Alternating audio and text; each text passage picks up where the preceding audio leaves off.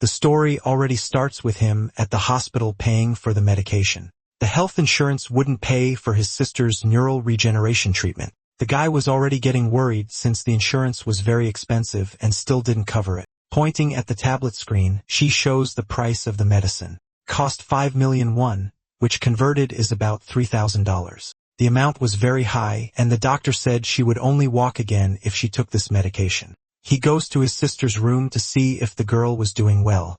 Worried, she asked if the hospital bill was expensive. No, it wasn't. Come on. I already got a job here and I'll be able to pay for it. Don't worry. She was an athlete in the gymnastics club and tells him she will recover and go back to participating in athletics. The young man gives a smile saying that, of course, she will recover and be as good as new. After his parents passed away in a car accident, he even had to take out bank loans to pay for the girl's treatment. Now he was completely screwed and the salary he earned barely covered 1 week of medication. He even gets angry thinking about what he could possibly do, and holding a medicine case, he throws it away. Right after, a kitten climbs on top of that case. Money. It all comes down to money. I need to get a job that pays well. My credit score is already ruined and I owe all the banks. And if I don't pay for this medication, my sister will lose movement in her legs. The guy even falls to the ground saying he urgently needs a new job. If he didn't do that, his sister's future would be ruined. He gets up, slapping his hand on his knee. When he goes to pick up the case, there was a kitten on top playing with it. He grabs the case, but the cat hangs onto his arm. At that moment, he notices that a card had been placed inside it. And when he takes out the card, he starts reading some strange information. Are you urgently in need of a well-paid daily job? Contact the number on the card. Looking at that, he finds it very suspicious. Especially in the place where we live, you don't just find good opportunities like that. So he just throws the card away and leaves. But since the guy lives in Korea, he couldn't throw trash on the ground. So he goes back to pick up the card. Later, he gets home and realizes his phone was ringing. It was a notification from the bank charging interest. So he immediately runs to change clothes. He would urgently need to find another job. And since he hadn't thrown the card away, he thinks about calling. After all, guys, he couldn't afford to be too picky. During the call, a woman kept saying some strange phrases, but that was fine. He was there waiting for someone to answer, and after the robot said those strange lines, someone finally picked up. Right away, he got worried, thinking it was someone involved in crime. So he even pulled the phone away from his face, while the woman asked who was on the other side of the line. The woman said she was from the funeral work at the municipal hospital. So he ended up agreeing to go there for the interview. However, he was supposed to show up at the place in about 30 minutes, but it was far. And even so, our young man put on his suit and went there. It was strange for a job interview to happen in a place like that. At that moment, a woman appeared while he was thinking that this job was weird. Are you by any chance Lido Jean? Yes. That's me, Lido Jean. The guy immediately blushed. That's because the girl who appeared there was extremely beautiful and charming. When he saw this woman for the first time, he felt two things. One of them was an inexplicable sense of trust. Just because she was such a beautiful woman, he already knew the job wasn't illegal. And the second thing he felt was an inexplicable fear. She got very close to him, and what he was feeling was thalassophobia. I looked it up here, and it's the unthinkable fear of large bodies of water. Only those who saw the sea for the first time know what that is. At that moment, the shameless guy kept staring at her dress, and in a somewhat strange way, she got closer to him. It seemed like she was smelling his perfume. My God, good thing I put on perfume before coming here. After checking everything, she said he should follow her. Alright, what kind of job are we gonna do? And when they got near a woman crying, she said it was a kind of funeral. There was an old man trying to take advantage of the woman who had just lost her husband. He touched the woman's shoulder, saying he adored her husband. At that moment, the woman told him to get his filthy hands off her. And the girl said Mr. Lee should get ready. Get ready for what? I don't get it. While she sipped tea with great elegance, he realized there was a fight going on. That old man kept insisting on talking to the woman, but she wasn't feeling very well. And at that moment, our dear protagonist went there and held the old man's hand. I'm an employee of the funeral service company, and don't you see you're bothering the lady? When he mentioned that he was part of a funeral service, the old man started shouting in disgust and even slapped Mr. Lee's hand. As she got closer, the girl named Sasha said that our hero had met the right person. And while she read something on the clipboard, our hero thought he was wrong, that it wasn't any funeral service at all. And in a mysterious way, Sasha knew all the information about that old man, even telling him the year he was born and how many children he had. Besides that, he was the Secretary General of a political group, and now he was a city councilman. Besides being corrupt, he was also a murderer and ordered the elimination of several people, including that woman's husband. Upon hearing that, the lady is in shock. Last night, the guy was eliminated. Run over. That's because the man was a journalist who was investigating this corrupt councilman. At that moment, the shameless old man starts laughing. He thought Sasha and Lee were investigators or maybe prosecutors, and even said he was going to call some employees to deal with our hero. And in a serious way, the lady said that his karmic debt had already been paid. He would be paying for all the crimes he had been committing during these 60 years. And strangely enough, even trash like him had a chance to repent. But ignorantly, the guy keeps saying that this woman is crazy, that she should stop persecuting him, and even makes a call threatening Sasha and Lee. At that moment, a light starts to appear in that man. Get ready, Mr. Lee. Now that our work begins, we need to stop him. What? Stop this person? He wasn't understanding anything. Suddenly, the old man falls to the ground. He goes there to see if the man was alive. She points her finger forward and says they need to stop that person. And when our hero looks ahead, he doesn't understand anything. That's because there was a sinister energy emerging in the place, and suddenly a monster began to appear. It had long fur. He was screwed since he just wanted a job to get some money, and now he was facing a demonic wolf. The creature asks, "What are those two young ones?" And trying to keep Sasha safe, he tells her to step back. At that moment, the woman they were protecting disappears, and Sasha tells him to stay calm. In fact, they were the ones who ended up in another world, as if it were a parallel universe, thanks to a barrier she placed inside the funeral so that they could fight there safely. The monster realizes it was placed in the hunting ground and already prepares to attack the girl. It attacks the ground, destroying everything, but Sasha manages to jump back carrying the old man and Lee. Our protagonist crashes hard onto the floor. Our task today is to stop this hunt. She explains that these monsters are called Makduji, and the creature was spitting lightning everywhere. Pulling out her clipboard, she makes a magic circle and manages to block that spell. Lee thought she was just a stylish woman. But no, guys. Upon seeing that clipboard with a magic symbol, the wolf already realized who that woman was and kept saying that the white-haired woman was a very skilled warrior, leaving our hero surprised. That's why the wolf would have to take the fight more seriously and ends up firing a blast of energy. The place where they were explodes, and once again, the tall girl was there to protect him. The wolf, upon seeing that scene, keeps saying this is a drag and even claims it's shameful. The guy is being saved by a woman, and, of course, the wolf wouldn't miss the chance to mock, and kept comparing our protagonist to a chick hiding behind a hen's wings. In response, Sasha said that the wolf was getting ahead of himself since he couldn't even scratch them. What are you talking about, woman?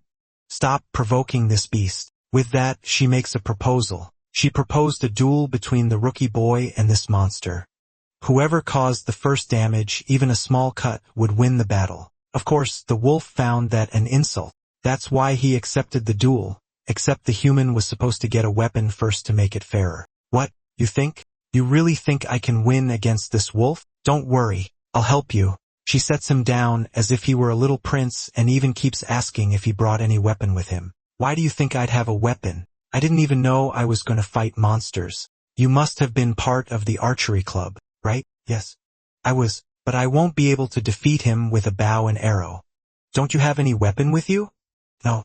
Why would I? And getting very close to our young man, she keeps asking what kind of weapon he could handle. Since he said that in today's world, you don't need so many weapons, she kept belittling him. Calm down. Leave it to me. I'm a former soldier. He was acting brave, but deep down he was scared to death. At that moment, she tells him to kneel, and the guy just obeys. And by touching his forehead, she was going to pass on a little of her ability. Unexpectedly, she gives a little kiss on Mr. Lee's forehead. And now any weapon he imagined, he would be able to materialize. In a serious way, she keeps saying that he could create any weapon from the real world, and even says she's sure he'll be able to materialize whatever weapon he wants. The guy is paralyzed, redder than a tomato, and already slaps his own face trying to control himself. Meanwhile, the wolf is there waiting with the greatest patience in the world and asks if by chance the boy is ready yet. The duel would be as follows. Whoever hit the other first would win the duel. The guy is already thinking about what kind of weapon he's going to create to be able to defeat that creature, but the wolf didn't want to wait. He already charges right in. What they didn't expect was that our protagonist was trained in 3D modeling. So thinking of any object in 3 dimensions was very easy for him. Normally, people materialized only swords and bows and arrows since it was easier. But our young man was prepared and starts charging up a power, looking like he was about to launch a Kamehameha. The McDoogie was already almost upon him, and at that moment, he materializes a firearm. The monster lunges with a claw, about to hit him. And Mr. Lee, having very few ideas as he is, already starts shooting. The shot hits right on the little dog's paw, and he doesn't stop there. The guy keeps firing several bullets, and all of them hit the monster. At that moment, the wolf realized he had lost, and the guy didn't stop, guys. He keeps shooting. Sasha even gives a little smile there, all happy. He had materialized an M16 rifle. The wolf even admits he lost and said he didn't imagine that this human could use iron and fire, and even laughed saying this was very interesting. As promised, he ended up losing the battle, so he would retreat and said that for today it would be over. But don't forget, my name is Nightfrost. I am one of the 6 precious kings. Alright, little wolf, and my name is Mr. Lee Dong-jin, a reservist of the Republic of Korea. The wolf just gives a laugh and said he would remember that name and leaves in a somewhat grim way. Right after, Sasha dissolves that barrier, and they return to the real world. The young man wasn't understanding anything and was more lost than a blind man in a shootout. She simply undid the barrier, and we were back in the hospital hallway. She claps saying that Lee did very well, and now he could relax a little. She snaps her fingers, and his weapon disappears. Instantly, an amount is transferred to his account. And now she was going to explain a little more about the step-by-step of this job, but he says he doesn't need it. I only came because of the salary. So I'm not that interested in this because it's too dangerous. Thank you very much, but I'm leaving. Sasha told him to wait a little. In that envelope was the same amount of money that had been deposited into his account, and she kept acting all charming to hand over that envelope. He accepts and gets a little curious. The girl also says that if he wants the job again, he just has to open that envelope and she will appear wherever he is. And after throwing all her charm at Mr. Lee, she says she hopes to see him again, and she was clearly hitting on him. At that moment, we see a flashback of an accident. Our hero, along with his sister and his parents, ended up suffering a terrible car accident. And in the last moments of his life, his father kept asking the young man to take care of his little sister. The next day, after he had defeated that wolf, he wakes up with his sister throwing an ice cube on his cheek, and right after she throws another ice cube, this time on his chest, the guy gets super startled, and she keeps teasing him saying that he had finally woken up. She asks if he forgot that today she had to go back to the hospital to continue the treatment. She was only going to prepare breakfast and then asked him to take her there. The guy was extremely worried since he wouldn't have money to keep paying for that treatment. And this was the last session. But he remembers that yesterday, he received a payment for having defeated that monster and hadn't even checked on his phone. After opening his bank app, he decides to see how much he received. At that moment, our protagonist is in shock. The guy had received 5,000,001, which is about 3,500. It was exactly the amount he needed to pay for the physiotherapy sessions and also the medicine. While having breakfast, he just keeps thinking about that salary. It was a very high amount and he couldn't refuse a job like that. But at the same time, he keeps thinking it's dangerous, and if by any chance he died, he would leave his sister alone. He was so distracted that he ended up hitting his foot on the edge of the bed and even fell to the ground, screaming in pain. That job, even though dangerous, paid well. That's why he kept staring at the envelope. Should I open it? Well, I only have money to pay for the next sessions and the next dose of medicine. And she also said that if by any chance I opened the envelope, she would appear wherever I was. And she even said it in a bit of a strange way. Could it be that she likes me? Well, I can't really be picky with jobs, so I think I'll open the envelope to be able to use the money. At that moment, he hears Sasha's voice asking if he really opened the envelope. My God, could it be that she appeared inside my room? He even gets scared to look back, and when he pulls his blanket, there was Sasha lying on his bed. I don't know about you, but I think this girl is totally into our dear Mr. Lee. He even screams asking what the hell she's doing in his room. After falling on the ground, he keeps asking if she is a ghost. His sister heard the noise of a girl in the room and decides to go there to check. The young man realizes that she was coming in all of a sudden, and when entering the room, she asks what he was doing. Our young man tried to hide Sasha under the blankets. He was angry because she came into the room without knocking. Then she kept saying she just came to check what was going on. She swore she had heard a woman's voice and he said it was the phone. At that moment, his little sister started thinking nonsense. You know very well what she's thinking. She knows very well that he is lonely and is an adult who doesn't have a girlfriend. So she respects what he is doing, but keeps mocking him saying that he's doing it during the day. The young man just pretends and says nothing, while his sister leaves to go to the convenience store. My God, she ended up understanding everything wrong. Well, it's better she thinks that than discovering there's a girl here in my bed. While on top of her, Sasha asked if by any chance he had changed his mind. Right after, they go to a cafe to be able to talk better. He did that to prevent his sister from ending up finding Sasha. A piece of news in the newspaper ends up catching their attention. They were saying that Councilman had died in a car accident that dawn. And the boy asked Sasha if it wasn't exactly that guy they had saved the night before. She said yes, and after they saved him from the hospital, he ended up dying in a getaway in front of the hospital. Ironically, he died the same way he used to order his thugs to kill his opponents. But thanks to our hero defeating that wolf, that old man's soul was safely guided to hell. What? Hell? What do you mean? Wait, what exactly are you? She explains that actually, she comes from another world. If it weren't for the things he saw yesterday, he would be thinking that this girl was crazy. And trembling all over, he starts to believe her story and asks if by any chance she is some kind of Reaper. She says it's sort of like that, only she was at a rank a bit higher than Reaper and was called Xinjiang. Searching here, guys, Xinjiang refers specifically to the 8 guardian generals that in Buddhist religion. She explains that her job is to defeat demonic forces to guide souls to the right place. In other words, she basically was a protector of souls. She keeps explaining to him, those monsters were the only beings in all of creation that weren't born in this universe. Those creatures descended from human sins, and since they didn't belong to this world, they were remnants of human souls that dwelled on the edges of life. Those Makdagi fed on souls, and once they were eaten, they ceased to exist. The scene changes to a guy fighting. Actually, he was doing a kind of training, and we see that it was that wolf who had fought our hero, only now he was transformed into a kind of humanoid. After training, he dusts himself off, and another person appears on top of a tree mocking him. Keeps saying that the incredible Nightfrost had lost to a rookie human. This person who appeared had a feline tail and kept mocking up there, saying that he was now training breaking stones just to try to get revenge on a boy.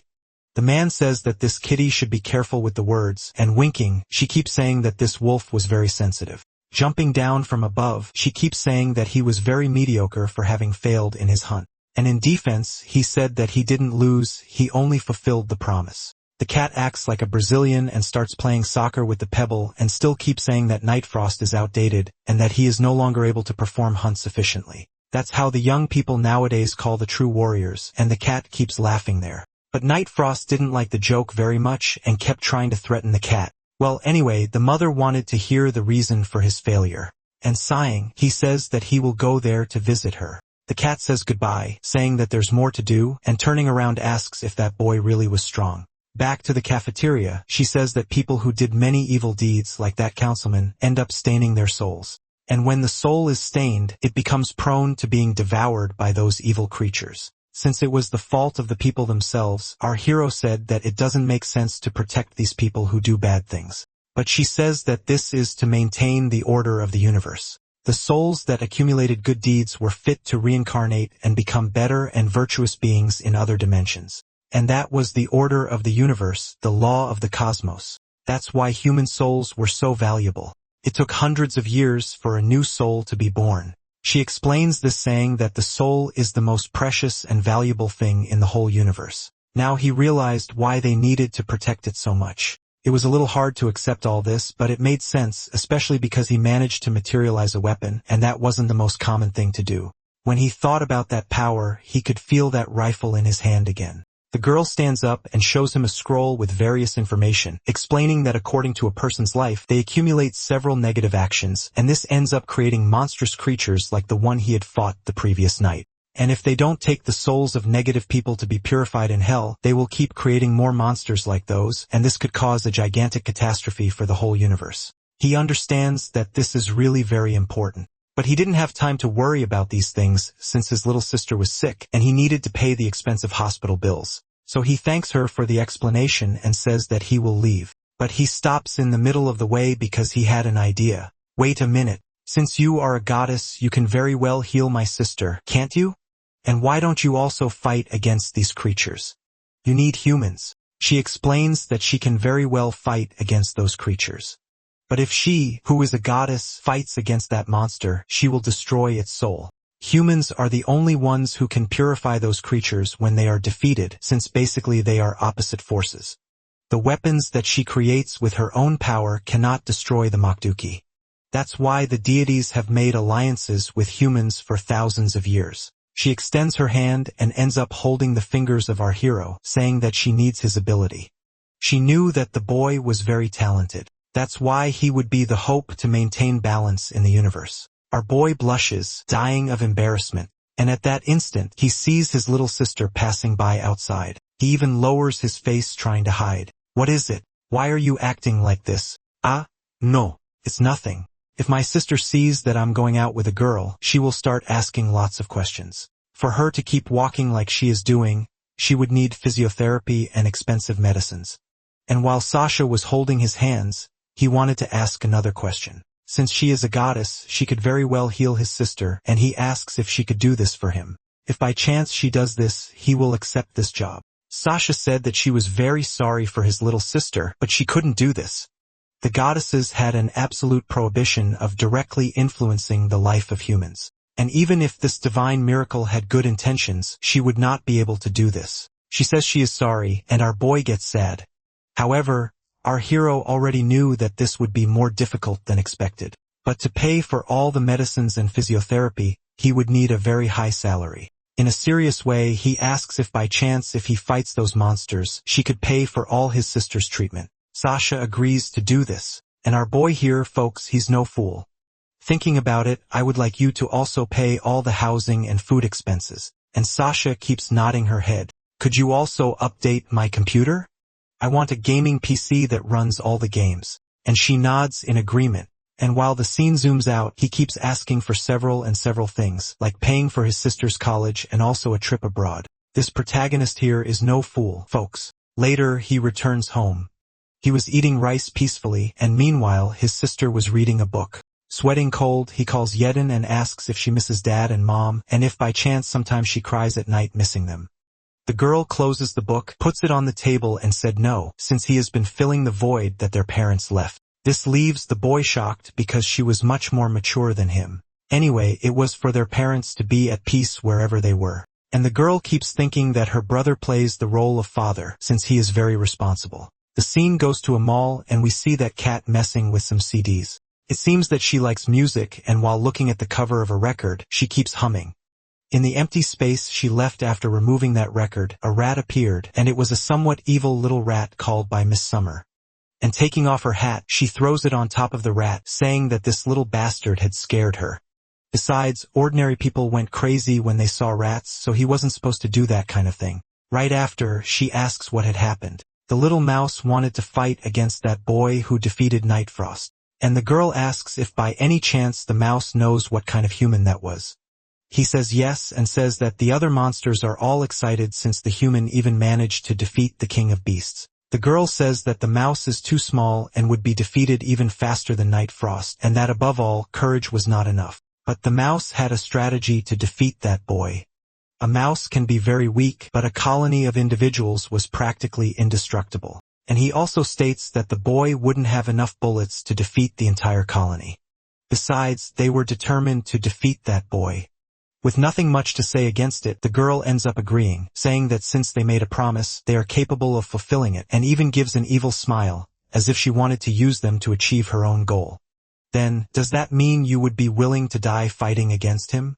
The mice say yes, and say that they are willing to sacrifice their own lives to defeat that human. They would do anything to defeat him no matter the cost. Taking her hat, she agrees, saying that they are very determined, and says that blood and sacrifice will become the foundation for the salvation of the Makduji world. And in a dark way, she tells everyone to start preparing for battle. In short, for those who are still in doubt, these creatures devour the souls of people, especially those who are very weak because they caused many bad things.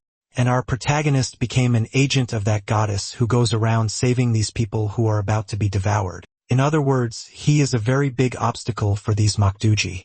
That's why they want to eliminate the boy. And the poor guy just wanted money to pay the medical expenses. The first week had passed. He was training with Sasha. The kid was running like Usain Bolt. All this to analyze his physical condition and endurance. She also put several seals on his body to make these precise measurements. In the first week, the guy kept running back and forth, and she ran with him to evaluate. The guy even comments that this girl doesn't even get tired, but all this was necessary to see his energy level. She keeps saying some things and the guy gets embarrassed thinking nonsense. And in a serious way, the girl tells him to focus on the training.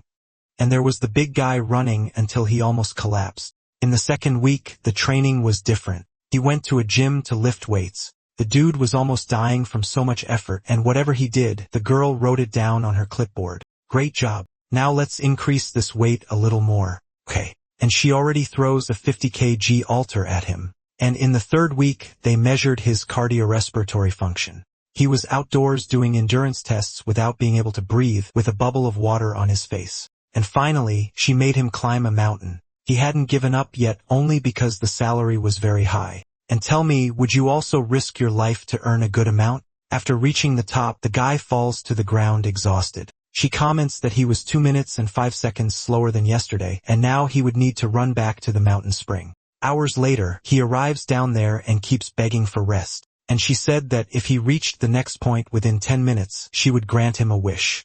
No matter what it was, you said I just need to make it in 10 minutes. You would grant any wish? The guy already stands up all excited and runs at full speed, super motivated. You can already imagine what he would like to ask for, right? But the guy didn't make it, folks. He did it in 18 minutes and 25 seconds. His soul was almost leaving his body, and she gives him a little bottle of water so he can hydrate. Even though he had taken almost twice the time, she said he did very well. He couldn't complete the course in 10 minutes, but thanks to this 3-week training, he became much stronger. But that didn't matter to him. He just wanted to rest. From now on, they would train so he could master the power of mana. Next, they sit on the bench and she starts making some explanations. Humans had an energy called mana and were able to do some spells with this power. How come all humans have this power? She said yes, and that first they would need to do some sort of advanced training.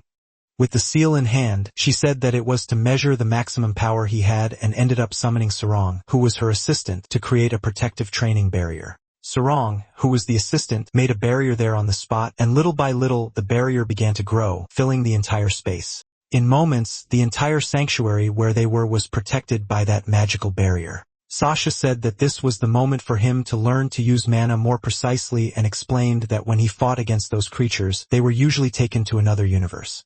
If he wanted to survive in the fight against Smoke Dug, he should focus more on this lesson from now on. Sarung was there watching everything and said that it was very irritating. She was angry because Mr. Lee was taking too much of Sasha's time, and the girl got jealous, saying that she wasn't having time to have fun with her miss. All this because that stupid guy had passed the physical strength and meditation tests. On screen, Sasha asked Sarong to use the test to measure the boy's mana limit, and she ended up activating it there on the computer. She did everything her miss asked, but she was hoping that Mr. Lee would do very badly. Our hero ended up kneeling. Since he had already manifested a rifle, she asked him to manifest a metal cube. Since he was a 3D modeler, that was very easy. In just a few moments, he began the materialization. The cube appeared, and it was for him to keep that same size and only increase the weight. That's exactly what he did, and the cube even began to sink into the ground, right? Now keep increasing its weight until I tell you to stop. Clapping her hands, she asked Sarong to take the measurement. That way, the magic circle appeared in her hands, and she started doing the weight measurements. A kind of little robot ended up coming out from inside, and our hero kept increasing the weight of the cube. At that moment, a magic thread went to Mr. Lee's forehead, and she explained that it was to measure the total mana he was using on the computers. It had reached the level of 94%. She explained to Sasha that going past 90 was normal, reaching around up to a 100%. But the girl said that Sarong should get ready because it was going to go past a 100, and it was to warn when it passed 180. But the blonde wasn't really believing that. The level of our hero's mana usage was already quite high. Do you feel physical changes in your body? Particularly don't have any problem with that? The girl said it was normal, but when using too much mana, he could end up with weakened vital force. He felt relieved, saying, I imagine that if I used all my mana, I could collapse and faint. But there was the problem. Sasha said that excessive mana use had no physical symptoms. Sasha, who was in the office, observed on the panel his mana usage reaching 150. Not even she was believing that. It had jumped from 130 to 153 in a very quick way. And Sasha explained that when his mana ran out, he would have a nosebleed. He was to stay alert because when a drop of blood dripped, he should stop immediately. And if I keep using my mana after that nosebleed, she explained that it would start draining the energy of the soul. And from that moment on, his life expectancy would drop in an absurd way. That's why it was so dangerous for humans to use mana, because it could extinguish and he wouldn't even notice. At that moment, something caught her attention. It was Sarong on the other side of the screen, saying that Lee had already used 170% and now reached 180, 190, 200 until his nose started bleeding. Sasha got really close and told him to stop immediately, and our big guy interrupted the weight of the magic cube. He just followed the girl's instructions, and everyone was surprised because he managed to reach 200%. Handing him a little tissue, she said he did a great job. He was to remember that feeling of his nose running because it was a sign to stop, giving a completely love-struck smile. Our big guy thanked her. After performing the tests, she asked Sarong to tell what the final reading was. The girl couldn't believe what she was reading. The guy had really reached 200 mana energy points, or rather it wasn't 200, it was 274. And Sarong even asked if Sasha knew he had aptitude for that. Looking at her apprentice, she just gave a smile as if to say, leave it to me, my girl. There was a reason for him to have such a huge amount of mana. It was because he had inherited the will of a person. Inherited a will. How so? Since his parents had passed away, they must have asked something very sincere of him. At that moment, our big guy remembered his father's last words. On the day of the accident, he had asked him to take care of his younger sister, and Lee ended up explaining that to Sasha. When someone sincere makes a request before dying, the person who receives that request and fulfills it ends up gaining a purpose in life. That inherited will increase the person's power, and in moments of despair, they could inherit the mana of the one who had passed away. That was the so-called mana reception or inherited will.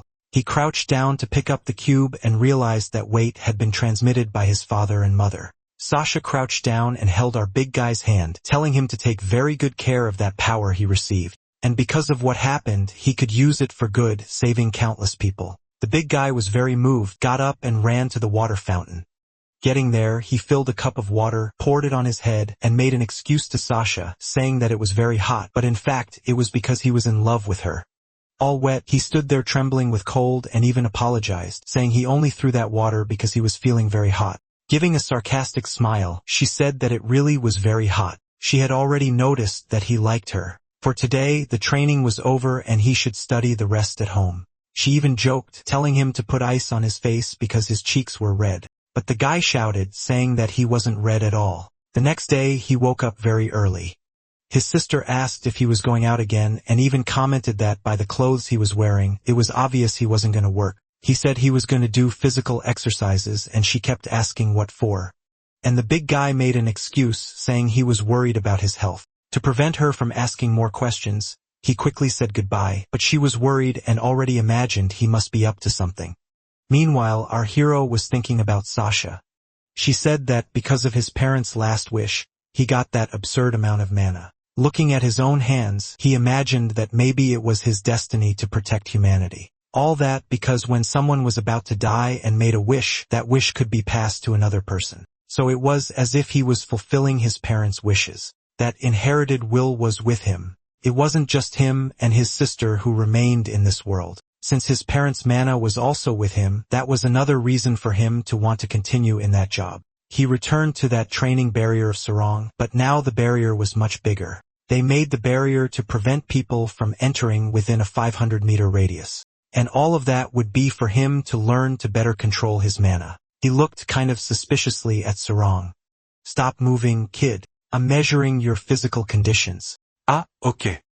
Sorry. He heard this female voice coming from the cat and even thought he had already heard it somewhere else. Sasha appears, saying good morning, saying that now the practical training will begin. He didn't know anything about fighting monsters and asks how this would help, but the girl tells him not to worry about that kind of thing. While a cat comes running, Sasha said that they would already start training a fight against the monster, and the cat jumps in the direction of our hero. Wait a minute, why is there a cat here? He remembered that black cat, and it was the same kitten that put the card in his notebook. The kitten introduces itself, and it was really cute. Even Sasha mentions that he had already seen this cat before, and the kitten's name was Dancel Pio. She was a spiritual beast that made sinners confess the truth. When she bit the person, they ended up saying what they were thinking. Wait a minute, she bites people? But Sasha tells him not to worry about that. Since he had a powerful and pure mana, he didn't represent risks, and the kitten keeps licking his finger. The guy asks if it was safe, and she said yes, and the kitten bit his finger. Even though he had pure mana, he had already entered a combat state and not a defense state, and that's why the kitten ended up biting his finger, only to test to see if he really was a good person. At that moment, he ended up screaming in pain, and as it made the person tell the truth, he admitted that he kept looking at Sasha's beautiful legs. That ended up making Sarong angry, saying that this guy was shameless.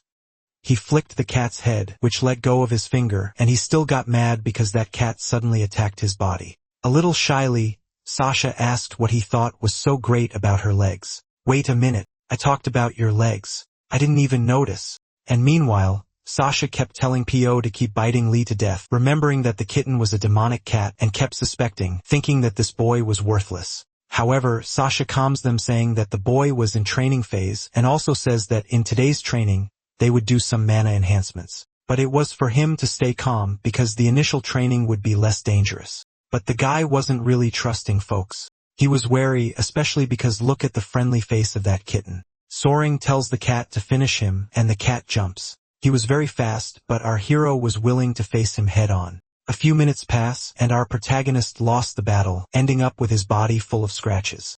Sasha says that he didn't even wait for her to finish the explanations and already started the battle. And petting Pio, she tells the kitten to go easy. Lee wasn't familiar with combat, so it was to go easy on him. Putting the kitten back on the ground, she says to try again, and after joining her hands, she casts a new spell. She was summoning a new mobile barrier that kept chasing Lee. That way, he could move freely.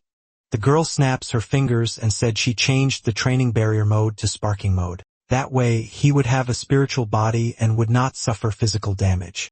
His hand was glowing while he thought of a strategy. And with that, he materializes a cat toy that ends up activating a ferocious form of the kitten. And Sarong there in the office keeps saying that the boy is an idiot and that he should put that away right now. But it was too late. The kitten managed to grab the toy, but now he was out of control. Little Dancel P.O. would get explosive instincts when he saw cat toys. The kitten's eyes even change color, and our hero starts screaming desperately. He throws the toy on the ground and runs away as if there were no tomorrow. Instead of helping, Sasha stays there laughing, saying that Lee was very funny and the kid was running away from a little kitten. Sarong appears there in robot form and keeps saying that 3-week training was worth it. That's because the guy was managing to run away from that cat that was very fast. However, he should think of a strategy to defeat it. Since he had changed defense attributes to attack attributes, he could indeed defeat any kind of demon. He just needed to manage to control the correct strategy. While the kitten chases him, Sarong explains that there are 3 types of attributes, but Pio ends up interrupting, jumping at our hero. The guy manages to dodge that attack, and Sarong explains that the first attribute is the UI attribute. He was already getting pissed off with all those explanations. The UI attribute served to enhance physical conditioning, and Sarong said that he wouldn't be able to use that now. But why won't I be able to use it? What kind of crappy training is this? At that moment, the cat shoots a fire blast, and he manages to dodge. He didn't realize it, but he was already using energy. UI, that's why he managed to dodge the kitten. Wait a minute, that cat can also shoot fire rays from its mouth. The second attribute would be the G attribute, which is the type of energy for element manifestation and also summons. The kitten shows that he is a true master and starts evaporating all the water by releasing its fire jet. Wait a minute, he managed to evaporate all that puddle of water with just one flame. I think you guys want to kill me here in this training. The little robot was giving so much information that Lee got angry, saying to give him a summary after this training. It was too much happening at the same time. It was the little robot talking and the cat trying to kill him with all its strength. He realized that the cat was taking this fight very seriously. And finally, Sarong explains the third attribute called the Shin attribute, which was basically support spells. He didn't want to know about any of that. The only thing he thought about was getting out alive. After explaining all the concepts, the little robot keeps saying that now he could use his mana. Now that he knew the base more or less of the attributes, he could come up with a better strategy. Even when he didn't know any base, he managed to make a weapon, but now he could manifest other things. She wasn't going to detail everything he could do. The guy would have to use his own imagination, but he wouldn't have much time because the kitten was already making some magic circles. Our hero realized that the kitten was using UI energy to strengthen itself, and also Shin energy to summon a giant hand. He asked Sasha if that wasn't too dangerous, and Sarong, who was by his side, said for him to stay calm because any injury would be healed. Ah, okay. So even if I get seriously injured, I won't die, right? Is that true? Do you promise me? At that moment, he ends up taking a huge hit from that cat and flies far away, sending him flying across the area. He realized that the blow was very strong, but he wasn't completely finished. Wait, is she going to attack me again? The kitten was not giving any rest. If I keep going like this, I'm going to be turned into an easy target. And with that, he thought about the thing cats hated the most. But there wouldn't be enough time to summon what he was thinking, because the cat had already prepared another attack. So he summoned a shield to defend himself. Sarong was surprised because he acted very fast. Turns out this boy isn't as bad as I thought. Sasha said that Lee was doing a great job. He managed to withstand 2 attacks from little P.O. Now he tries to make another manifestation. He already had the shield and ended up manifesting a rapid-fire weapon. Sasha, who was watching that, said that the guy was very talented because he made 2 manifestations at the same time. Not just anyone could manifest 2 weapons. If it was a sword and a shield, which was very simple, she could even understand, but he was manifesting a rapid-fire weapon and was even pleased, saying that his learning curve was extraordinary. Modern weapons had a much greater destructive power than old weapons. It seems that the guy was regarded as if he were a prodigy. Placing the weapon in the space of the shield, he prepared to shoot. But this weapon was weak against P.O. because he was too fast. He realized that it was very difficult to aim at the kitten. Besides, he shortened the distance and tried to strike with those giant paws. Luckily, he managed to block again. But this time he was thrown far away, losing his shield and his weapon. As he had thought, it would not be so easy to defeat a kitten like that. So he would have to try another strategy. The cat stepped on that weapon and began to emanate his dark energy. Trying to reach that weapon, he said it was almost there. If I can grab it, I'm going to win. The kitten jumped on him, throwing the weapon even further back. But all of this was a strategy from Lee. The cat was in a disadvantaged position, and he began to materialize a waterfall falling from the sky, hitting the little cat directly. If there's one thing cats hate, it's water. And he realized that because the cat made a point of drying all the puddles of water, and with that, our hero had won, leaving the cat unconscious. The guy was really impressive, folks, and so he even fainted with a smile. The kittens was completely exhausted, and they locked him in a cage.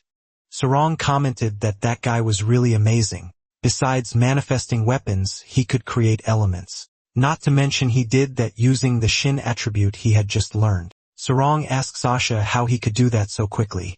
And she imagined that when he used the Shin attribute, maybe his abilities extended beyond the realm of common talent. Later, they began to heal P.O.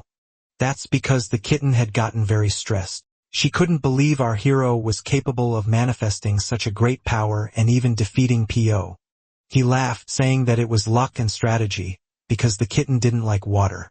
He realized that when it began drying the water and knew he wouldn't be able to defeat it with a firearm because it was too fast. It was still too early for them to finish the training, and that's why Sasha was going to give him some tasks to finish at home and ended up handing him an encyclopedia of modern weapons with 3D modeling. If he could better understand how the weapons work, he would be able to materialize them more precisely, and that would be good for him to be able to make more weapons and defeat a greater number of monsters. They would also take a 3-day break because he had spent too much mana. So this time would be necessary for him to recover. After all, if he used all his mana, he would start losing life. And he realized that it was just like in games. And they also told him to get ready because within 3 days, they would do their first mission together. And they also asked Sarong to show the photo of the person they were going to investigate. It was the photo of a woman who was the president of a large company. She was becoming the target of a makduji, and our hero kept asking what that meant. That meant that soon you and I would have our first battle as partners. Later, the scene shifted to that woman's company. She was the president of a modeling agency and was looking at the photo of some handsome guys. One of them had recently lost his grandfather, who was a famous man, and she could use that to get closer to him. Smiling, she prepared to call, saying that it was going to be fun playing with those two.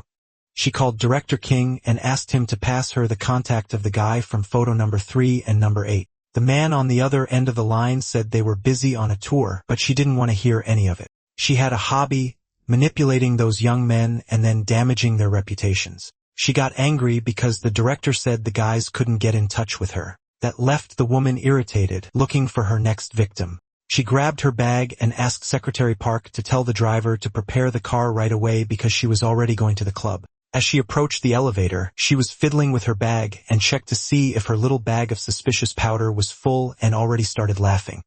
I don't know if it was illegal substances she was using or if it was something to harm others, but the makduji was there watching the woman. Since she committed many negative actions, her mana was weakening, and therefore she became an easy target for those monsters. Miss Summer even gave a little laugh, saying it was almost time to go after that woman. The next day, our hero was there studying that weapons encyclopedia. The lull and G attribute techniques were very difficult for him to handle. After studying a lot, he ended up putting the book away. In order to strengthen his body, he would need to infuse mana into his spinal cord. He was going to train that a little and check to see if his sister wasn't listening. Soon after, he charged energy into his hands and in an almost easy way managed to make a small weapon. As Sasha had said, he would be able to recover his power if he rested. That was because he had exhausted all his mana during that training. But now that time had passed, he was brand new again to do other private training. And when he opened the curtain, there was his sister. He did not expect to meet her, especially dressed like that. The girl asked where he was going at that hour of the night, wearing a suit, and he made up an excuse saying it was the funeral of a friend's grandfather. Wait a second. You don't have friends? It's just that I made this friend recently. Do you know the name of this friend? Well, his name is Pio. Anyway, I'll be back soon. See you later. Bye, sister. Send my condolences to them. Pio? What a weird name. There was our hero meeting with Sasha to investigate that woman. First of all, they went to the restaurant at the bottom of the hotel. Since it was the first mission, he was nervous, but she kept trying to reassure him. I'm not nervous. I swear, I'm not nervous. He said that, but he was trembling all over, afraid to face a McDougie. He would need to calm down because the victim would be arriving soon. That's why they were there pretending. At that moment, he noticed something interesting magazine. He saw that the clothes there were extremely expensive, costing $50. And when he looked at Sasha, he noticed something even more peculiar. Her clothes were exactly the same as the ones in the magazine. Every time we meet, you're wearing different clothes, right? She said that her secretary made clothes that matched the fashion of that world. The secretary was Sarang, who kept cursing at him through the little robot. The blonde girl kept analyzing fashion magazines to make very beautiful clothes for her master. And the guy blushed, saying that Sasha dressed very well, that he liked her style. Laughing, the girl said that her secretary would be very happy to know about that compliment. But she called Lee's attention, telling him to focus because the Makdagi's prey had just arrived. It was a despicable human who did many bad things. That's why her mana level was very low. He asked where, and she said she was at the hotel entrance. The woman was approaching. Her name was Jo Henry. She was 39 years old and was accompanied by a very young guy. Lee asked who that guy beside her was, and Sasha said it was her current prey. She accumulated evil deeds because she kept blackmailing those young men.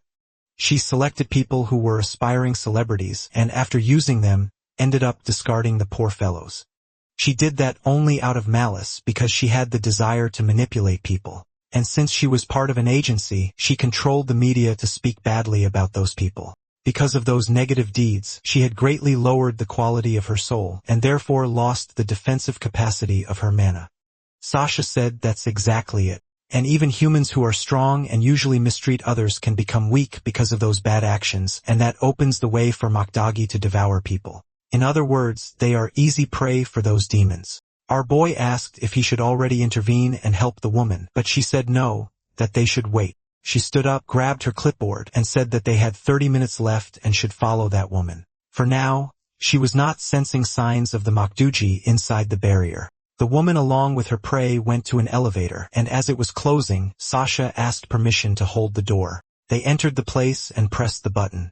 The three of them were together inside the elevator. The woman looked with a slightly interested face. At Sasha, the girl turned to Lee and asked if their room was also on the 12th floor.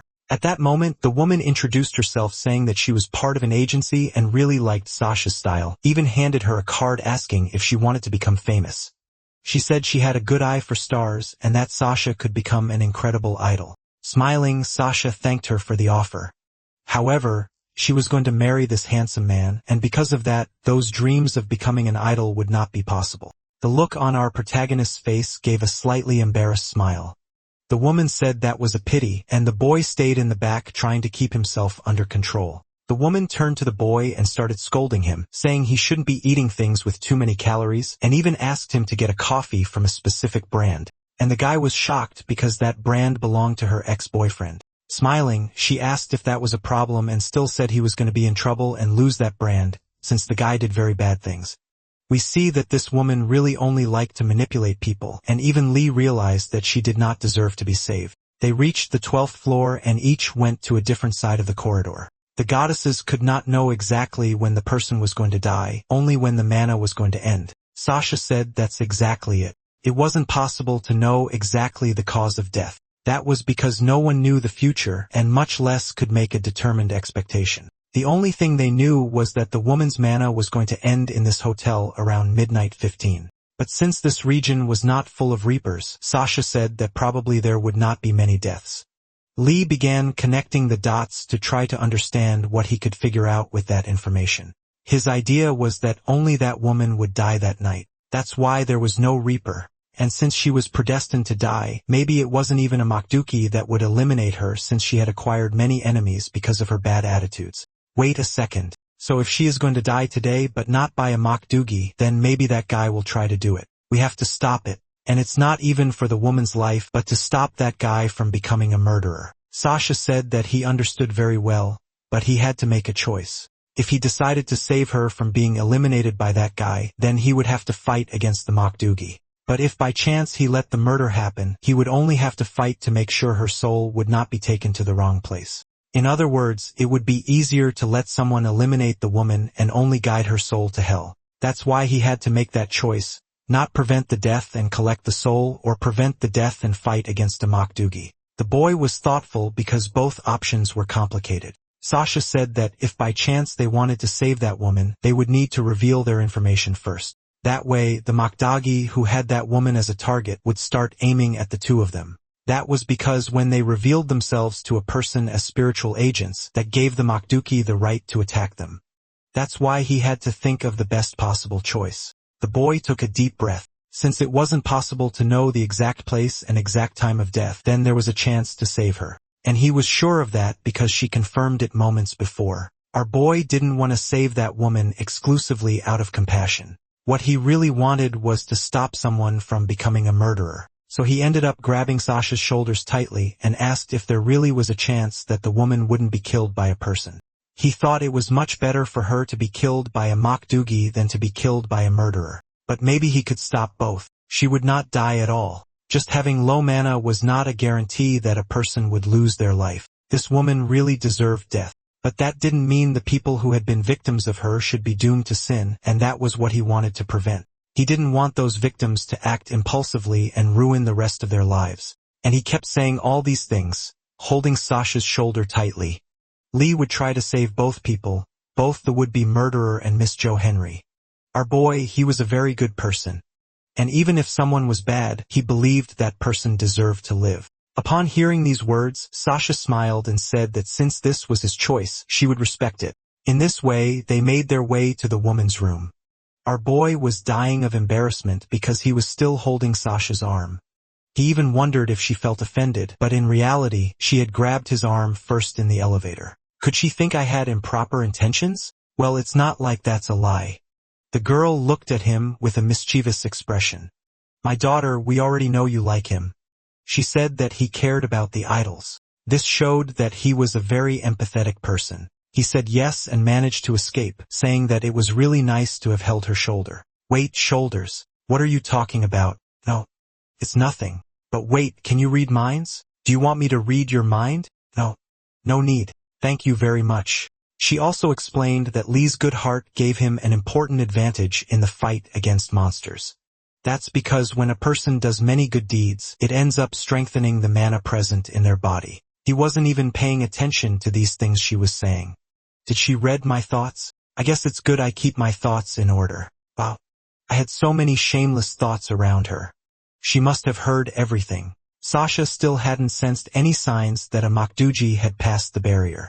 And thinking about that wolf, he remembered that when he first encountered it, they were teleported to another dimension. That was because these creatures hid in the shadows and weren't visible all the time in this world. And when they were about to start hunting, they released this barrier, all of this to separate space and time.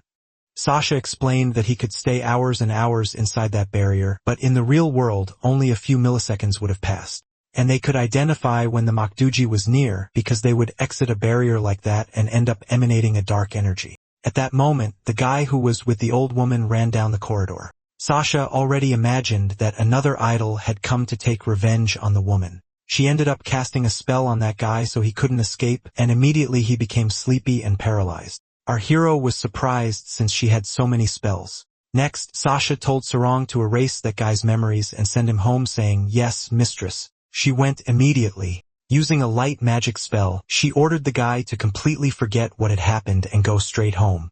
And it seemed exactly what they had suspected happened. An idol had gone there to try to take revenge on that old woman. Agreeing with this, Our Lady said that they needed to go quickly. Upon reaching the room, they realized it was locked.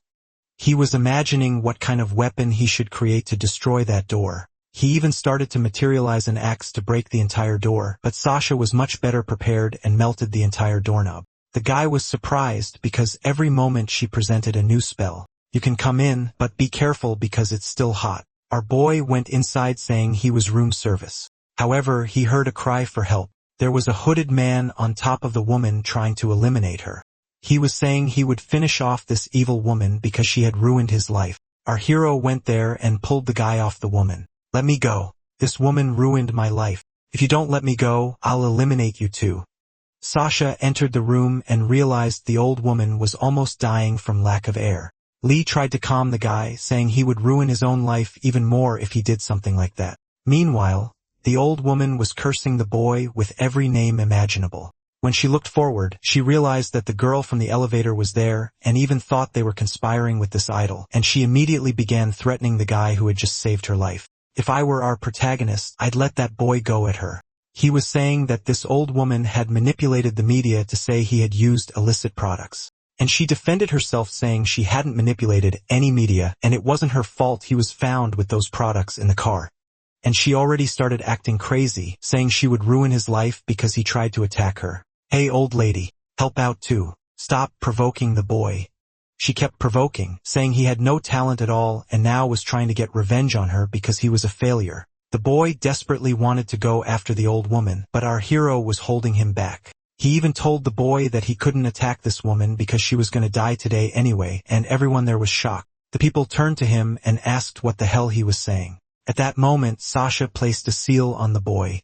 Immediately, he began losing consciousness. The guy looked like a zombie, all sleepwalking. The woman asked what they had done to this guy and if by any chance they were mediums. Lee apologized very quietly since he said something he shouldn't have and then explained that they were agents from beyond. "What from beyond? What do you mean?" She then started laughing like crazy. She thought they were prosecutors and were there because she had committed various crimes, but it was useless. She would never be arrested because she had excellent lawyers. It's no use trying to defend yourself. The place where you'll be judged is below all of us. The woman didn't understand what Sasha had just said, and when she noticed that the boy was disappearing, she was already in shock. What had happened was that the Makdu had passed through the barrier. A portal began to open inside that room, and a gust of wind blew their hair back.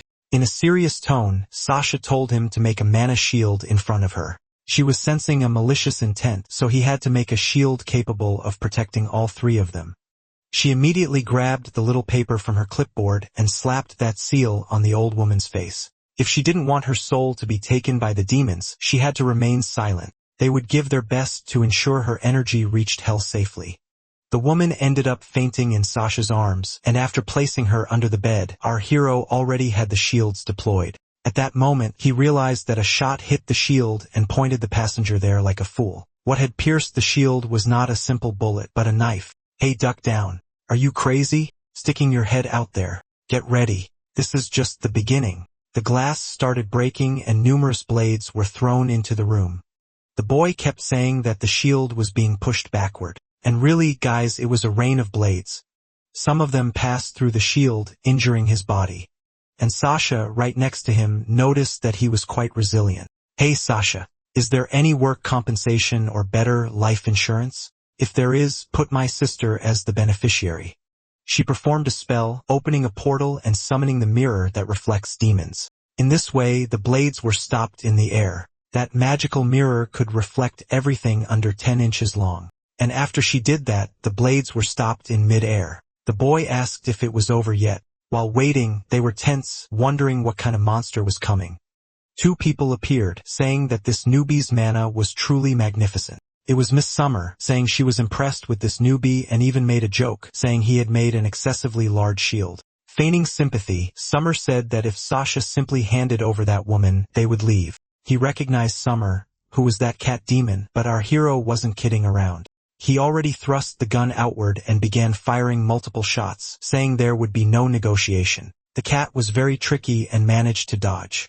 Pointing his face out of the wall, he said he only came to talk and that this newbie was very cruel. They had heard that this boy could manifest 2 mana weapons simultaneously, but the bald guy said that didn't matter because he would defeat that boy no matter the cost. And he kept telling the cat not to interfere because he had promised to give him all the honor and credit. The girl agreed, and the guy laughed evilly. In fact, he was a colony of rats. Our hero realized that some shots he fired at that guy ended up releasing dead little rats on the floor. But the guy said it didn't matter how many shots they took, they would never be defeated. Poor hero. I think this is the worst CLT job anyone could have. Countless rats charged at our hero, and he shot them all and even started asking Sasha for help, saying he couldn't defeat them all. The rat was very close to reaching him, but those magical bullets caused massive damage to the little rats. At that moment, a magical circle appeared, and a strong light fell on them. It was Sasha doing that to push them away. Next, she pulled out another little paper, and by touching the shield, created a magical barrier. The rats gathered behind that barrier, and the colony leader told them to start gnawing as they would soon break it. Sasha said that barrier wouldn't last long because those rats could gnaw through magic. She was even going to place another defensive barrier in the next room. The leader of the rats, who had a little collar, kept giving orders, and the two fled as fast as possible. I'm sure he thought facing a wolf is fine, but a horde of rats? That's unfair. Summer was back there observing the battle. They were managing to gnaw through the barrier very quickly. Meanwhile, the cat was restraining herself from interfering in the fight. Sasha, along with Lee, was already reaching the other room. The girl kicked the door, breaking everything.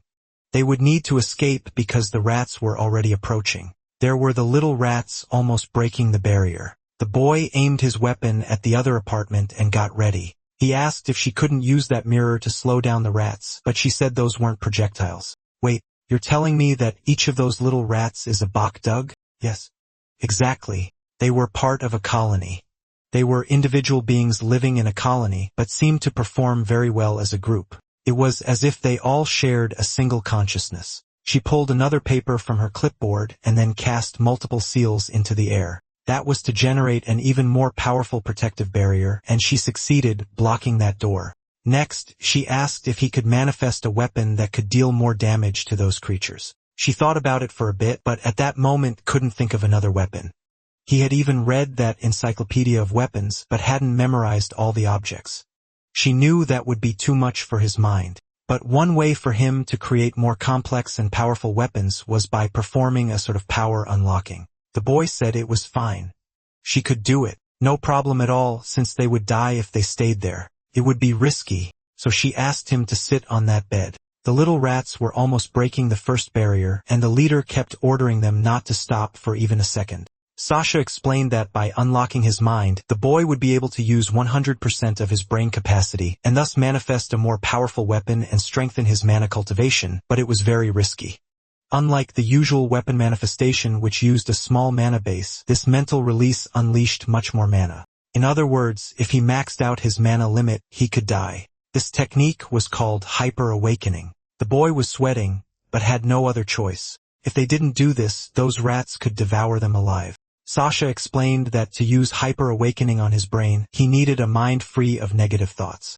From now on, he was to have happy thoughts, and she kept touching the young man's head. While doing this, the boy tried to think as much as possible about happy and joyful things. The first thing he thought of was becoming a millionaire and then curing his sister's body paralysis. All of this was making him extremely happy with rosy cheeks. Sasha said he was doing very well and now should think of even happier things he truly desired. One thing he really wanted was to have a normal family, and he already imagined coming home from work with Sasha there in his house. In a seductive way, she would welcome him around. I confess that I'm not sure if she knew these things I was thinking, but she says I'm doing well. Another happy thing I think about is having 2 children with her, a boy and a girl, and also some pets to help with the kids' social upbringing. Sasha mentions that he was having very happy thoughts. So the hyper-awakening is working better than she thought. She couldn't believe he reached this hyper-awakening so quickly, and the boy stays there thinking about these little things with Sasha. He imagines building a super happy family beside her. Now that the mana concentration worked, she says she will awaken and he must use all the concentration at once. So he imagines her speaking live to him, calling him dear husband. In his imagination, she sits on him, saying she would like to have a 3rd child and asks if he would agree. And of course the guy says yes. And so they would begin the process of having another little child. Look at the shameless look on the guy's face. The thought was so happy that the guy transcended. Miss Summer was there watching the rats breaking the barrier and even comments that she was getting bored since it was taking them long to break it. And with the knife in hand, she wonders how long they would hold out when the rats broke the barrier. They were almost there. Just a few more seconds. With rosy cheeks, Sasha says this is very impressive. She couldn't believe it. The boy had managed hyper-awakening using his brain with mana. At that moment, the rats break the barrier and all pass through at once. Next, they gather at the second barrier made in the room and start eating it little by little. But at that moment, a jet of fire sweeps all of them. Not even that could make the little rats give up. The leader orders all of them to gnaw as fast as possible, and at that moment they manage to make a hole in the purple barrier. In the middle of the hole, a bomb hits a rat on the head. Everyone is shocked by that bomb and even asks what the hell it was. At that moment, the bomb explodes, sending the rat flying everywhere. The leader realizes the boy managed to manifest a more powerful weapon, and the rat that exploded turned to dust. Even Summer comments that the guy is using very interesting weapons, to say the least. And our boy doesn't stop. He starts launching bombs one after another. The rat begins to panic because this causes much more destruction. He orders all the rats to scatter because they don't want to be eliminated. But our protagonist wasn't joking, guys. Look at how many bombs he launched. The little rat just stands there, not understanding anything. Then the leader orders everyone to protect themselves, and some rats sacrifice themselves, jumping in front of the bomb to be exploded. They do it without thinking twice. Sasha was holding a medallion, and that very strong explosion happens while the leader stays protected. It's always like that, right? The leader uses his minions as cannon fodder. A quick light passes during the bombs, making them explode, causing a stronger blast than the previous ones. Summer notices that Sasha was using the demon reflection mirror to detonate those bombs, and most of the little rats that entered the room were defeated. Now that the bombs stop, the leader tells them not to retreat and to charge again. Our hero was there, making multiple bombs and throwing them through the barrier hole. He does it again. However, the rats jump in the air trying to block the explosion. I confess, there were moments I felt sorry for these little rats. They end up exploding while the other rats try to climb the barrier. At that moment, they notice a kind of white smoke fire and they start writhing, complaining in pain. Summer lands in the room, finding this very interesting.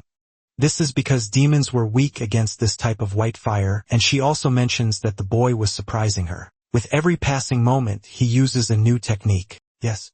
Our protagonist looks silly, acts silly, but he is not silly. Summer said she promised not to interfere, but she couldn't help it. If she did nothing, they would be humiliatedly defeated. That white phosphorus smoke was spreading, and Sasha told him to prepare for the final weapon. He didn't have much mana left, so he had to be careful. Our boy knew that if he used too much mana and ran out, he could die. So concentrating, he prepares to create the final weapon. The rat was seething with hatred and orders all the others to try to extinguish that white flame. They start biting their own bodies. Little by little, they managed to put out the fire, and with a hopeful smile, the little rat said they still had a chance to win. But, unexpectedly, they are trapped inside a barrier. The rats had no way out, no escape. Sasha passes through that barrier, saying the rats were naive for staying grouped. That was exactly what she wanted, to have them all together to trap them. Cursing Sasha to the 7th generation, the little rat says they fell into an ambush, but no matter what, they would never give up. Our hero finally finishes materializing his weapon, a powerful flamethrower. When he saw that weapon, the little rat began sweating cold. Yeah, kid, I don't think you have a chance to win anymore. Just looking at the scene, you can already tell what they're planning, guys. No need to explain. At that moment, Summer appears, saying they were cheating. Holding a knife, she admits she had no intention to get involved in the fight, but changed her mind and comments that this newbie urgently needs to be defeated. She throws the knife, but Sasha steps in with her protective barrier, and the little cat even says that these simplified protective barriers are worthless. If they don't want to be pierced by knives, they should get out of the way. The girl just watches him say these things. She throws her clipboard on the floor and says that even if he were a martial artist, she was also very powerful. She activates her power, and the boy starts throwing a bunch of blades. Very skillfully, she manages to block all those attacks. Our protagonist is almost hit, but she manages to hold him. Miss Summer is sweating cold as she realizes that Sasha is really very talented, and our hero asks what kind of woman that was. Seems like the gods value their partners a lot, don't they? He couldn't land a single stab, and the girl jokes that they are short-staffed, so they value the humans who work with them. At that moment, Miss Summer decides to leave, taking the rats, and says that the Makdugu are also very valuable, so she couldn't leave any behind. But the little rat didn't want to give up. Keeps telling Miss Summer to let it go, because it's gonna finish off those humans. Be quiet, you idiots. You lost. And the poor little rat stays there all downcast. I confess I felt sorry for them at that moment. Summer ends up hearing that woman, the old lady coming out from inside the barrier. This was a perfect opportunity as he could attack the woman and take her soul. Even Lee realized the woman was in danger, and taking advantage of the chance, the cat wasn't going to slack off and went after that woman, throwing the rats. Several blades and rats were going at her, but Sasha was also powerful and kicks the woman in the head. The kick is so strong that it sends her back into the barrier, but those knives catch Sasha's hair bow. All this so she looks stylish with her hair in the wind. Lee also steps in to protect and with the movement manages to grab his dear waifu. The girl sees that Lee is attentive and immediately pulls a paper from her clipboard, summoning a new barrier spell to protect the woman. This would be a much more powerful barrier. In a few moments, a blue barrier surrounds the woman. Since this barrier was even more protective, it wouldn't last long. So they had to stay alert so that the Makduki wouldn't attack her. As the barrier would last only a few minutes, they needed to remain attentive so the Makduki wouldn't wait for the right moment. Waving the knife, Summer jokes, saying the barrier won't even last 3 minutes. He takes his blade and tries to hit the barrier, realizing it was indeed much more powerful. Upon realizing that Sasha was capable of making sacred barriers, he understood why Nightfrost had lost. Not even gods could break a barrier like that. He also comments that the girl is very cute. Biting the blade, he says this barrier is much taller than he imagined. However, this barrier only blocked supernatural beings and did not prevent humans from coming out. He keeps touching the glass, and the woman stands up complaining of a headache. As Summer was very clever, she starts pretending trying to make the woman come out. She pretended to be a hotel employee and asked the woman to follow her. Deep down, all he wanted was to suck her soul, but Summer was there playing the role of the butler. The old lady said she had never seen that guy and asked why he acted that way. At this point, it's not clear if Summer is male or female, so we'll treat them differently at each moment. After saying a few words, the woman starts taking some steps forward. Sasha shouts, asking the woman not to move. Looking at that couple, the woman thought they were prosecutors investigating her. Our hero also tries to fool the woman, saying he is one of the idols hired by her. Since she was somewhat in shock, she didn't know if it was real. Both the protagonist and Summer try to convince the old lady that they were employees of her company. Lee even says he auditioned, and the old lady said he was very cute, so she hired him. As the old lady said he wasn't cute at all, he started preparing a spell to convince her. After putting a little bow on his head, he asks if he isn't cute. My God, guys, what second-hand embarrassment. Even the woman was left speechless, frowning, and said the boy wasn't cute at all, while Summer laughed in the background. Luckily for the boy, Sasha approaches and says she found him very cute. Seeing that Sasha agreed, the woman turns, saying he really was a little cute. At that moment, Summer thrusts a blade at the barrier. He was just testing to see if the barrier had already ended. A piece of the knife manages to pass through and cuts the woman's cheek. At that moment, she falls scared. The cat tells the rat that it's time to leave. She had no patience to wait for that old lady to die, much less wait for the barrier to disappear. After activating a spell, he admits that he failed the hunt. Our hero was surprised as the Makdugu were leaving without patience to fight. At that moment, our hero deactivates the white firepower and the little rats stop burning. Not even the rats could believe they were freed from that suffering. Summer asks, why did the human do that? It wasn't common for humans to show mercy to monsters like them. If the battle is over, there's no need for this pointless suffering, and I can be fighting you, but I won't dare. Striking a kitten pose, Summer says he is very cute and even though dangerous, lets the demon survive. For him, that didn't matter because in the next battle he would make sure to burn all the monsters. Summer laughs, saying the boy is very interesting, and as she says goodbye, tells everyone to take care as she will return soon. Casting a spell, she teleports back to the demon world. At first, she imagined the boy would be careless, but she saw he formed a great team with Sasha. Lee would be sure that she would remember his scent. The little rats were all limping and teleported away. Sasha also undoes the barrier spell. Lee asks what they should do with the unconscious woman. Next, he apologizes for letting the rats go. But she liked that he said he didn't hate the Makduji, so she was very happy with him. The boy was sweating cold, thinking he had done something wrong. The girl said that it really didn't make sense to leave the Makdugui suffering and was happy that he had shown empathy, even with demons. Sasha also thought he did that to show he was an honorable warrior, in the same way Nightfrost had acted, fulfilling the contract. Wow. She thinks I'm a super decent human being, and I wasn't even thinking about that. Sasha imagines he did it because he is an honorable warrior, but our protagonist wasn't paying attention to those things at all. It's true. I really was thinking about all of this. You see that I have a very soft heart. Please Sasha, don't read my mind. Think of a slick kid. Sasha says that him saving the demons today could be a boost in a future fight, but still his soul is kind. While touching his chest, she says that our protagonist's heart will make his soul stronger and stronger. This is because generally kind people are the most powerful.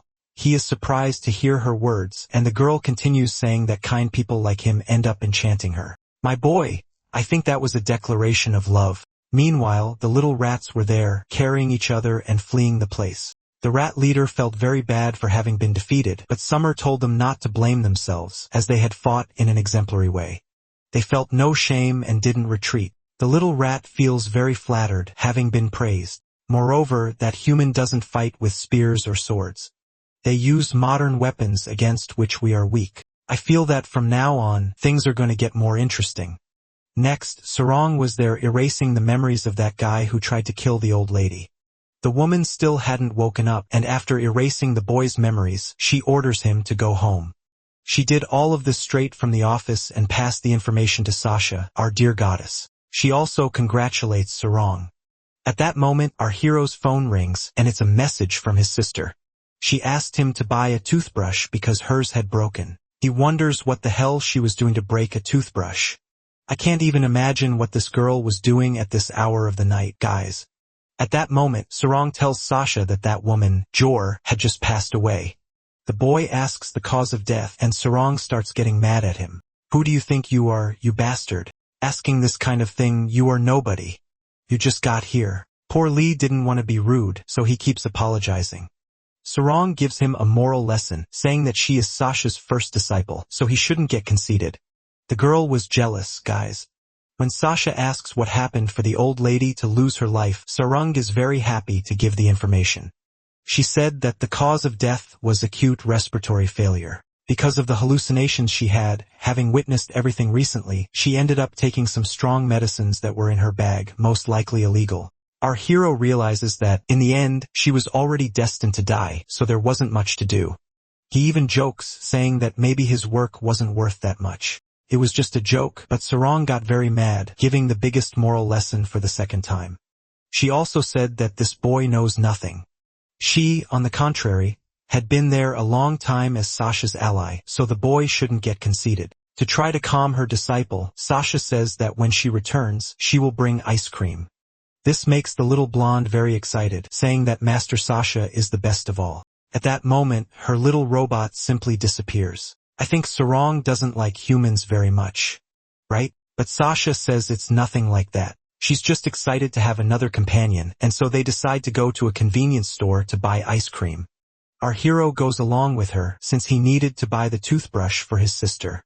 That convenience store was the only one open at that hour of the night. The hero arrives there and is a bit thoughtful. He wanted to buy some hair clips for Sasha since hers had been cut by the blades, but he felt a bit embarrassed to give her a gift like that. Meanwhile, Sasha was at the display trying to choose the ice cream flavor. She opens the door gracefully and ends up choosing a celebratory drink. After choosing some ice creams, she says she will buy one for Lee's sister, and giving it to him says it's a bonus for his high performance.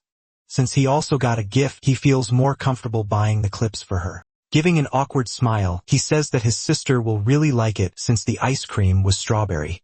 Upon leaving the store, Sasha asks him to accompany her to the bus stop. The boy goes along while the girl compliments his first mission.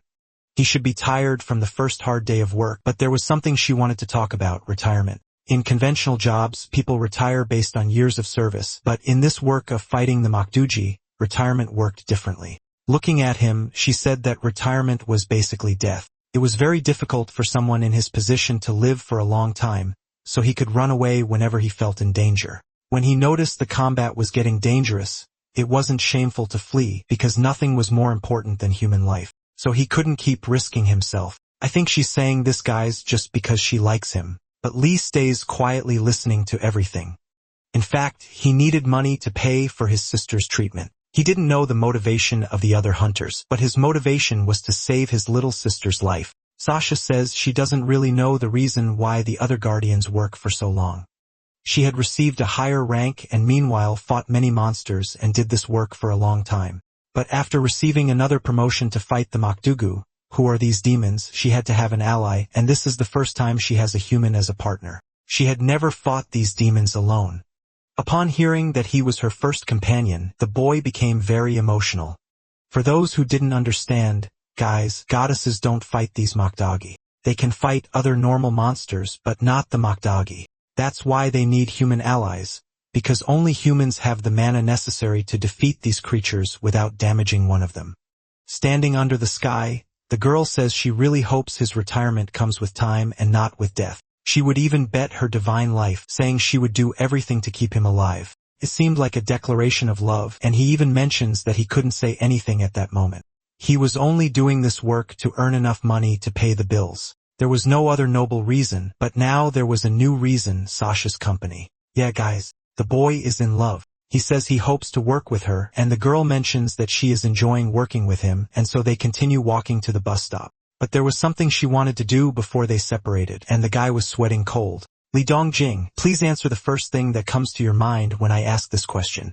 Excluding your brain and internal organs, which part of your body should you protect? What kind of question is this? My eyes? Really? Which eye exactly? Not understanding the question well, he says it's the right eye.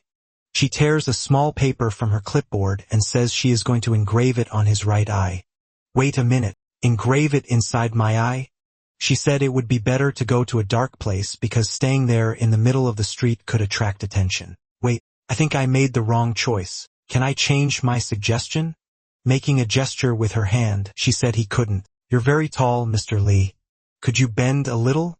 He bends, and she tells him to close his eyes. At that moment, she places that paper on his right eye and then her hand on his face. She tells him to stay calm, that it won't hurt, and prepares to kiss him. She ends up kissing his eye, and the guy stands still, saying nothing. The kiss lasted a long time, and he felt discomfort in his right eye, leaving a star-shaped mark. At that moment, an absurd power began filling his body. And after falling to the ground, the girl said he would feel paralysis for about 3 minutes. I should have said lips. She kissed my eye. I should have said lips. She said he would probably be surprised, but all of this would pass quickly.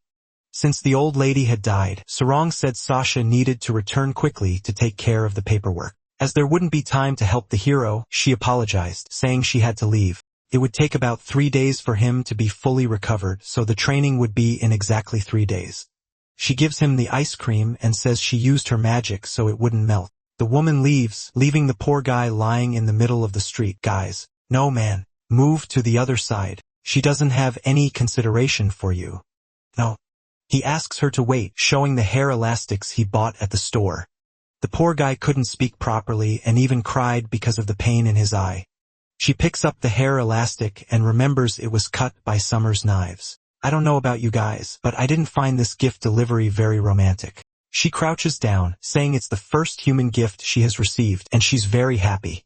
Slapping the ground, he knew she would like it, since women like presents, and thinks she must already be 90% won over. It wasn't in the most romantic way, but it worked. During the moonlight, he stays on the ground thinking that now he should think about the names of the children they could have. While they were at the bus stop, she talks to Sarong. She tells her assistant to send a letter to the Nine Heavens Fairy Sword Pavilion, requesting a loan and authorization.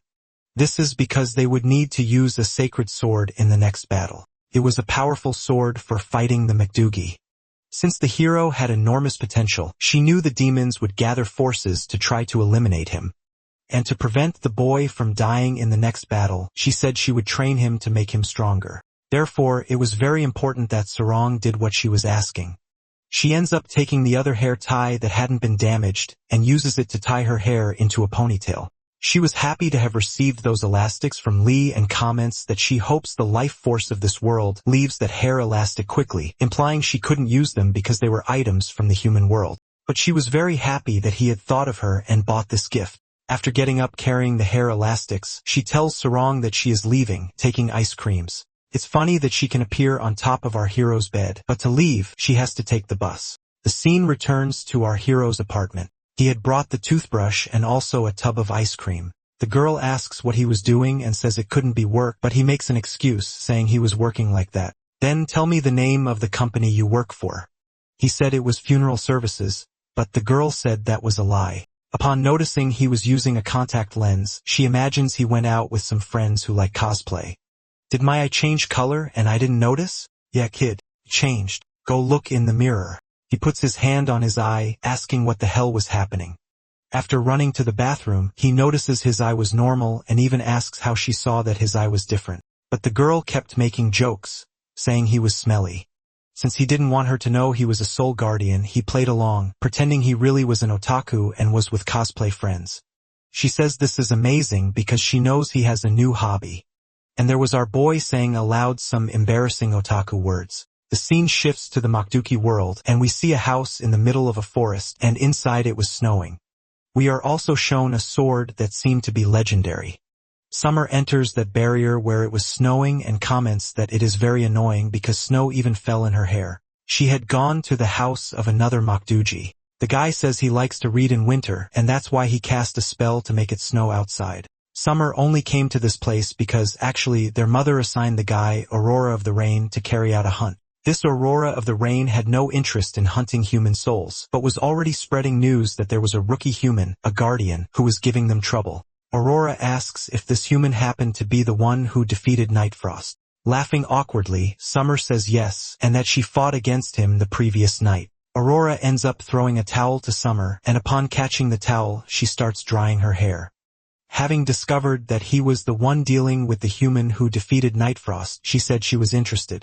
Again, guys, it's impossible to know if these Makdugi are men or women. Each time the translation says it differently. Summer sits down and starts drinking tea with Aurora. The woman asks if the mission is to kill that human, as they discovered he has a special ability. The little cat says she doesn't know exactly what the mission is, so he has to go talk to their mother to get the details. But she imagines the mission is really to eliminate Sasha and that Lee guy, and not to capture human souls, especially because that boy showed he could use the inextinguishable white fire. And the worst for them is that this human could also use modern weapons. He exploded a bomb and spread a kind of white fire that was unquenchable. The rats were agonizing for several minutes. And in a kind of crazy way, Summer says this human is very interesting and even asks Aurora if she is also interested in fighting that guy. That's because he used different weapons. Aurora says she doesn't care since she had never faced humans with advanced modern weapons. Closing the book, she says that no matter who it is, she will win because she is very powerful. She gets up from the chair and immediately grabs a scarf, saying that ancient or modern weapons are the same, and it makes no difference to her. After putting on a coat, she goes to the legendary sword and says she will cut Lee's hands. Without hands, he would no longer be able to fight the Makduji, and the job would be done. Summer says Aurora shouldn't underestimate that boy, because she herself had fought him and saw that he always pulls a card from his sleeve. After putting the sword back in its sheath, she says she will meet with Nightfrost. That's probably because he should have more information about this human, and she runs off to meet the wolf. Meanwhile, Summer drinks her tea and also mentions that she doesn't know why the Makduki follow their mother's orders so strictly. Everything she says, they do. After that day, our hero was at home recovering. He took this time to study the other pages of that 3D modeling book and also worked on his software, making other models to learn a bit more. But he also wasn't going to let his physique weaken. So he went out for a run, and at night spent most of his time materializing weapons until the day of training finally arrived. She was checking his eye to see if the power had really worked. After 3 days, our hero's facial paralysis had ended, and now he could use the power of the eye. She turns to Sarong and asks her to install the spells. Our hero doesn't understand anything, but has a little robot scanning his eye.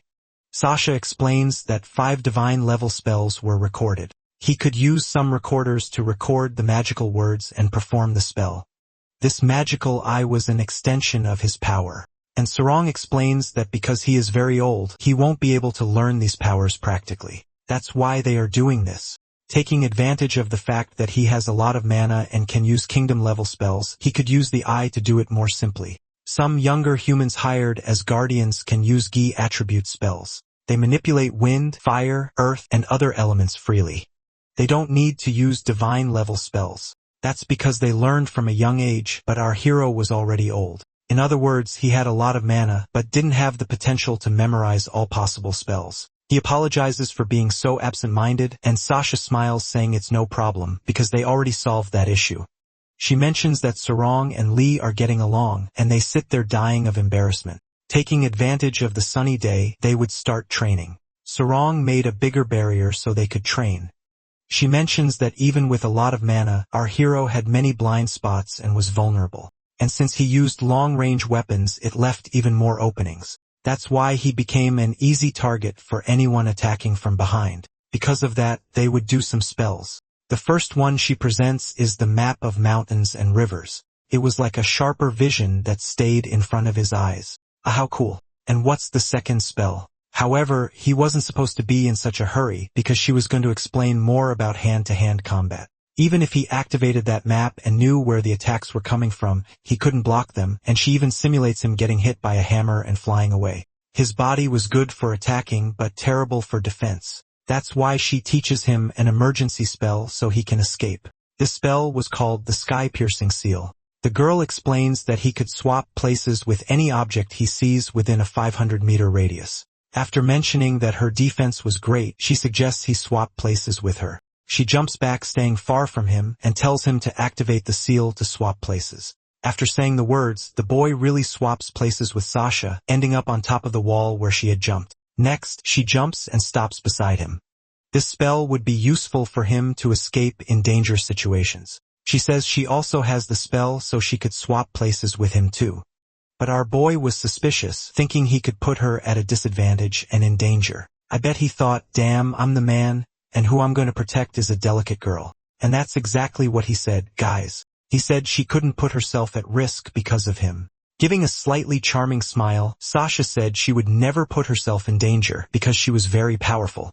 She may not look like it, but she was extremely strong. She had already fought other monsters before. Drawing her sword, she says that goddesses don't fight the Makdugu only because they don't have mana like humans. To show that she was strong, she said she would do a hand-to-hand combat training with him. Right after, our protagonist starts stretching. Since it was for him to get used to hand-to-hand combat, she activated the part of taking damage inside the barrier and told him to activate the Jikido, the ability to see extra things. He does this, and a panel appears in front of him with some details. The boy says it's amazing because his field of vision increased drastically. But that wouldn't be enough in battle, so he would need to improve his body for physical combat. The boy was understanding everything. Sasha says that while having ice cream with Sarong, she had a brilliant idea. The little blonde gave the idea to the master to make a reward system and handed a letter to our hero for him to read how it worked. He finds it curious to have a reward and punishment system. If he did well in the training, he would earn a survival rate. He mentions that the reward wasn't that good and wonders what the punishment would be. The letter said that if he did poorly in the training, a kind of hacker would hack his phone system and see his entire Google search history. Sasha becomes curious about what punishment that could be and says she doesn't understand how that could be punitive. The boy looks like he has something important to hide, suspiciously.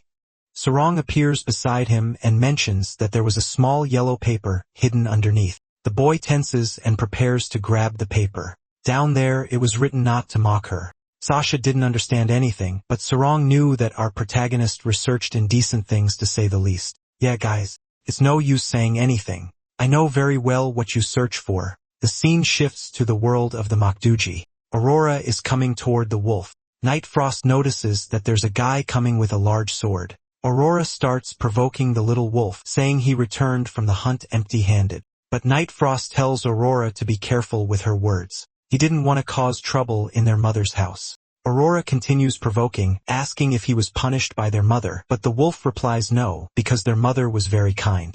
Of course, she is kind. She wouldn't scold a little child who failed a hunt. I didn't fail the hunt. I just fulfilled my promise. It seems Aurora likes to provoke Night Frost, and they keep exchanging barbs. Aurora wasn't respecting Lee and Sasha very much. So Night Frost explains that that boy is a brave human. Brave, that doesn't make him a strong warrior. Without much patience for arguing, he simply said not to underestimate that human and that goddess. But we see that the fox and she didn't really believe our protagonist was strong. It's this type of character that ends up taking a beating at the end of the story. The guy also says in a dark tone that brave and skilled warriors are always the ones who progress the most. Aurora continues saying that Night Frost seems to like these humans very much, and even comments that probably Lee and Sasha won't be able to withstand his sword techniques. The scene returns to training. Our hero was already preparing to face the girl. She told him to carefully analyze the environment because it was important to know where he was stepping. And extending the sword, she told him to manifest his own weapon. The boy thinks about which weapon to use. She explains that inside the barrier, he wouldn't be hurt even if attacked by her. So he needed to stay calm. Since he was great at long-range attacks, he decides to create weapons he was already used to and ends up materializing a shotgun, a somewhat close-range weapon since he wasn't shooting from very far. Sasha told him to get ready and use the new ability to reduce blind spots. Our protagonist hadn't even finished listening to the explanation because Sasha simply disappeared. He knew she did that so he could test the new ability. And when someone disappears, they're probably on the upper part and he ends up aiming. Seeing a simple movement, he fires a shot. He realized it was exactly there that she was, because the girl threw the sword to the ground falling beside him. Of course, he was already freaking out, and without noticing, she teleports to his side, ready to attack him. Next, she kicks him in the ribs, throwing him far away. He falls like a sack of potatoes. She said she had only activated a bit of the pain, but the pain he feels is terrible. With no time to rest, she appears on top of him, ready to kick his back again. And that's exactly what she does, burying the poor guy in the ground. Think of a protagonist born to get beaten up. Poor thing. She told him to hold on because this wasn't enough to eliminate him. This isn't enough to eliminate me. If I didn't have this spiritual body, I probably would have been split in half. Come on, Lee. Get up. Let's continue training.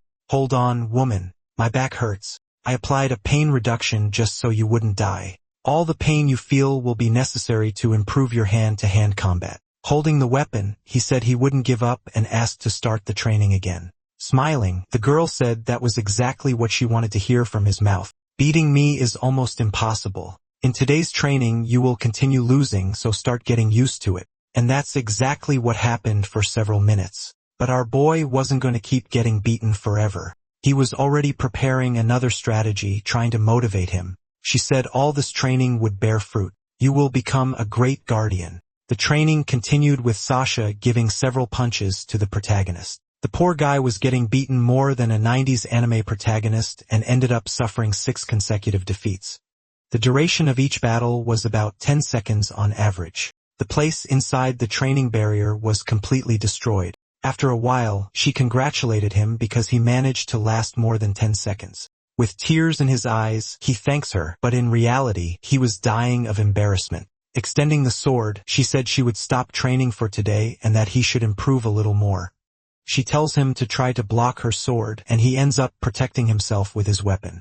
Right after, she starts pressing the little wooden sword, and he is crushed to the ground with overwhelming force. When she pulls back the sword, he has a bump on his head, complaining, saying he didn't expect that. He thought he could block her attacks with his strength, but she was on a totally different level. She said he had a very wrong perception, which is why he got beaten so much in training. Since his perception skills weren't good, he asks what he would have to do. In response, she tells him to use the tools of civilization called weapons and tools. That is, he should materialize items that would help him in combat. Since he had difficulty in hand-to-hand combat, he just needed to create good long-range weapons. And if he needed to fight hand-to-hand, he would make a shield. Making a gesture with her hand, she tells him to try making a shield to block the next attack. He concentrates and makes a shield roughly the size she specified. Now with the shield in hand, he prepares for the attack she is going to make. He was also supposed to shorten the barrel of the weapon. He remembers that when he battled against the little cat and the PO, he also used a weapon and a shield. She positions herself behind him and says she will try again. She would count to 3 and hit again very hard on his head. So he was supposed to protect himself. She starts counting, and when she reaches 3, she strikes the sword against the shield. He manages to block perfectly, and she praises him. Next, she gives a slightly stronger attack, throwing the protagonist backward. But even so, he was doing well. Gradually, she increases the strength of the attacks, and he manages to withstand them all. In a few moments, realizes he was doing better, remaining standing. The leg endurance and back balance were improving, and above all, his confidence had reached a higher level. Feeling that he was improving, she started intensifying the attacks even more. He even noticed an opening to counterattack. Looking at the cocked weapon, she realized what he wanted to do. At that moment, she strikes the shield from bottom to top, leaving the boy unprotected and disarmed. The shield falls beside his face, leaving him surprised. It was 10 battles and 10 defeats. He lost them all. He was even trembling from shock and at the same time frustrated, and she kept praising him, saying he did well. Next, Sasha claps and asks Sarong to send 2 chairs and something for her to drink with Lee. A light appears above their heads, and a table along with a chair falls near our hero. I don't know about you, but I think Sarong doesn't like him at all. The thing almost hit the protagonist, and Sasha keeps saying that Sarong must have miscalculated the coordinates. Next, she asks the boy to sit down. Only 1 chair fell. Where should I sit? Then Sasha asks Sarong to send another chair. Another light appears, and what shows up is a box of apples with a little moldy one. There was a note on top of the box that said chair. Yeah guys, I'm sure Sarong doesn't like our hero. Sasha says that there were probably no spare chairs, so Sarong sent that box. She stands up, telling the boy not to sit on the box but on the chair. But he says it's okay. I don't mind. I like sitting on apple boxes. Don't worry. As he sits, the box breaks and the apples fly everywhere. This makes him lose balance. And when he is about to fall to the ground, Sasha holds him with her foot. I think today was the most humiliating day of our hero's life, guys. She asks if he's okay, and he says yes, he's very well. But at that moment, he ends up receiving an amazing reward. I think all this humiliation was worth it. I'm not so sure. Are you really okay, Lee? It looks like your face is turning red. No. I'm fine. It's just that your legs are very beautiful. At that moment, a chair falls on our hero, and he starts rolling from side to side because it landed on his shin. Sasha asks why Sarong did that, and the little blonde gives an excuse, saying his body is in spiritual mode so he didn't get hurt. Giving a thumbs up, the boy confirms that he's not hurt. It just hurts a lot. Now they would rest a little. The boy was finding Sasha very cute during the training, and Sasha says that actually the one who is cute is Sarong, that super polite girl who keeps attacking things in me. She's not cute at all. Saying this, Sarong throws an energy drink can at our hero's cheek. Next, they continue with the training. This would be the final battle. If by chance he managed to last more than 30 seconds, he would win. Lee couldn't use simple bullets. Firearms were created many years ago and after that evolved over time. After putting the bullets in his weapon, he puts in one last one, which was a special bullet, and comments that this will be his strategy to defeat Sasha. If he managed to hit her even once, he would already win according to the rules she set. It looks like your eyes are very determined. Your mindset is very strong. And raising the sword, she starts the battle. The girl was not joking, guys, and she already throws the sword at the protagonist. With the shield in hand, he tries to block. The girl smiles because that was just a distraction and advances toward the boy. Taking the opportunity, he fires his weapon. This shotgun was good for short-range attacks, and Sasha blocks it with her shield. The scene goes back a few minutes when they were talking. She had asked if he wanted a drink, and he said no. With blushing cheeks, Sasha said it was a pity because she wanted to drink something with him. Our boy didn't handle alcohol well and asks her to make a chocolate milk. But since she was holding an alcoholic drink, he thinks of acting cool. Yeah. Could you get me a beer, please? He tries to look cool and she asks which brand he wants. Any, he replies, since he didn't know many. At that moment, he notices a magic circle appearing above his head and a box of beer starts falling right on him.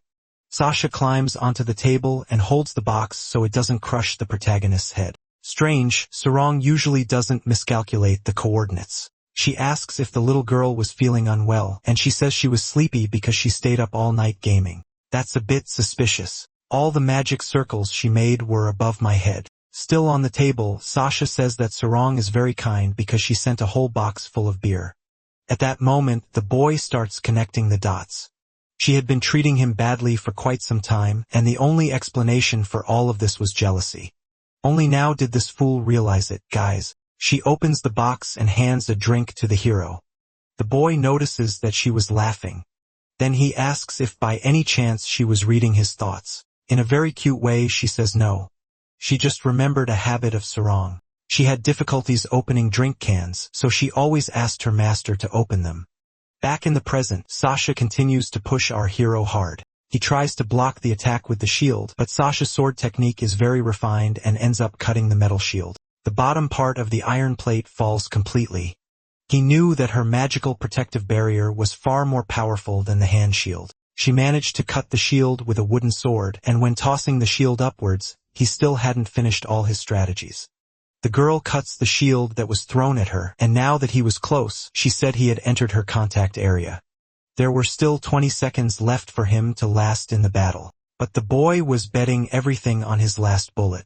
He had a few more shots to distract the girl and continued firing at point-blank range. He had already made 6 consecutive shots, and Sasha says it's useless to shoot at the barrier because it won't break it. However, the 7th and final bullet arrived, which he called the Dragon Respirator bullet. There were 15 seconds left for him to survive the battle and either win or hit her with a single shot. Aiming downwards, he said that this was his strategy. The girl didn't expect that, and since the lower part was unprotected, he fired the shot. That special bullet had a kind of iron powder, and the intention was to burn her clothes. And that's exactly what happened. The boy even felt embarrassed. Since she was hit by the iron powder, she declared our protagonist the winner. With her clothes all torn, she said that now she could trust him more as her partner, and the guy already had that cheeky look. I bet today was the happiest day of my life. As it was already getting late, she wished him a good rest and said the training would continue the next day. Back in the office, Sarong was feeling a little jealous, but said he did a great job, praising Lee. Sarong was a bit surprised because Sasha had also praised her. At night, our protagonist arrives home, very happy, and didn't stop smiling for a second. His sister even found it strange because he was in such a good mood. In the shower, he didn't stop smiling. During dinner, the boy kept smiling even while washing the dishes. What could have happened to me? He remembered the scene when she said she could now trust him as a partner. And when lying down to sleep, he said he would have sweet dreams with Sasha and even dream about their children. The scene changes to the next day very early. We see an employee complaining to her boss. It was a game company and the programmers were not receiving salaries. The boss shouts, saying the company is almost bankrupt and they need to release the game quickly. He also complains, saying the director was delaying the game launch and always asking for more time. In her defense, the woman said she didn't want to release the game half-finished. The man gets angry, slamming his hand on the table, and said that since he is the CEO, he knows the company doesn't have enough money to pay the employees, let alone delay the game. He wanted the woman to release the incomplete game quickly and deceive the buyers, and he gives examples of other games that did that and earned a lot of money. But for the woman, she treated the game as if it were her own child. As she left, she was sad, saying she wouldn't do that, deceive the players. That's what happens a lot these days, guys. They release the buggy game and fix it later. This woman doubted her boss because they had received a very large investment from a company to produce the game. But mysteriously, all the money disappeared.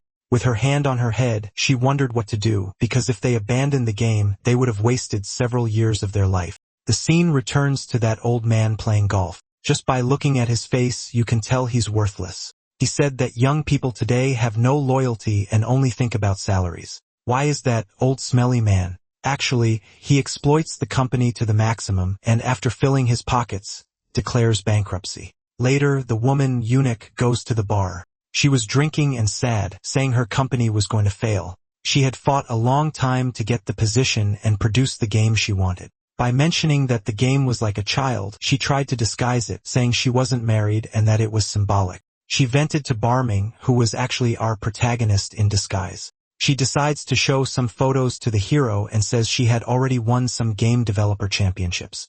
The boy praises her, saying it's very cool to work with such games. But the woman thought he was mocking her and pulled his clothes, asking if he was belittling her. Calm down, miss. I just said working with games is fun because I've already done this in 3D modeling. After that, the woman makes a little joke, saying that even if he were a developer, now he looked like an NPC working in an RPG tavern.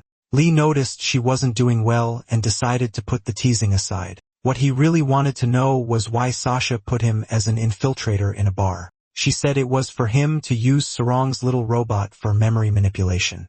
The worst part is that Sasha never gave mission details. At that moment, the woman jumps from the chair. She says she needs to return to the company and hands over a card to make the payment. When she leaves, she staggers. Lee knew that working in the gaming industry was very difficult. At that moment, he receives a notification on his phone with an address saying they need to go there for the next mission. He rips off the apron and upon leaving, realizes the woman wasn't feeling well. She was dizzy and asks him to take her to the company to continue working through the night. She gives the address, which was exactly the same building where the hero was going to work. Realizing this, he decides to help her and calls a taxi. Without delay, they arrive at the building. He places the woman at the entrance and asks her to wait there. Trying to seduce the boy, she asks him to take her to the office room. This could be awkward because if Sasha saw him with the other woman, she wouldn't know how to explain. But Eunuch grabs his arm and says that now that he brought her, he must fulfill the responsibility of taking her to the office. The boy shouts, saying he has no responsibility and that she's already an adult. At that moment, Sasha appears and asks, what is Lee doing with a girl at 3 a.m.? She didn't expect him to be a womanizer and says this with jealousy. Wait, Sasha. It's nothing like what you're thinking. I would never be with this woman. This makes Sasha very angry. She stands up, puts the backpack on her shoulders, and says she will go back alone. But immediately after, she kneels and starts vomiting. Moments later, they go up the building. She apologizes for causing all the trouble. Sasha says it's okay because they are already going to the 12th floor, which is the same place as her office, and also says she will talk to Mr. King. The girl realizes that he is her boss. The evil actions he accumulated reached their peak. Now he would be devoured by terrifying beasts. This would be the punishment for being a bad guy. Sarong's little robot was investigating people with low mana levels. I don't know why, but they were telling all of this to the girl. She is surprised, asking if the boss was really that bad. Yes. He is very bad. In fact, he is a scammer, and this is one of the worst crimes someone can commit. Onique says that exactly. Her boss wasn't erasing the company employees, but rather because the game company was failing and had no money. But Sasha says that is all a lie because he used the received investments to spend on personal things. In fact, Mr. King was a professional criminal, merely disguised as a failed businessman. He had several successful companies, but he set up a ghost company, took the investments, and invested them in his successful company. In the end, he didn't pay the employees of the failing company, precisely claiming he had no money.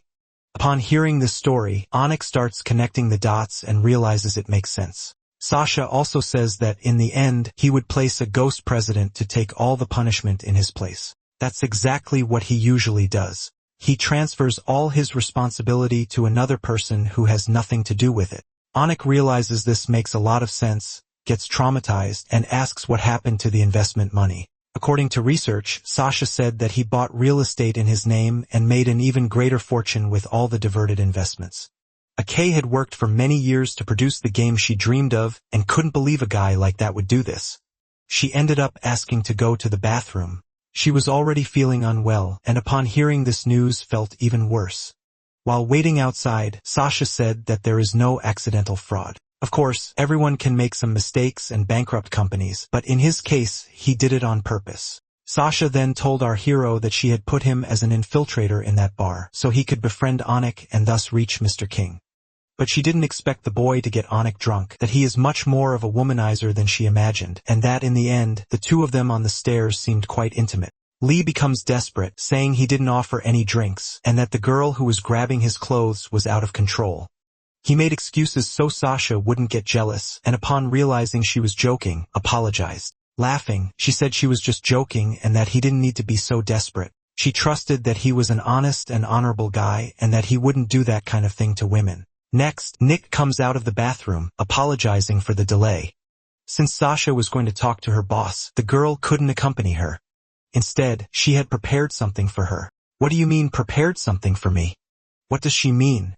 She receives a notification on her phone, and when she looks, Onik's eyes light up. With Sarong's help, she managed to sell all of Mr. King's assets, and using the money, paid the overdue salaries. People in the company group chat comment that all the overdue salaries from the past months had been paid, and she even used bank funds to return the invested amount in the game.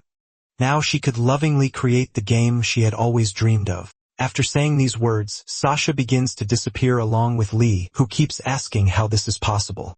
Magically, they simply disappear. She falls to her knees on the ground, wondering if this wasn't a dream.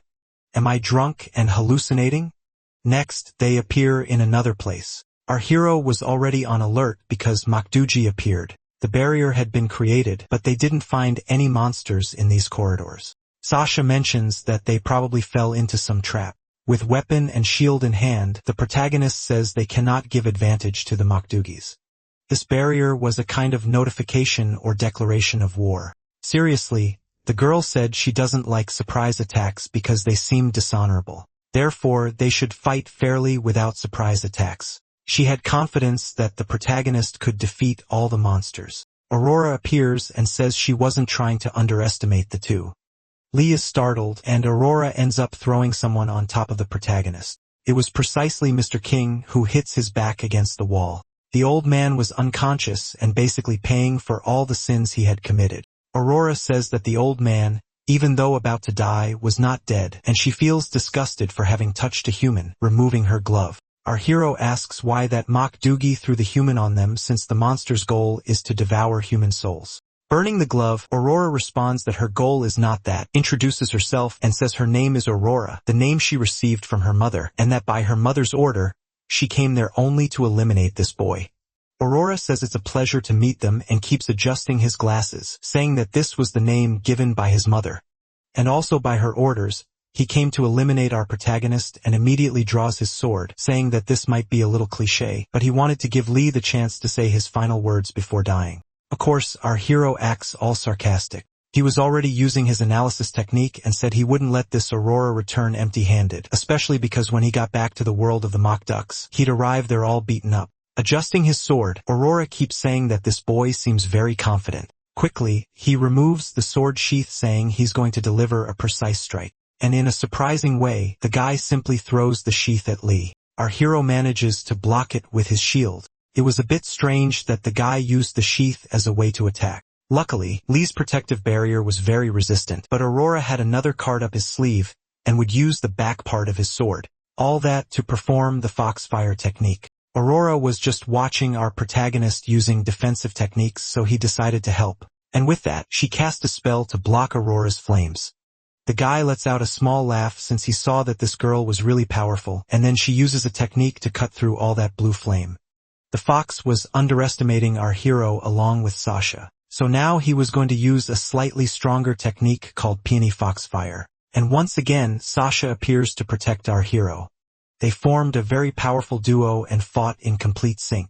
Besides that, Lee was holding a slightly hidden weapon and noticed that the human boy hadn't shown any hesitation. Sasha asks the fox who he said he was going to eliminate. Then the guy decides to test it using his technique again. Blue flames cover the whole hallway, and with great skills, Sasha blocks all those attacks and throws the flames to the sides. He laughs, saying that she's very skilled and managed to block all his power. However, he had used foxfire behind her. Those flames had the shape of a fox, but none of that was enough to get through Sasha's defenses. The girl was very skilled, and the guy keeps saying that he didn't expect them to be that strong. It seemed that the girl was much more powerful than that guy, so he'd need to separate the two. With that, Aurora starts to push even harder against Sasha's protective barrier. With a sly grin, he says that she isn't an opponent he could defeat that easily. However, that foxfire was cracking parts of the floor, and all of this was part of his plan to separate Sasha. And this way, the floor ends up breaking and she falls a few floors below. Now that she was in a hallway a bit far from our hero, the guy could fight alone. Touching his hand to the floor, he begins releasing his magic and says that now he's going to eliminate the boy. Then he causes a massive explosion on that floor. This explosion wasn't exactly to hit our hero, but to create a kind of barrier so that Sasha couldn't return to that floor. With a serious look, he keeps saying that now the fight will be calmer. The girl looks up and notices that Mr. Fox really placed a powerful barrier. She was trapped on the lower floor and tells our protagonist that he should try to buy some time, remembering that the goddesses cannot go there and directly defeat the Mokdugs, so she'd need to find another strategy from down there. She keeps yelling to Lee that she'll try to break that rain of fire in a simpler way. So he should remember the training they did and buy some time. Our hero, of course, is dying of fear since he's about to fight a high-level Mokdug, and he'll have to do it alone. This was his chance to say something really cool to Sasha, but he couldn't say anything. He stammers and even freezes, saying that in moments like this on the spot, he doesn't know how to react. Sarang stays there on the other side watching on the screen saying that he's an idiot and even mocks that Lee doesn't know how to act naturally when he's near the goddess. Meanwhile, Sasha uses her spell while talking with Sarang. Fighting a mock duck of that level was very difficult, but she trusted our hero.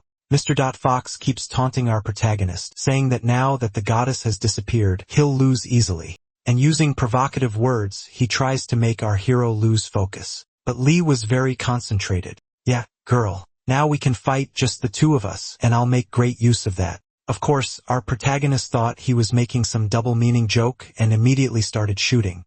However, all his bullets pass right through that Mokdug. Surprised, our big guy is shocked, especially since that fox's body was made of flames. Basically, that spell was used to defend against attacks. And since he only had that firearm, he'd have to figure out a way to defeat that guy. But, of course, the Mokdug wasn't going to waste any time and starts casting his spell on the sword. He was charging a powerful strike and dashed toward Lee. Our big guy, of course, was using his analysis technique and knew that the sheath would hit directly on his shield. With that, he held his protective barrier tightly. Fox was all confident, thinking that this human was very weak.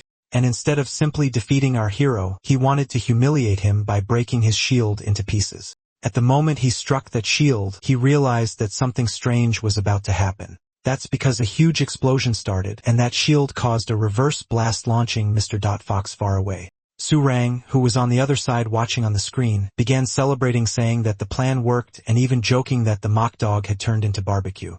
All of that was part of our hero's strategy, who had made that shield as a prototype. Basically, if it suffered a weak direct hit, nothing would happen. But if the attack was intense and focused, it would create an explosion. And that's exactly what happened when the kinetic energy of that sword clashed against the shield. A massive frontal explosion was released. Our hero had that brilliant idea after taking that beating from Sasha. Soaring keeps saying that because of that, 50% of the credit goes to Sasha, about 49% goes to her who made the shield, and only 1% to our hero, saying that the idea was his. Soaring isn't very fair, right guys? Right after that, the mock dog's sword cracked in half and the guy got a bit mad because he knew he could have simply defeated the human but didn't. He wanted to humiliate. Materializing a new weapon, our protagonist asks where Aurora's confidence went and even jokes that the mock dogs are very confident, but humans, even if weak, are intelligent for coming up with strategies. Aurora admitted that he was indeed very arrogant, thinking that if he removed the goddess from battle, he would win easily. He had purposely struck the shield trying to eliminate our hero in a humiliating way, but it didn't work. He knew that even being weak, humans possessed the ability to create weapons. And no matter how much time passed, humans always improved, creating even mechanisms of mass destruction. Realizing that he needed to defeat our hero quickly, he used his full strength. He wouldn't accept being defeated by a simple human. Firing several projectiles, Lee says that the smoke bomb the mock dog was creating would be useless. But it wasn't a smoke bomb, guys. The mock dog was transforming. He had turned into a giant fox and charged toward our hero. The big guy knew he couldn't withstand a frontal attack in that demonic form, but even so, he prepared his shield to absorb all the impact. To our big guy's surprise, something came out from that hole, and it was Sasha herself apologizing for being late. Now that she was above our hero, she managed to block the fox's claws and just look at that shameless face. The mock dog, of course, started trembling, realizing that the goddess had returned. Swinging her swords, she caused a great explosion, making the fox retreat. The shameless one's cheeks turned red since he was in a very favorable position, if you know what I mean. And he even jokes that in the next life, he'd like to be an owl just to turn his head backward. This protagonist here is hopeless, guys. If you'd also like to be an owl at that moment, leave it in the comments. The mock dog grits his teeth, saying he should have defeated that human earlier. Getting off our hero, she says that now they should take advantage of the opportunity. Aurora had wasted too much time for nothing, and this was the price he'd pay for his arrogance. He was about to use a technique that would put his life at risk, but someone ended up appearing, telling him not to do it. There was none other than Summer, and she said he wasn't supposed to use that technique called Six Fangs. That technique would be too risky, and she also said that their mother ordered them to return since they had already captured the soul of the person who was in that building.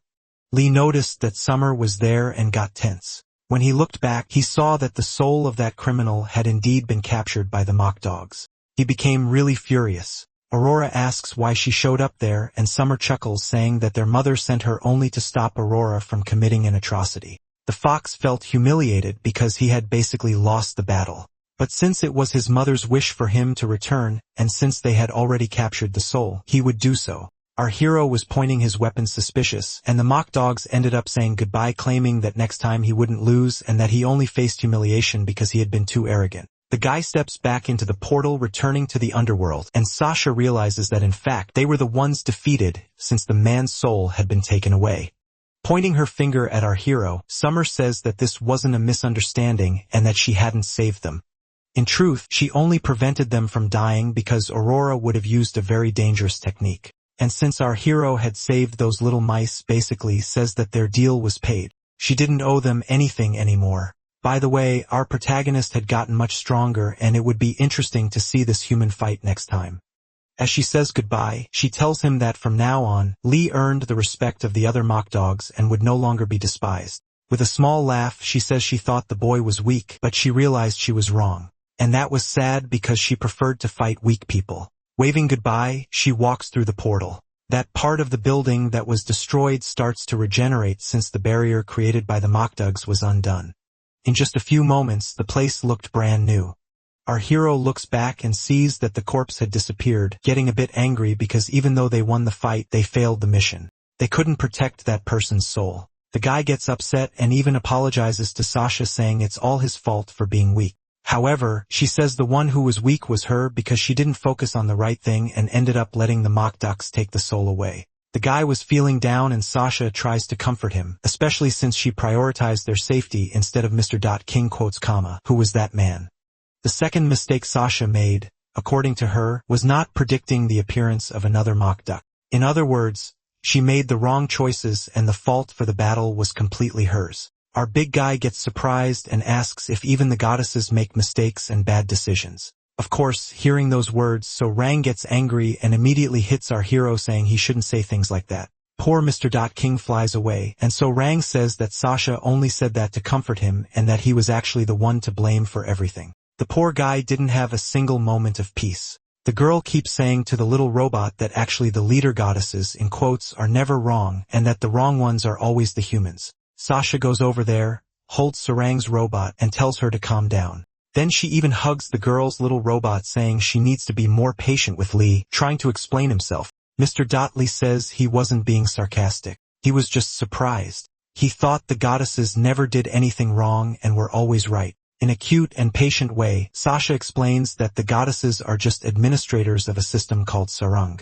That system forms the whole world and exists to maintain a kind of balance. However, the Makdugs are apart from that system, and that's why they are seen as anomalies. Those goddesses exist exactly to contain those beings. Pressing a button, Sarung says she's going to prepare a report and hopes that Mr. Lee understands his position, because among the three, he is in last place.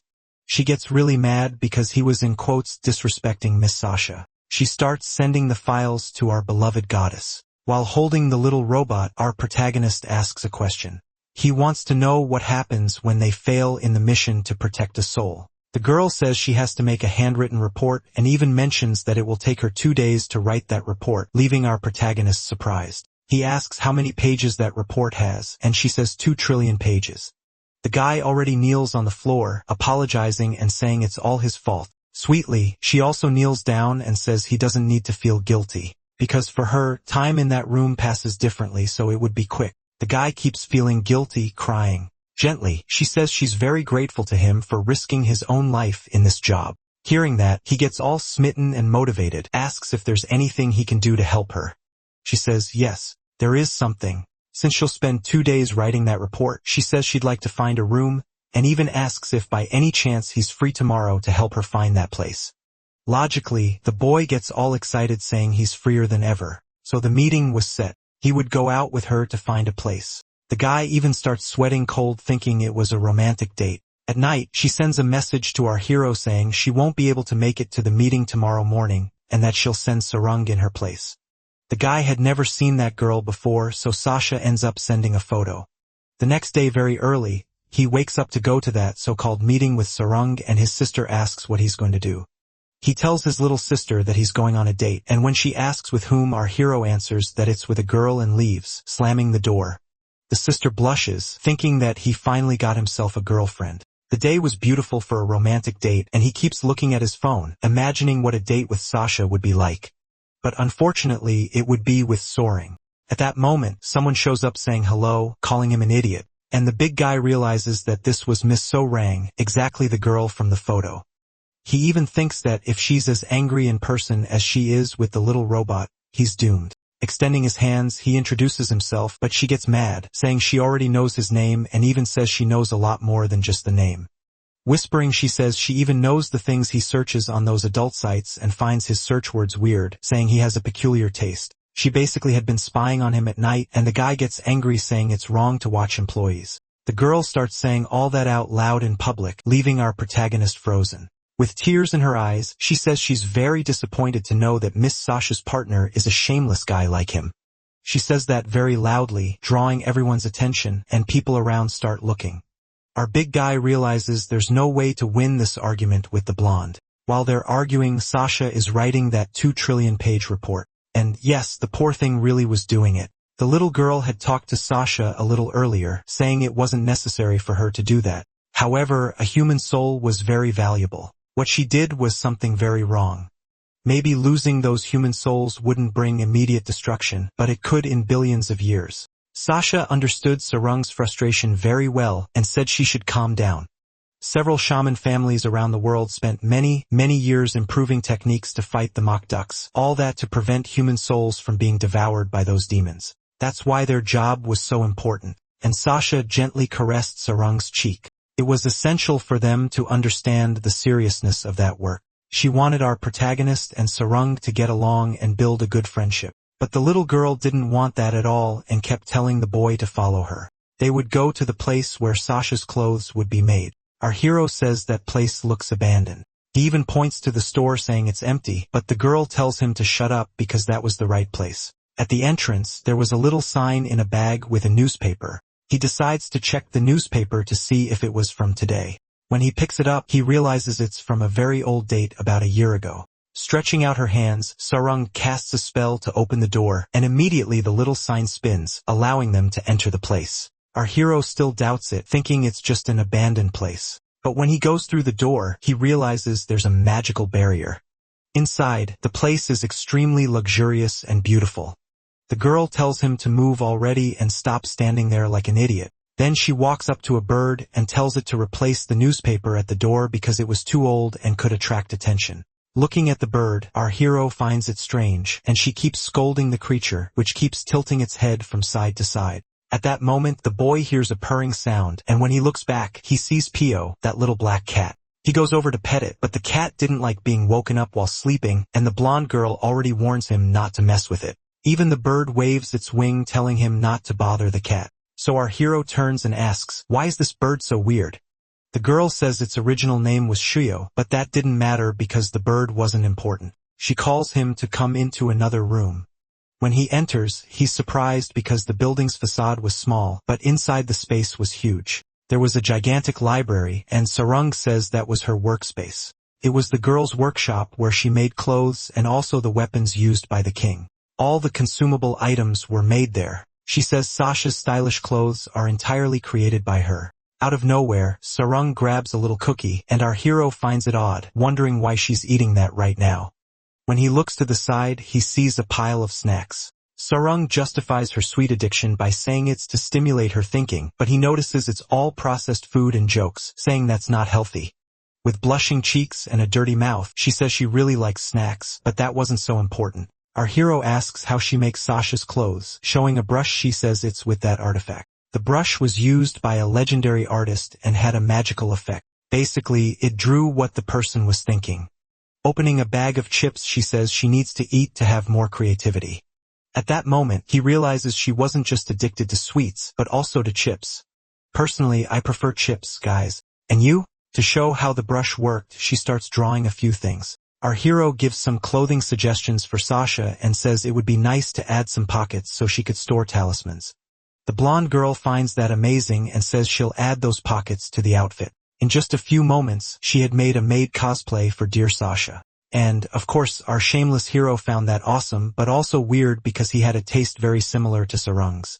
All excited, she goes and pins that drawing on the wall saying they can make that outfit later. She was totally thrilled and comes running. She even says Lee is really good at giving ideas and asks if he has any more suggestions. A little embarrassed, afraid of saying something dumb, he says it'd be nice to make some white clothes for her to wear. The blonde girl says it's good to create simple clothes that are good for combat, and so she starts drawing. Our hero makes that shameless face because the drawing is turning out very suggestive, if you know what I mean. In just a few moments, there was our dear Sasha in a nurse outfit. Looking at the blonde girl, he realizes she's also a little weird just like him. She then happily pins that outfit on the wall. With his hand on his head, he keeps thinking that Sarung has peculiar tastes just like his own.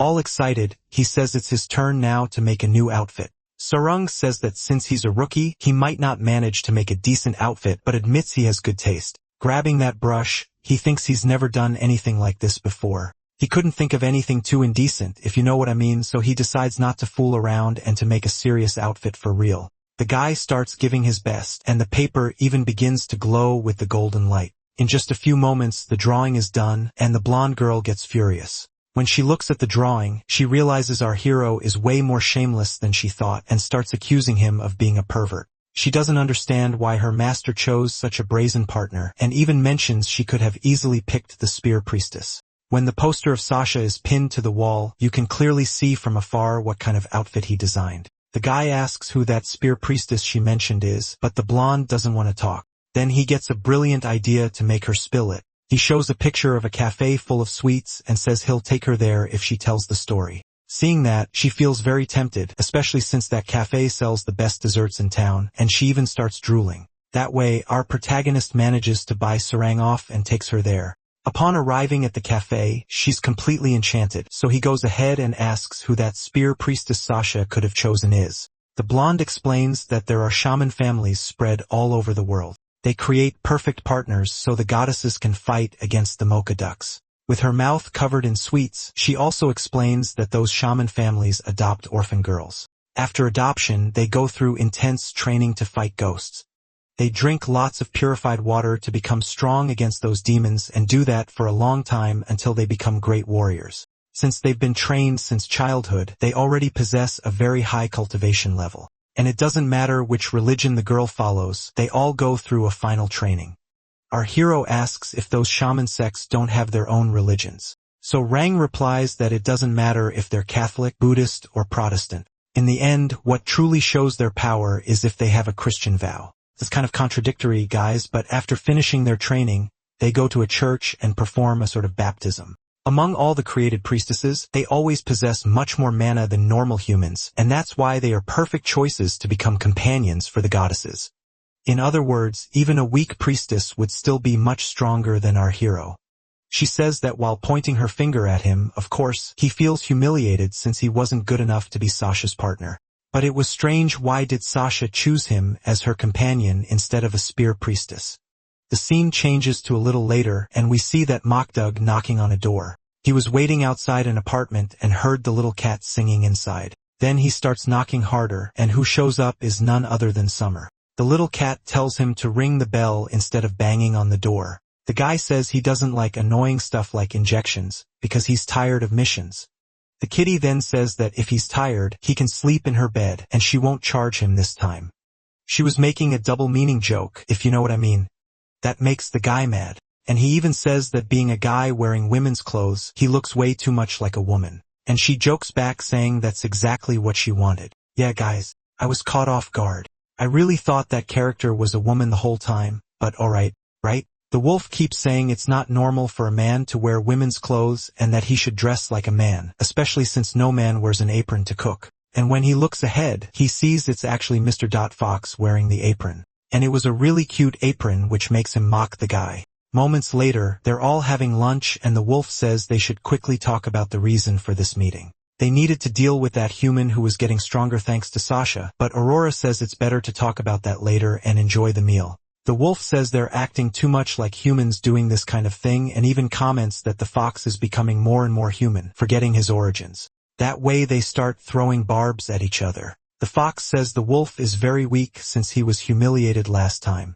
That makes the guy furious, and he immediately throws the table away, ending the dinner. While they insult each other, Summer stays in the back trying to calm them down, saying they actually have something in common. Both of them were humiliated by that rookie human. Immediately, the two grab the little cat by the neck and she apologizes, saying she's really scared of violence. Some time passes and they finally make peace. While cleaning the dishes, Summer says there's something very strange about the existence of the moke ducks. It was weird that they were so much stronger than humans but couldn't fight them until human mana was low. The demons could basically only kill humans whose mana was extremely weak, and the humans' mana would drop whenever they did bad deeds. So the mock ducks were basically reapers. They served to purify the soul of the human world, eliminating people who were, let's say, deadweight. But at the same time, they were seen as anomalies and hunted by the goddesses all the time. Aurora tells them to drop the subject because he actually agrees, but thinks it's better not to talk about it. They were extremely obedient to their mother, so they didn't like questioning those things. The wolf even says he would never doubt their mother, and that she would never put them in danger with unnecessary things. After all, everything they did was for the good of their own kind. Their mother reached out her hands to save them all. The scene shifts back to the cafe, and our hero is puzzled, wondering why Sasha chose him. The girl says she doesn't know the reason, but trusts her master and believes he was chosen for a good purpose. Since shaman families exist all around the world, it isn't easy to recruit those girls who are priestesses. That's why they're so valuable, and the gods always seek the most powerful warriors. Even if Sasha didn't get the most powerful one, she could have chosen any other girl instead of our hero. That makes him feel even more guilty. But the blonde admits that his mana level is actually quite high and that he's talented. That's why he should train hard until he reaches the level to be a worthy partner for Sasha. The big guy says he doesn't know why he was chosen, but promises to give his best to become stronger. He wants to prove that Sasha chose the right person. That surprises the girl. She throws a little spoon at his forehead and says he's being too full of himself, but admits that Sasha would never choose wrong and that she trusts him too. Then she starts casting a spell saying she'll give him a gift to help him. She pulls a tablet out of a portal and says he'll get that to focus on training and get stronger. A few days pass and Sasha finally finishes writing that 2 trillion-page report. The blonde, all excited, says she made a kind of contract so Sasha could summon that sword whenever she wanted. But at the same time, she was worried about her master, thinking she must be tired after writing for so long. All sweet, Sasha says she's not tired and that her student doesn't need to worry. But at the same time, She gets a little annoyed thinking it's strange to need permission to summon weapons. Calmly, Sasha explains that it's because those weapons are of a very powerful category. Even so, the blonde isn't convinced and says they should be able to summon weapons whenever they wanted. At that moment, she asks the secretary if she has a minute and mentions that the blonde's karma is very high, asking if she did something wrong.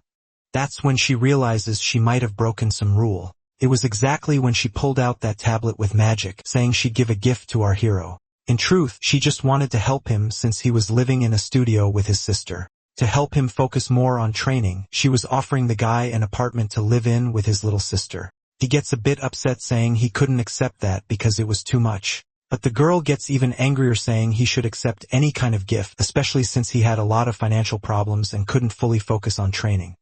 And if he accepted to live in an apartment near college, that would already bring him more stability. But he'd have to give something in return so she wouldn't get negative karma. So he puts his hand in his pocket looking for something. The only thing the guy had was a kind of lip balm, and the girl starts yelling saying she wouldn't accept that kind of thing.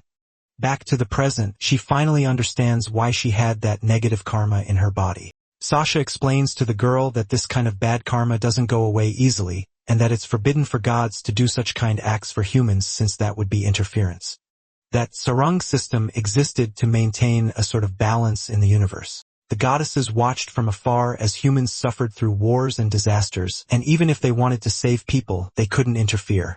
She explains to the girl that even with good intentions, she ended up doing something that harmed the balance of the universe. If gods used their powers recklessly to help humans, it would cause a catastrophe no one could predict. That entire law was created by Princess Bari, who made the sarang system to bring balance to the universe. It was a cold law, but it had to be followed strictly. However, humans weren't abandoned by the gods. On the contrary, people like Sasha were there to guide the souls. She even asks Sarang if she learned that at the school for young gods. And the girl says yes and apologizes to Sasha.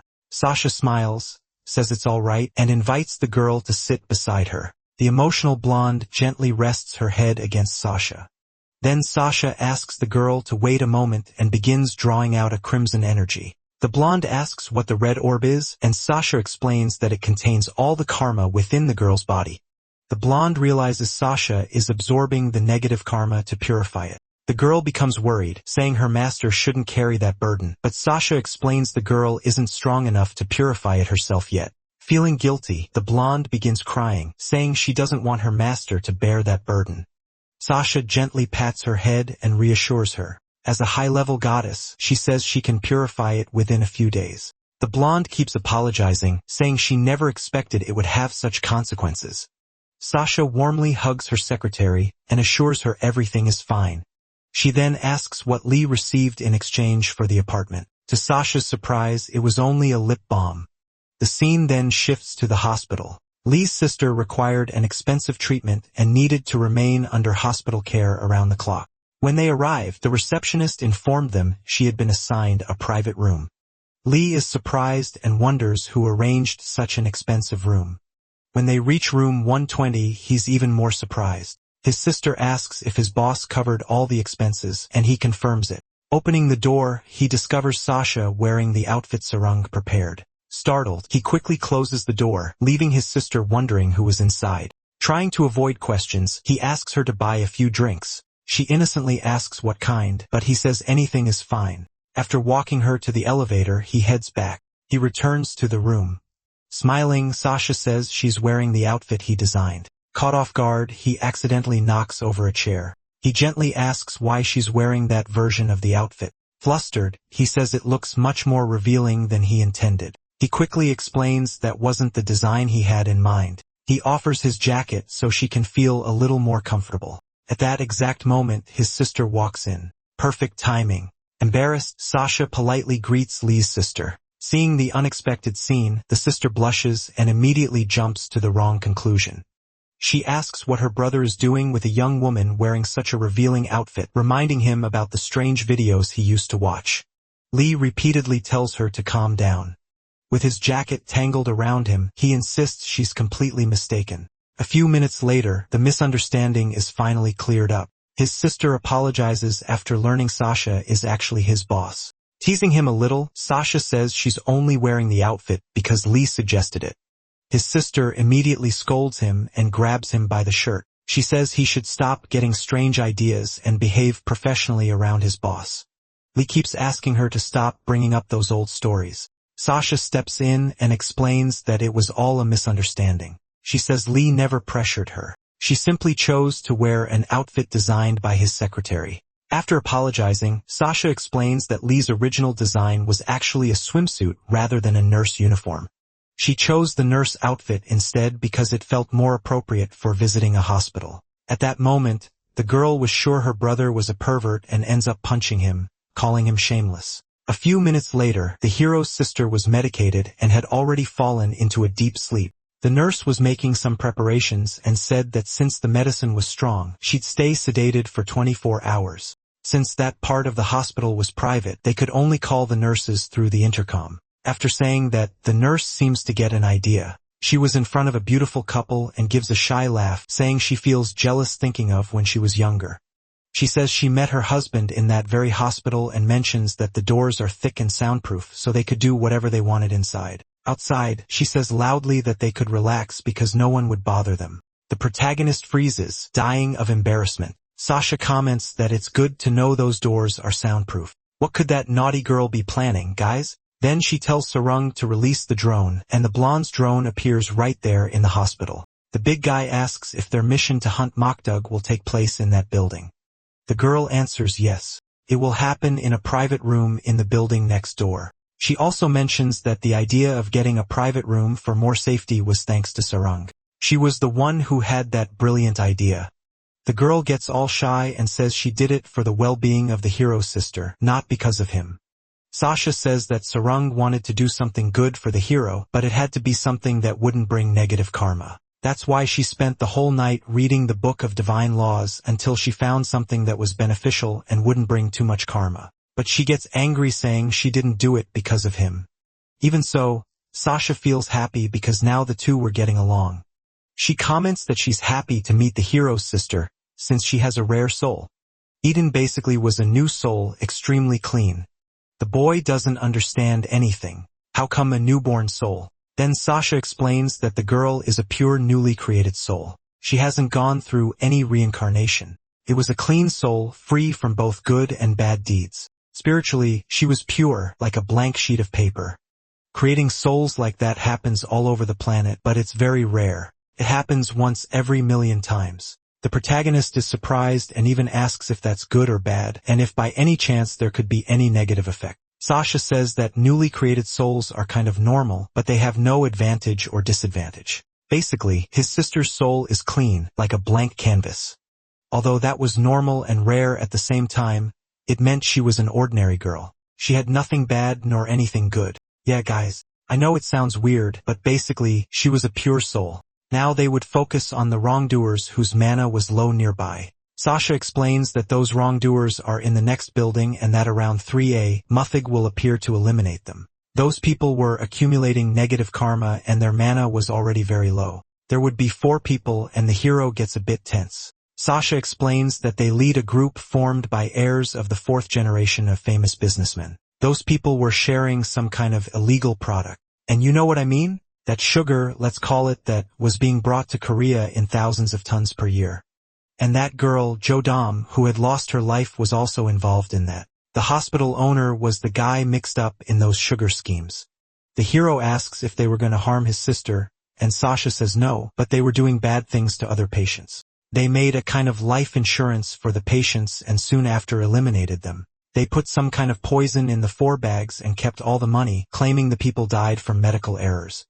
That way, they increased the family fortune, not to mention they could buy much more sugar. Realizing that, the boy says they need to act fast before those people kill anyone else. Sasha says that might sound frustrating, but they can't act fast enough. Because of the God's law, they couldn't interfere directly or it would cause serious damage. The only way to punish those wrongdoers was to wait until their mana dropped and the Mokdugs appeared to eliminate them. But at that moment, they would appear to stop the Mokdugs from stealing the souls. That's because it was necessary to guide those souls to hell. The protagonist asks if those people when taken to hell would regret it. Sasha answers that even while suffering a lot, that's practically impossible. They would suffer something beyond human comprehension. They would be tormented for millennia and receive the worst punishments possible. After a while, those souls would be purified and go through reincarnation. The god's job was exactly that, to make people purified. If they lost another soul, Sasha would spend another week writing on those papers, which made the hero nervous. He didn't want her to suffer that punishment again. That's why this time the hero would infiltrate that group of mobsters. Sarung starts to open a portal for him to get his uniform. He would infiltrate that group to discover what they were doing. The girl prepared a super stylish outfit for him and even joked that she would wrap him in the best package ever. Some time passes and the big guy puts on the stylish outfit. He was supposed to pretend he was a businessman's son. He would attend that mobster's meeting to find out what they were plotting. Through the little robot, the blonde says that even with the stylish outfit, he still wasn't handsome. Sarung says she likes him the way he is and doesn't care about fancy or stylish clothes. Hearing Sasha's words, he gets his cheeks flushed. Then she says that he wasn't just supposed to find out what they were doing in that room, but also to buy some time, and she also asks him to take the silver worm. She explains that they would probably make him take some kind of drug to alter him. Then that little worm would purify everything he took. She assures him not to worry because the worm was totally safe. He says the worm is cute and disgusting at the same time. Right after that, she gives him a talisman to put in his pocket and explains that they could communicate through it telepathically. Without questioning much, he puts the talisman in his pocket. She asks if he can hear through thoughts and then gets close, all romantic, fixing his tie. She says it's for him to blend into the meeting pretending to be one of the mafia businessmen. The guy gets all love-struck because she's standing really close to him. Sarung notices that the shameless guy is in love and even blushing. Then she gets mad and hits him in the face with the little robot, telling him to stop making that goofy face. Right after that, Sasha wishes him a safe trip and says she'll take care of his sister. So she closes the door and he freezes, thinking it would be great to work every day feeling like that. But since Sasha could hear all his thoughts, she asks how he usually feels. She knew exactly what he meant but was just teasing him. The guy runs off dying of embarrassment while she laughs on the other side of the room. While the big guy walks toward the other building, she says he needs to infiltrate. Those mobsters were starting to inject that poison into the hospitalized patients. And since they had a lot of negative karma, they would end up attracting the mock ducks. Sasha confirms that's exactly it. When they were about to be attacked by the demons, she would appear to save him. The only thing he had to do was gain the mobster's trust and also buy some time. But just infiltrating that meeting would already be enough, and she guarantees that when the mock ducks appear, she'll be there to help. The guy gets tense as he approaches the mobster's door. He stops in front of the place, and the girl says, through telepathy, that he needs to do the right combination to open it. First, he had to hold the doorknob and shake it 3 times. And when they knocked on the door, he should say the secret word. The big guy ends up saying the secret phrase she had taught him. And then one of the guys opens the door saying he's a VIP guest. They said that because he knew the secret password. When he enters, he sees 3 more guys and a person in a coma. The one who opened the door tells the others that this mobster must be someone important since he knew the special password. The group starts saying that this VIP must be someone really rich. They even ask if he studied abroad. One of the guys says not to ask questions to a VIP guest. After he sits down, they start offering him a drink, clearly spiked. One of them even offers to call some women if he wants. He picks up the glass and realizes they put sugar in it. Then he asks Sasha telepathically if he should drink it. She says yes because the slime on his shoulder would purify everything. The guy needed to drink to earn their trust. They keep watching to see if he'll really drink it. The big guy drinks it all and soon feels the side effects of the drink, but the slime starts purifying him. It was like a leech draining all the poison. He comments that the little creature seems cute but gross at the same time, and it was working. He managed to remove all the poison from his body, and it happened so fast it even felt strange. The guys comment that he's really strong since he drank everything without flinching. Then he pretends and says he's done this many times before. Sasha giggles because he's such a good liar. Mentally, they both celebrate since the plan worked. Now the real job was starting. The guys put other things in his drink and forced the hero to drink everything. But Sasha says he should drink it so they don't suspect anything. He wouldn't feel any real side effects since the slime purified everything. The slime also created a system window for him to see what kind of sugar was in the drink and act accordingly. He drinks something that makes him feel depressed. And that's exactly the act Lee puts on pretending to be sad. The guys whisper that now that the newbie passed out, they can start the plan. And they also say that just to be sure, they'll offer him a stronger drink. They go up to him and ask if he wants to try a new item. Sasha warns the hero to take it and mentions that the mock ducks are about to appear.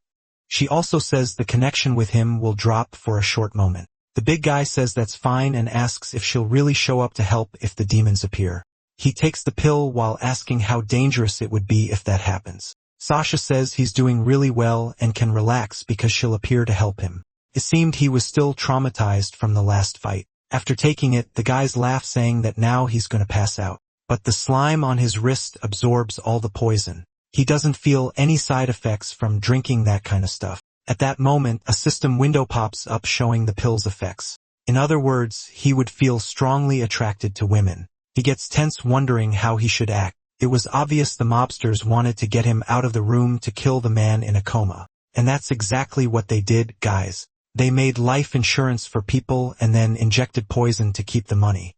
Looking at them, the hero already knew what to do. Then he starts shouting, telling them to call a woman right away. All red, he says he's excited and wants to go out with a girl. One of the mobsters says that's on him and quickly grabs his phone to call his girls. Surprisingly, there was already a woman outside the building. He gives an evil laugh and says she's already coming up the stairs. Our hero pretends to be under the effect of the drink, sweating cold. The guy tells him to go to the room next door to enjoy the date with the girl. With an awkward laugh, he says he likes that room anyway, and that he'll have fun with the girl and come back soon. But, of course, he was pretending because he couldn't leave those guys alone. If he did, the hospitalized patient would die. At that moment, the door opens and the one who walks in is a gorgeous girl full of attitude. Our hero immediately grabs the girl by the waist and says she's really beautiful and totally his type. The girl is playful too and says she can't wait to be alone with him. All he planned was to take that girl to a room alone and leave her there. But of course, he was acting and says some shameless things to her. And so they close the door and go to another place. The mobsters all fall for her saying that girl was truly amazing. Comment that it's a waste to leave such a beautiful girl with a rookie like him, but something was strange. The guy comments that the door was locked and she managed to open it effortlessly. She even wonders how she opened it without breaking it. Meanwhile, our hero walks down the hallway with the girl. His goal was to leave her in a room alone and come back as fast as possible, but something catches our hero's attention. All the elevators were on the first floor, yet they were already on the 12th. It was strange that the elevators were down there. He wonders how that woman went up so fast. It would be impossible for her to climb those stairs. But at that instant, she slaps the silver slime and grabs the creature that was invisible to human eyes. Seductively, she asks why he was carrying a little creature like that on his shoulder. This was not an ordinary human. She lets down her hair ties and shows that she has horns. Even more seductively, she asks what this naughty boy was up to.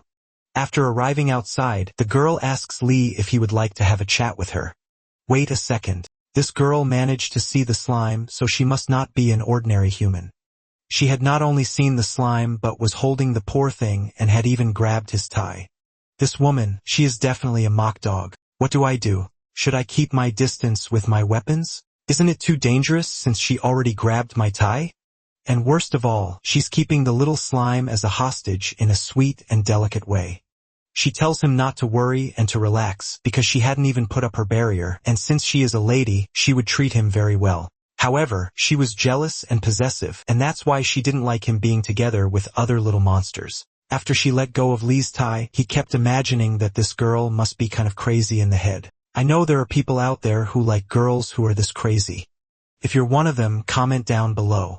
She keeps saying she doesn't like the idea of him being together with Sasha, and that's why she was jealous. Wait a second, girl. What do you mean by that? Trying to seduce our boy? She said she likes males who are strong, and that's why she had become enchanted by him.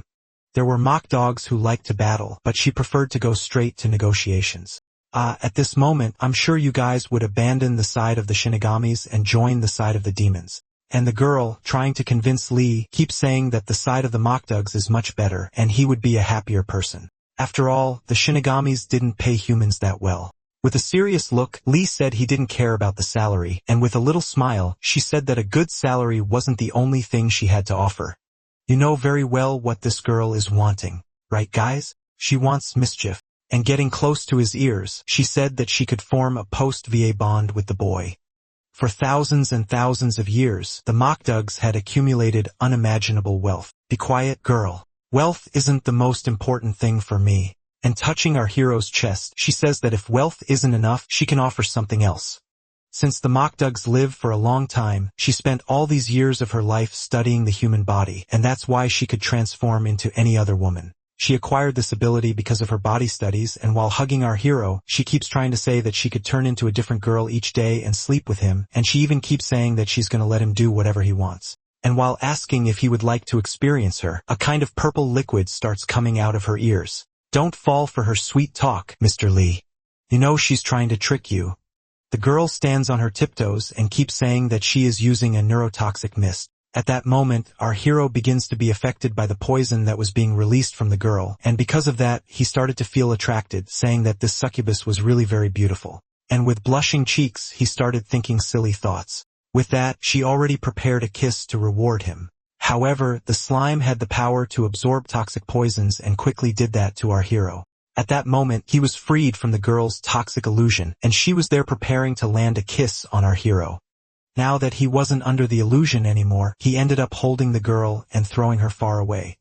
Wait a second. My poison didn't work? Was my toxin not strong enough? No matter what you're trying, girl, it won't work on me. Of course, she gets angry, asking why he didn't give in to temptation, since earlier he had said she was very beautiful. However, he gives an excuse saying that that wasn't a love confession. It's like saying that a dog or a cat is cute, and being compared to an animal, she gets angry, asking if they weren't going to do naughty things together, since he had said that moments before. Well, at that time, I thought you were just a human, and I was trying to keep you away from those evil people. When he said that he only did that to protect her, she became all love-struck, and he realized that this girl was liking him. And extending his hands, he asks the girl to return his slime and says that he will fight her because she was a Mokdug. You're not even that strong. Why are you trying to act confident? And in reality, deep down he was shaking with fear. However, she ended up throwing the slime back to Lee. And as she stood up, the succubus asked if by any chance he trusted Sasha, and even said that she wasn't strong enough to save him. And releasing her power, the succubus said she was much more woman than Sasha. But since she couldn't make him change his mind, she would capture him by force. And we see that she had spider powers. At that moment, she began materializing her weapons, and, a bit crazy, she said that he was her type and that she wouldn't go home without taking him. But thinking carefully, she didn't want to get too attached and therefore she would kill him. At that moment, he used his ocular technique, but luckily for Mr. Lee, Sasha appeared at the last moment protecting him. Of course, the succubus was already dying of jealousy, asking why that goddess of death had shown up to interfere with her plans. And the Mokdug keeps provoking Sasha, asking if by any chance that human was her little boyfriend, making our hero embarrassed. Laughing, she asks if, since he doesn't belong to Sasha, she could keep him for herself. The advice I give to this demon is not to provoke Sasha, because the girl is fierce. Jumping forward, she prepares to strike the goddess of death. However, the Shinigami manages to block with her sword, trying to provoke Sasha.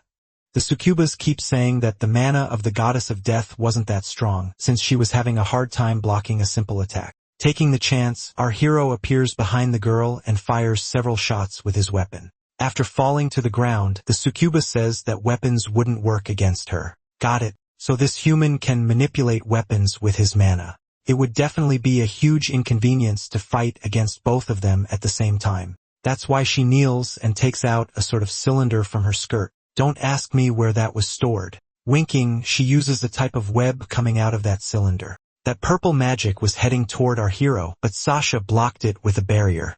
However, it seemed that attack would dissolve, creating more and more attacks. It would be extremely dangerous for them to keep fighting against this girl. And by using his ocular power, Lee saw that the girl was trying to aim at those mafiosos. At that moment, Sasha ended up pulling our hero away. That's because those webs were coming from below through the floor. My God, I almost got hit by those spears. Ah, too bad Sasha saved you. She was trying to hit your ankle. Again, the Mokdug starts launching several web spells, and finally, she manages to capture those mafiosos. Since they were on the top floor of the hospital, she threw them down and they fell trapped inside a cocoon.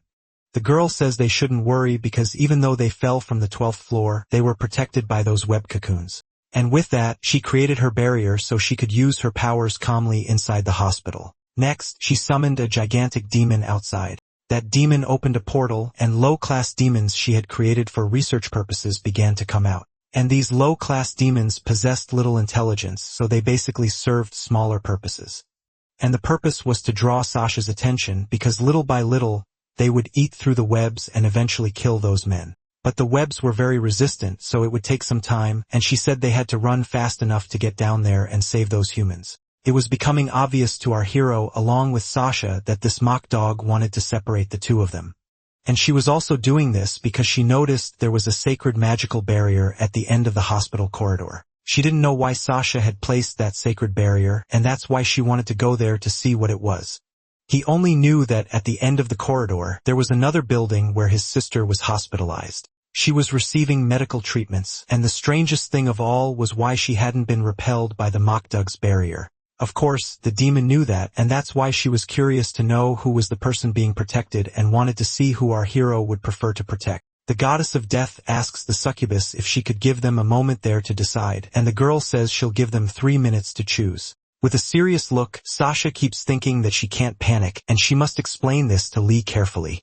So she tells our hero that the one inside that barrier is precisely his little sister. Normally, normal people were expelled from mock dog barriers, but it didn't work with his sister. That's why Sasha says this is unprecedented. She had never witnessed this before. However, our hero should stay calm, because even though she was inside the mock dog barrier, she had placed another sacred protection. In other words, his sister was trapped in a kind of mana barrier that the mock dog could not break.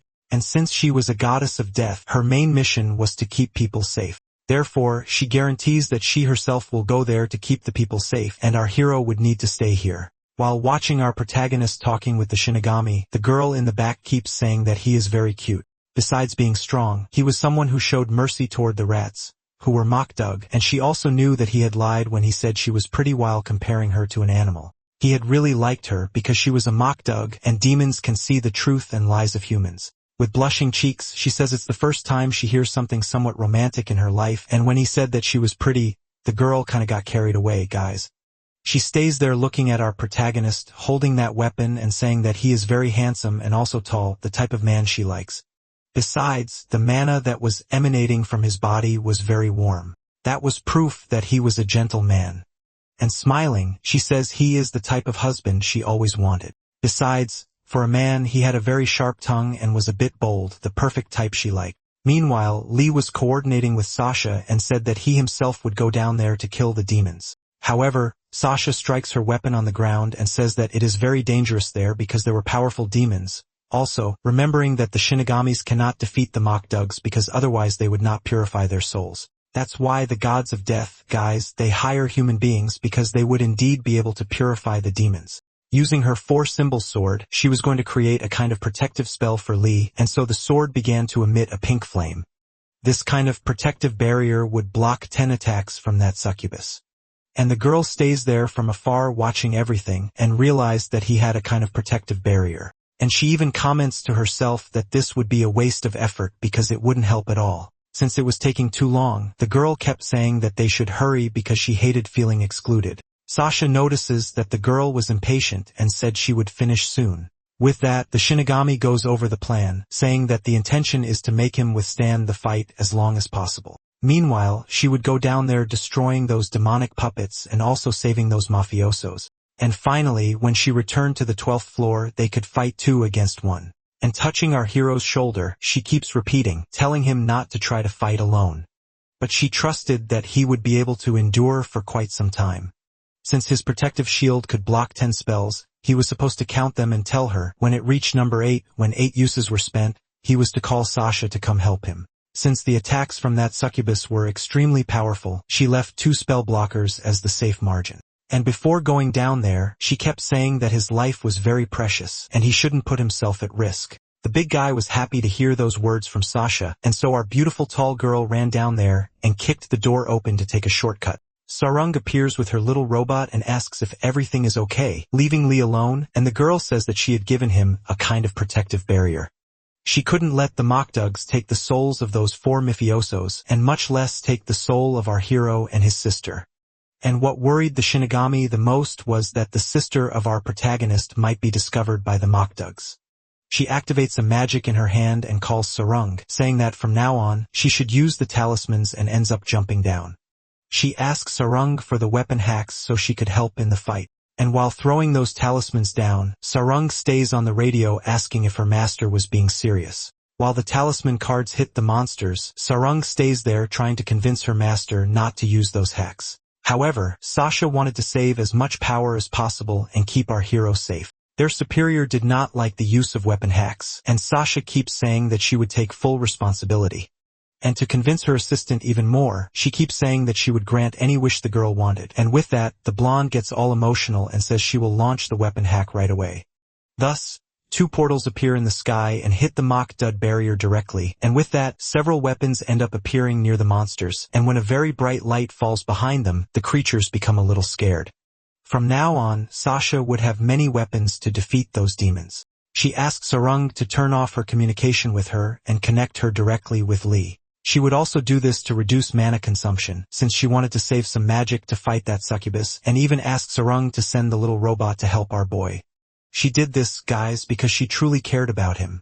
Now she would be facing those dozens of demons, those ones she could easily destroy. What she could not defeat were literally the Mokdugs, otherwise souls would not be purified. Meanwhile, our big guy was face to face with that succubus, and she asks if he wasn't gonna run, and even smiles saying that Sasha is very nice because she didn't think twice before gonna save those mafiosos. She even asked if our hero wasn't afraid of her, and the big guy kept saying that logically he wasn't because today he would defeat her. The girl gives a smile covering her face, saying that he is very bold, and also says that he had quick thinking and was very good with women. And while they stared at each other, the girl says she will see if he will be able to meet Sasha's expectations, and if by any chance Sasha doesn't want him, the girl wanted to take him home to do certain little things. I don't know, guys. It looks like that might be a good proposal. As she walked toward our hero, she said that his weapons would not work, and the lad already began firing several shots, and she blocked with her sword. Against the wolf from the beginning, he was defeated simply because he didn't know the power of our protagonist. But now with her, it would be different, and we see that the weapons truly did nothing. It seems that keeping on shooting at this girl is not going to lead anywhere. Alright, then I need to use other techniques such as throwing bombs. He throws the bomb on the ground and kicks it hard. And with that grenade goes toward the girl. She says that Summer had mentioned that he also had tricks up his sleeve, but she was prepared to fight him. And with that, she used that vial that contained magical webs and managed to trap the explosion of that grenade with her webs. Wait a second. Was her web able to hold that explosion? She says that her webs are extremely difficult to destroy, and as she was approaching, it would not be possible for him to keep throwing grenades at her. Realizing that the distance was indeed short, he prepared to fire another point-blank shot. This weapon had a different type of ammunition, so he imagined it would deal a little more damage to those webs of hers. However, the girl calling him darling said that these weapons were useless, but even so, he ended up firing. At the same moment, she released her webs, completely nullifying those shots. Naturally, he was surprised, because that shot was one of his most powerful weapons. And all excited, the girl said that those webs were made of elastic fibers and could be stretched. Rifle, grenade, shotgun, none of that would work. And preparing an attack, she said that now it was her turn. Since the webs were not her only weapons, she could also use poison, and because of that, she ended up imbuing her sword with a purple liquid that was the neurotoxin, and she said that it would be extremely hard for him to resist. The girl's sword ended up exploding, and our hero at that moment, he was screwed. When that toxin entered the respiratory system, it instantly paralyzed his nervous system. Taking slow steps, she said that she would take advantage of him, since he would be paralyzed. And just by looking at this girl's face, you can already imagine what she wants to do with him. Right? I do not need to say anything. Upon arriving at that place, Sarang realized that the situation was critical. For that reason, she herself ordered the slime to protect our hero, and that is what happened, folks. The slime stayed on the mouth and nose of our protagonist, so he would not breathe that toxin, and it even joked, saying that this was the first kiss the slime had given. It even said that the slime was a man. Analyzing that toxin, the blonde said that it was indeed a very dangerous poison. He could not breathe in any way, and she kept teasing our protagonist, suggesting that he join that girl and become her little pet. Meanwhile, Succubus, she kept approaching, and she could not expect that our protagonist would be standing as if nothing had happened. Wait, does he have resistance to my toxin? How did that happen? After striking the sword on the ground, she realized that it was the slime that was doing that. Since the toxin had not worked, she ended up releasing that poison. After that, the slime left our hero's mouth to purify all that poison. The girl's intent was to take him intact, but since he was giving her trouble, she said that she would capture him, binding his arms and legs.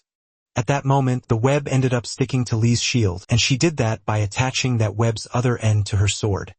In terms of physical strength, she was much stronger than he was, and she even kept saying that there was no way he could resist her. Therefore, even if she had to be a little rough, it would be worth it, because only then could she take him away. And she kept asking all cutely if he would understand if by chance she hurt him just a little bit. However, even though she pulled, she could not bring him back. And pointing her finger at the lad, she said that if he did not let go of the shield, she would break his arm, and the lad realized that she really was very strong. If he did not let go, his arm would be torn apart. For that reason, he ended up firing some shots with his weapon, just to try destabilizing those webs.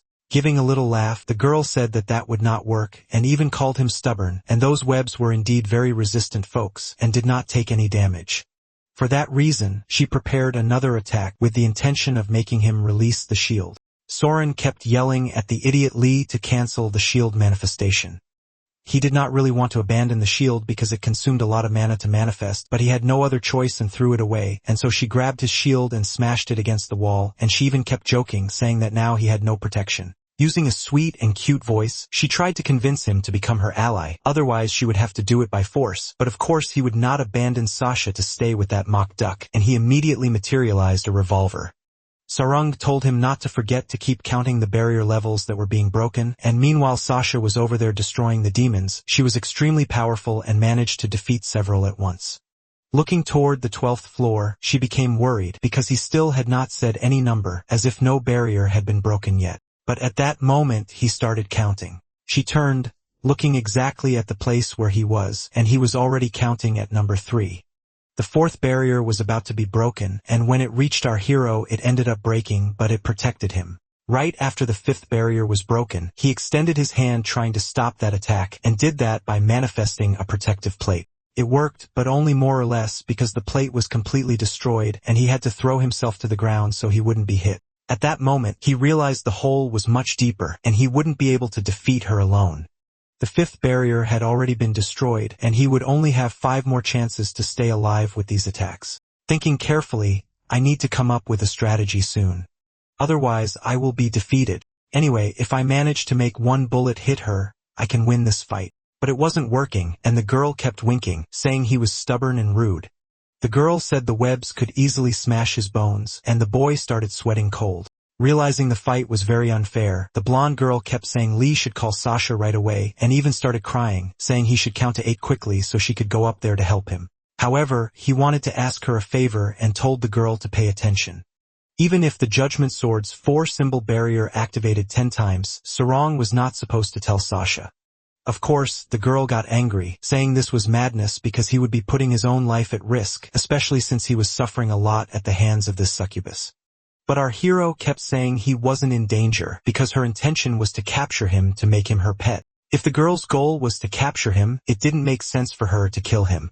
Anyway, he kept firing several shots at the girl's barrier, only to see how tough it was. While he explained his strategy to Sarong, he was running away from the girl. He realized the barrier was almost gone. He would only withstand 2 more shots. The succubus made a joke, asking if he was hiding behind a barricade, and even said that wouldn't work because her web was heat-seeking.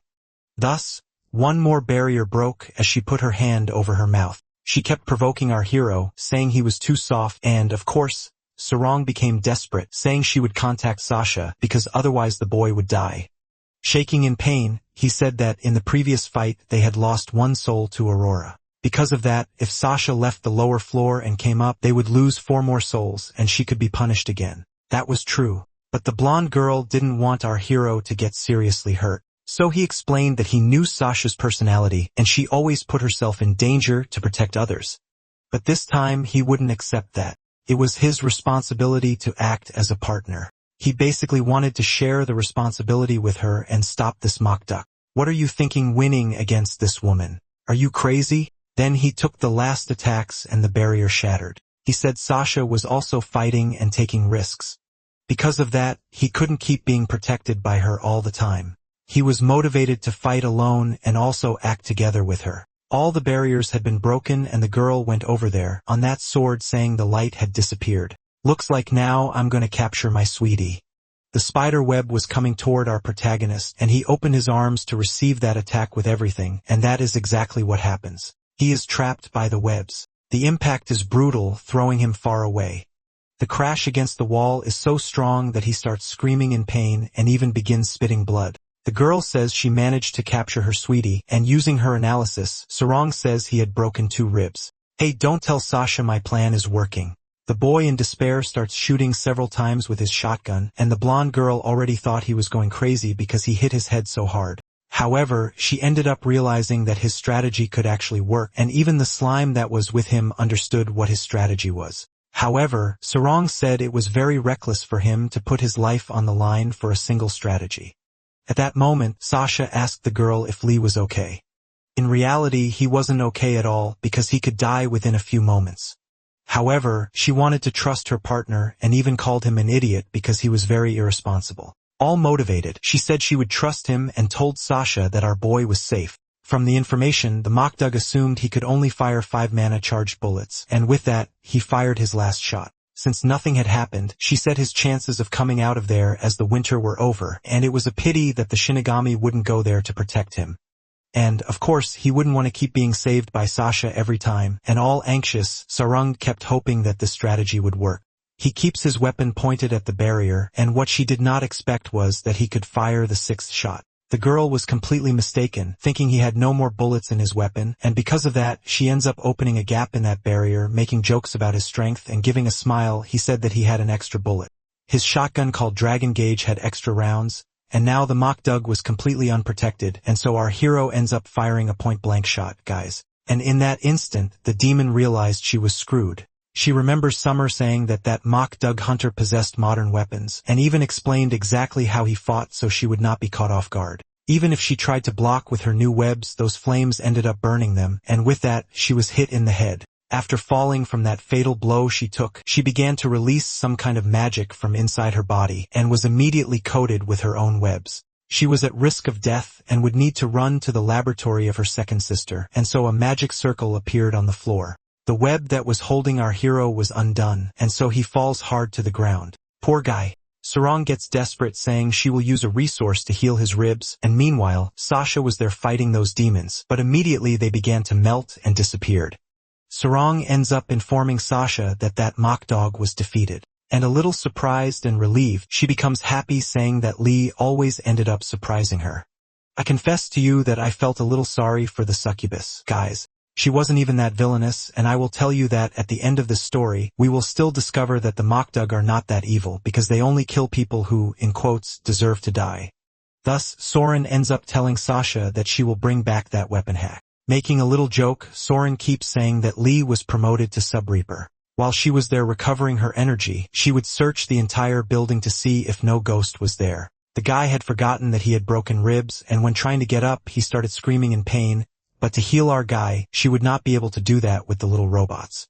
She would need to appear there through the portal. Putting her hand out, she says she will heal his broken ribs, and so she appears there through the portal to help him. However, the girl cannot climb up, guys.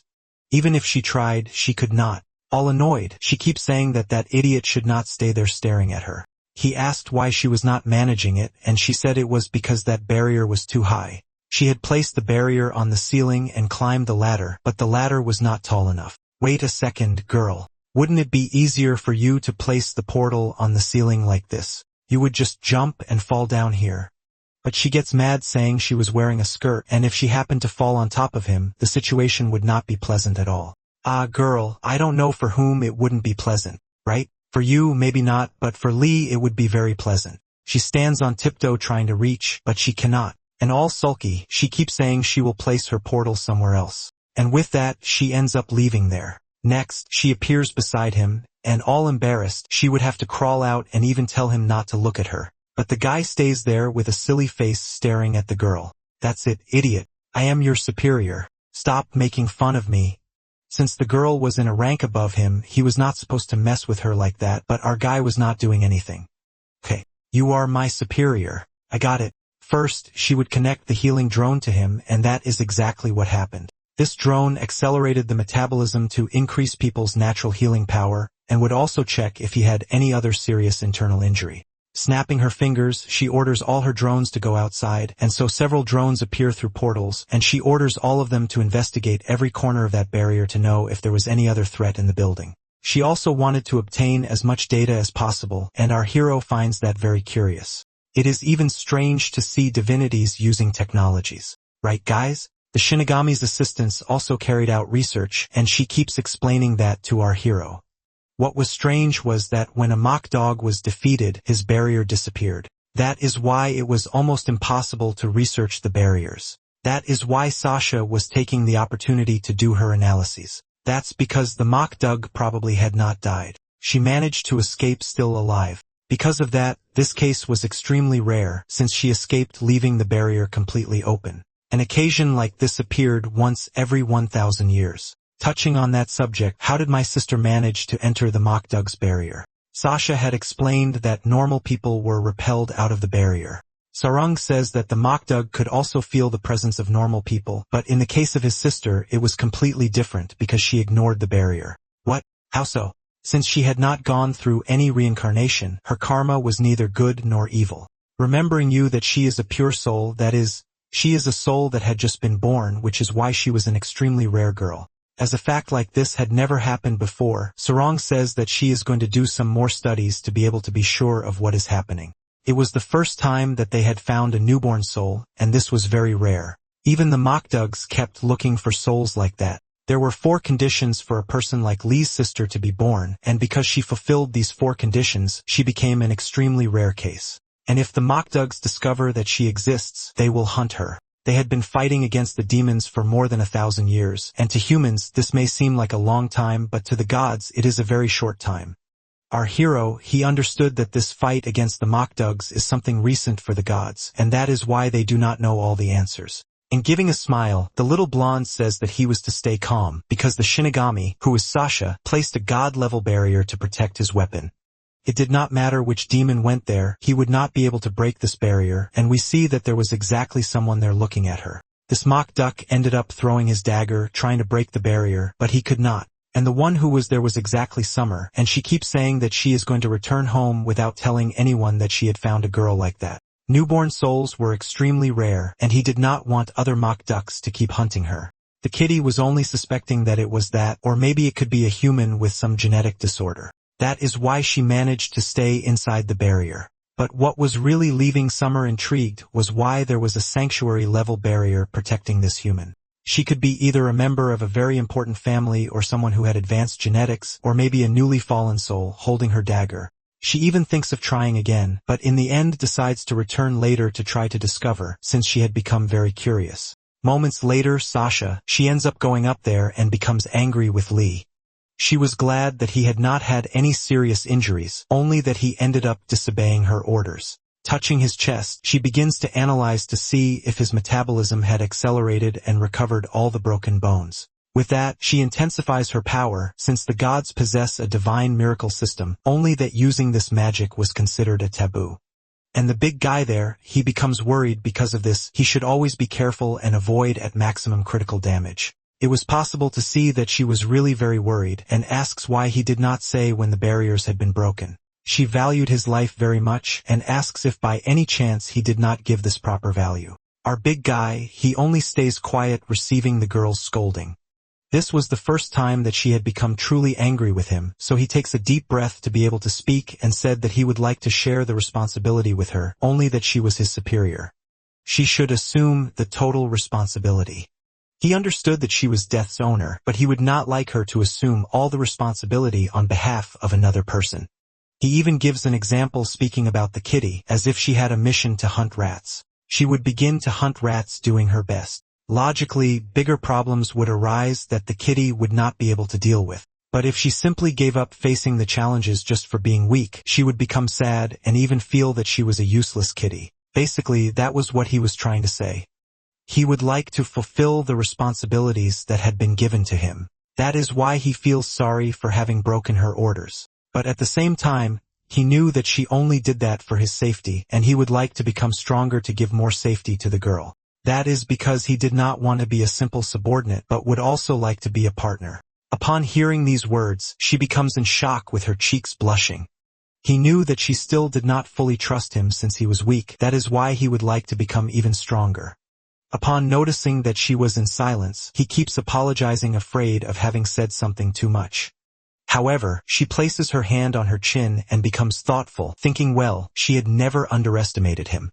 Quite the opposite, she always became surprised because he demonstrated to be good strategically and never saw him as being weak, but rather that he was in constant learning. It is logical that he was not used to combat against powerful monsters. That is why she always thought that she should be there nearby to protect him. That is why she had created tactics with a super tendency of protecting him, since she was afraid of losing him. Giving an embarrassed little laugh, he says that compared to the MangaCapes, he really is much weaker, only that he compensated that with strategy. With that, he ended up explaining to Sasha how he did to defeat the succubus, and she said that she always believed in him. She always trusted that he was capable of defeating the enemies, and with a smile she says that from now on she will trust him even more because he was her partner. When Lee hears these words, he becomes in love, creating a romantic atmosphere. And to break the atmosphere, Sarang appears saying that she had already analyzed the MangaCap's barrier. Many valuable data were obtained, and she asks Sasha to take a look. Thus, that drone ends up generating a hologram, and they begin to analyze the entire structure of the barrier. The little girl still reminds Sasha that she had promised she would play with her all day when they finished the next mission. And touching her fingers, she gets all shy and asks if by any chance at some moment this week Sasha could play with her by playing video games. Sasha says that she would love to spend the day playing video games with her, and the blonde girl starts celebrating. Next, she grabs Lee's hands and starts pulling him, giving an excuse that she wanted to show something about the MangaCap. And then, Soaring, what did you discover about the MangaCap? Except it wasn't anything about MangaCap that she wanted to talk about. She was inviting Lee to play video games together with Sasha, taking part in a kind of competition among the three. Ah, I can indeed play video games with you, but why are you calling me? On that day, she was planning to play a betting game, where the third place would have to fulfill a wish of the first place. She was planning to defeat our hero and also Sasha, and thus planned to go on a date with her master. Our protagonist says that she could simply invite Sasha for a date, she wouldn't need to make a bet like this. But the girl gets angry and starts shouting, saying that this is not how things work with the gods. The Reapers are usually very busy people, and they don't accept invitations just out of nowhere. And she starts shouting, saying that she had even already tried several times to invite her master for a date, but she always rejects it. That's why she came up with this betting game. Placing his hand on his chin, our protagonist starts thinking about this, and even begins to understand how the gods work. He even imagines that Sasha is very bad at video games, and that Sarang will defeat her without much difficulty. And all excited, the blonde girl keeps saying that the gods always fulfill a contract, so if they make this bet, Sasha will have to fulfill an agreement. The big guy understood that she was planning to put our hero there in the middle, only to serve as a filler. I get it. So you want to use me only to disguise it, making it seem like this wasn't totally planned. So this invitation is so that I lose to you in the final, and thus you become the champion. Is that right? Upon hearing these words, the blonde girl starts laughing, saying that not even if he wanted would he be able to defeat her. That's because the girl, she was a gamer and was very good at video games. So it was impossible for any human to defeat her. But she also knew that he played video games, guys, and even teases him, saying that he played indecent games. And our protagonist, he was very good at video games, but he got a little nervous when he lost. And since he was very competitive, he already starts saying that he won't let this blonde girl beat him, and that he's going to beat her badly. And so the two end up competing to see who will win, and manage to go on a date with Sasha. In this way, the competition between the two was set. The scene shifts to the outside of a building. We see that it was Summer's apartment, and she was reading some information about our protagonist's sister, and discovered who this girl was, and even mentioned that they didn't live that far from each other. Summer was so weird that she even took pictures of our hero's sister, and even said she would go there to meet her. The scene goes to a Mokadug's laboratory, and we see that demon there who had lost to our protagonist, she was in recovery. A mock-dog scientist, she was analyzing the data, and it was then that the gray wolf together with the kitten appeared. They were worried about their younger sister Susie, and the blonde woman there keeps saying that she is fine. But Nightfrost, he gets angry asking why his sister, that blonde one, had not told that Susie had gotten hurt, and she says that she did not tell precisely because he would make a scene. Then she explains that the bodies of the Mokdugs, when they get seriously injured, they need to go through a recovery. And for the body's energy to recover, it would need human souls, and they hear this becoming a little tense. She even says that she had spent a lot of spiritual healing energy. Summer keeps making fun, saying that when she gets hurt, she can recover on her own. However, Nightfrost knew that she was hurt precisely by Lee, who was that extremely skilled hunter. The scientist even says that Susie, she was careless and ended up taking a shot to the head with that spiritual weapon. Then the wolf, he realized that boy, he had really become stronger. Summer even keeps joking, asking if her brother was afraid of that human, and even says that she did not defeat Lee because he was with the goddess Sasha, and she kept putting those stupid barriers. But the wolf knew that Lee's growth potential was infinite. While they were thinking the scientist ends up getting their attention, she says that she hates when people stay there in the laboratory getting on her nerves, and because of that, she starts throwing work at them, telling them to organize those medicines. The wolf, he starts fixing the boxes, and Summer, she keeps making excuses to not sweep the floor. But all that conversation in the background ends up leaving the scientist a little irritated. Scratching her head, she says that this noise is very annoying and even says that she is not managing to concentrate. The wolf apologizes for the noise and Summer keeps saying that she can leave. Then, noticing that there was a bottle with the cap open, he decides to close it, but he holds that bottle too tightly and ends up breaking it, throwing medicine everywhere. These two here, they were very clumsy guys. And at that moment, the shadow of the older sister appeared behind them. And very serious, she told them to go away, since they were only getting in the way. All embarrassed, the two start trying to clean those glass shards. You did not hear? I told you to leave right now. So they end up leaving, saying that the sister, she was very scary. At that moment, they ask where Aurora was. The scene changes to the human world. We see a hunter and a goddess battling against a monster. It was a powerful bear that had been seriously injured, and who was there was precisely Aurora's reign. He was battling against the hunters. At that moment, he ends up performing a spell, saying that he will send the bear directly to the laboratory, and so he does a teleport so that the bear can escape safely. But the hunter, she keeps saying that she will not let that mock-dug escape with that human soul, and so she ends up using ice spells. However, Aurora, he manages to block all those magics. But this hunter here, guys, she was not going to give up. With the help of her goddess, she begins to prepare the new spell, and so a gigantic ice fragment goes toward Aurora. However, this mock-dug here, he was very powerful, and just by extending his hand, he uses the foxfire technique. Thus, he shatters all that ice and that foxfire, that technique, it goes toward the hunter. The goddess knew that if her hunter was hit, she would lose her life, and then a great explosion happens. They ended up being thrown far away, and the goddess, all worried, she asked if her partner was fine, Aurora.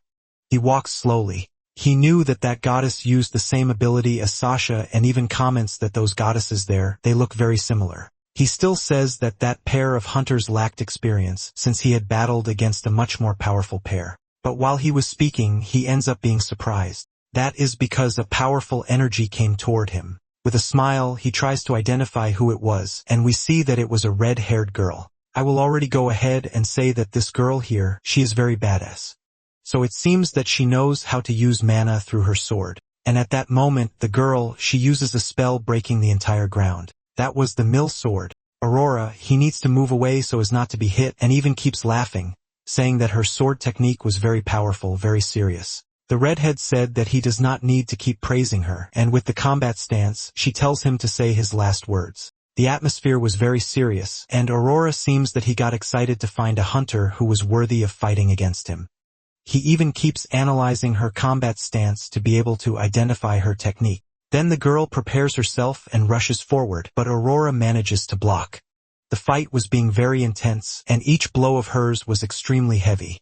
Aurora manages to counterattack with his sword, but the girl moves away by jumping backward. In sequence, she imbues her sword with a red mana.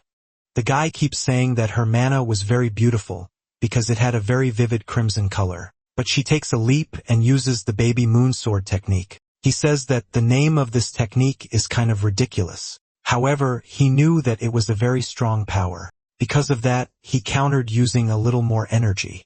No matter how strong this girl's attacks were, Aurora managed to block all of them, and by giving a more powerful strike, he ended up throwing the girl far away. She fell without showing that she had suffered any damage, and holding her blade firmly, she began to emanate a little more energy. This was the Twilight Dusk Fire technique. But Aurora saw that this technique was much more powerful than the previous one, that is why he ended up moving away. He gives a laugh saying that maybe he might not even be able to defend himself. In response, the redhead said that this was a sword technique of her family. But Aurora, he starts giving a little excuse saying that he is kind of late, that his mother is calling. It is the typical little speech of someone who is scared stiff. He even opens there his device to read some messages. The scientist says that she received that human soul that he sent along with the bear, and even says that he must hunt other evil souls so that they can use this energy. His younger sister Susie, she would need much more human energy to recover, thanks to the injuries from the battle with our protagonist. Guys, putting away the sword, he tells the red-haired hunter that he cannot waste more time fighting, and even apologizes saying that he will postpone the fight. This here is a little excuse because he knew that maybe he would struggle, but of course the girl, she was not going to allow it and rushes forward. The guy blocks with his sword and they stay clashing in power. In a serious tone of voice, the redhead said that she would not let him escape. Well, girl, I am not running away because I want to. In fact, I would very much like to fight against you. He ends up intensifying his strike, throwing her far away. And by charging his sword, he uses the foxfire, and a fox of energy in the color blue started to come out of his sword. She realized that this was a different technique that she had not yet seen. However, she was also very badass and manages to split that spirit in half. Giving a laugh, he intensifies those flames and ends up directing other flames toward the girl. The explosion causes a lot of energy, and by taking a leap backward, he says that the girl will not be able to follow him, even because humans could not fly. Floating in the sky, he says that it is a shame because he would like to test the limits of that girl. And upon realizing that she was being humiliated by the mock duck, she begins to get nervous. Wait, do not tell me that she is going to be able to jump that high. Yeah, my son, she really can. She takes an extremely high leap. The guy is surprised by an attack from the girl. At that moment, he remembered some hunters that he fought against who transcended human limits. He even asks if by any chance she belongs to that family. But in the middle of this battle, it became clear that he was much more powerful, and he threw her downward. And at that moment, he began to teleport. So as a farewell, he says that the fight was very brief, but very pleasant, and even gives a satisfied smile. The girl, she realized that she had let that demon escape, and so she ended up landing on the ground. The other hunters, they realized that the barrier had disappeared and the medical team went there to help the injured. Those two hunters, her and the goddess, keep complaining, saying that the mission failed. And the redhead, she ends up putting away her sword, but right after she takes a smack on the head, her older sister kept complaining, saying that she acted on impulse. But the girl, she says that she simply decided to help those who needed it. The blonde, which her sister even said that she cannot be so impulsive like that, and even says that she has been like this lately because she feels jealous of Lai who had been chosen by Sasha, and even says that she should not keep thinking so much about it. And the girl stays there bothered. This girl here, guys, is the one that Sasha had mentioned some chapters ago, saying that she had chosen Lai instead of a girl who was much more powerful. And we see that she really was jealous and bothered for not having been chosen to be Sasha's partner, Hunter. They still keep commenting saying that soon they will meet him in person. And in the middle of the way, her blonde sister keeps making fun, saying that Sarah, who is this little redhead, she is very envious. The scene goes to Sasha and she is holding a game manual, and with a cute smile, she says that she memorized the entire manual. She says that now that she finished reading, they could play video game to do that championship that they were talking about so much. Our protagonists together with Sarong, they were very competitive because whoever won could make a request to the loser. And that bird there, he keeps with a bored face since he thought humans were very childish. They end up doing a draw to see who was going to start playing, and Sarong, she had won. That is our protagonist. He would have to battle against Sasha. And if he won, he would play against Sarong. Since Sasha had never played video game before, he thinks that it will be very easy to win against her, and he will only have to dispute the first place with that annoying blonde. Thus, the match was about to begin. The two were already inside the game, and he realized that Sasha, she kept using those movements in the open air, typical of someone who did not know how to play the game. Taking a leap, rushing forward, he said that it will be very easy to defeat her. However, he ended up taking a big kick in the stomach. Wait a minute, she said that she did not know how to play. He even thinks that this was a lucky strike. Typical beginner's luck. He thinks that that was a random strike, so he rushes towards Sasha. However, she counterattacks, hitting him directly in the face. He keeps wondering how she manages to press the button so fast. Do not tell me that she managed to predict my movement and still hit my character at the correct pixel. Sasha realized that there was a number counting up there and asked what that was. He said that it was the timer, and she realized that there was a time limit. Because of that, she rushes forward saying that she will finish it very quickly. The big guy, he tries to use a special attack. However, Sasha had dodged with her character and thus he was completely exposed to her strike. The girl managed to land a super effective hit. Soaring started to make fun saying that Lee was very bad at video game, but the guy kept saying that he simply was not warmed up and even said that Sasha, she was very good. Soaring asked her goddess if she really was good at video game, and Sasha simply said that it was the first time playing and that she was only predicting the movements, leaving the blonde shocked. She simply read the manual and learned to use all those movements. Now it was Soaring's turn and she became all tense. Inside the game, she was dying of fear of losing in a humiliating way. So the best way was already to start using long-distance special attacks. Thus, she ended up using a Kimura. However, Sasha, she was prepared and used a reflection ability. And when that Kimura hit her reflective mirror, it returned to Sauron. The girl, she was crying, asking how her goddess managed to use that technique because it was very difficult. And giving a little laugh, Sasha said that she simply followed the tutorial. This is for you who keep skipping the tutorial of the games. It makes a lot of difference. However, Sarong, she had an ace up her sleeve and it was to use the transformation of her character. She rushes forward saying that she will end it using a combo, but it does not work and she receives a counterattack in a humiliating way. Sasha, she really was very good at games, even never having played any. And after climbing on top of Sarong, she uses another move. She even says that this is very easy for her because she can identify all the frames of the television, and thus she uses the punitive claw move. Thus, the battle ends with Sasha giving 2 perfects. Not believing it's Sarong, she falls to the ground and throws the controller away.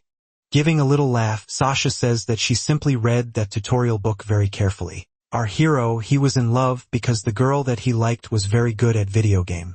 At that moment, that bird appears and simply says a bird word. He just makes a poo. With that, Sasha said that she needs to go there solve this problem, and Sarong tells her goddess to come back very quickly. Wait a minute. Did you understand what that bird said? He only said poo.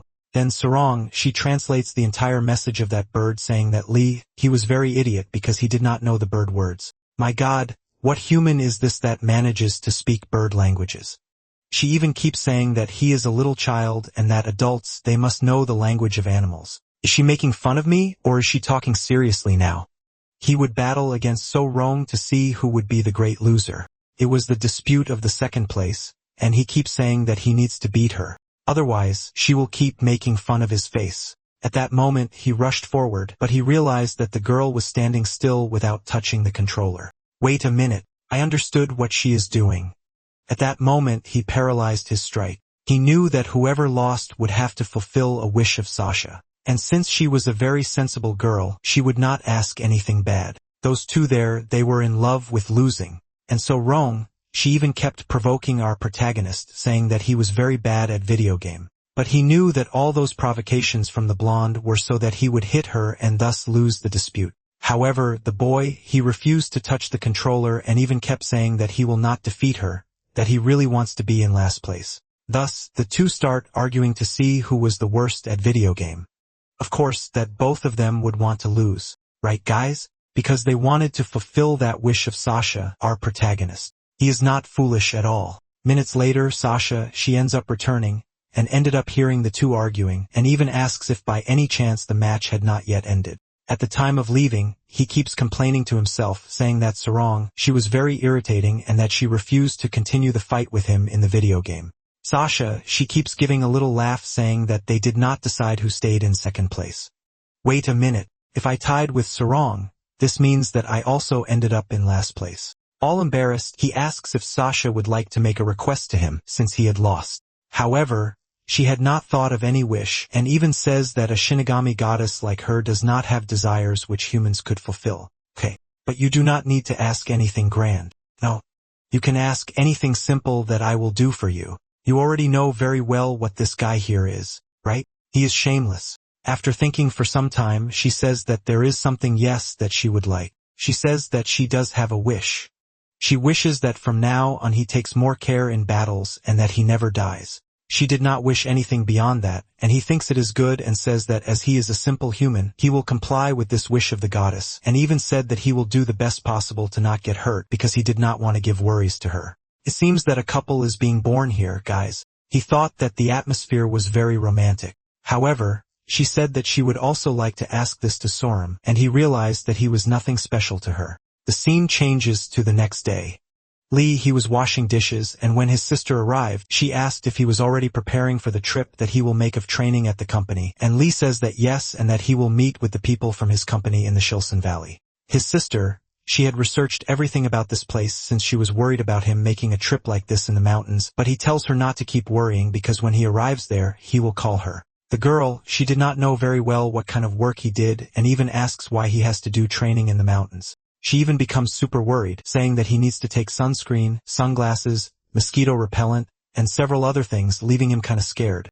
In sequence, she wishes a good trip, but thinking well, he had not asked the exact location of this training to Sasha. He only knew that it was on Mount Sulwyn. He even sends a message to Sarang asking where the place was, and she keeps saying that he is very rude and very intrusive. Damn, I just want to know at what exact point of this mountain I should meet with you. But she keeps saying that it was just for him to go there that people would receive him. In sequence, he finished washing all the dishes and went to the place to catch the bus to make the trip. In a very quick way, the bus arrives and he was going to the Shilson Valley. After arriving, he keeps stretching and who gets off the bus was a little old lady with a very big bag.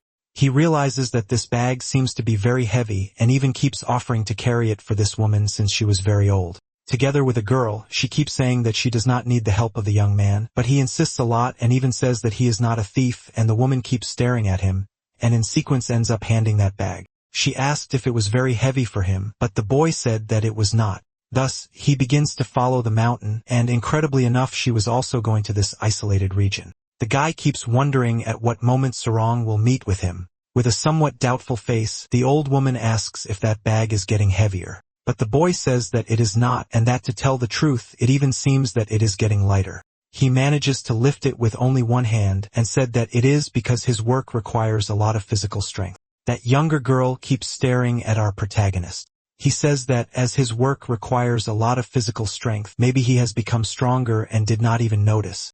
The woman stops walking and said that this boy, he does not have any spiritual sense. That little girl begins to disappear, and the old woman said that his first test had already finished, and he passed. She said that she is the guardian and also the priestess of this mountain, and inside that bag there were several talisman packages that she herself had written. In this package, it would get heavier with the passing of time if he had a bad heart. But as that burden got lighter, it meant that he had a good heart. She explains that the shamans, they serve the gods and are people who manage to carry the pain of other living beings.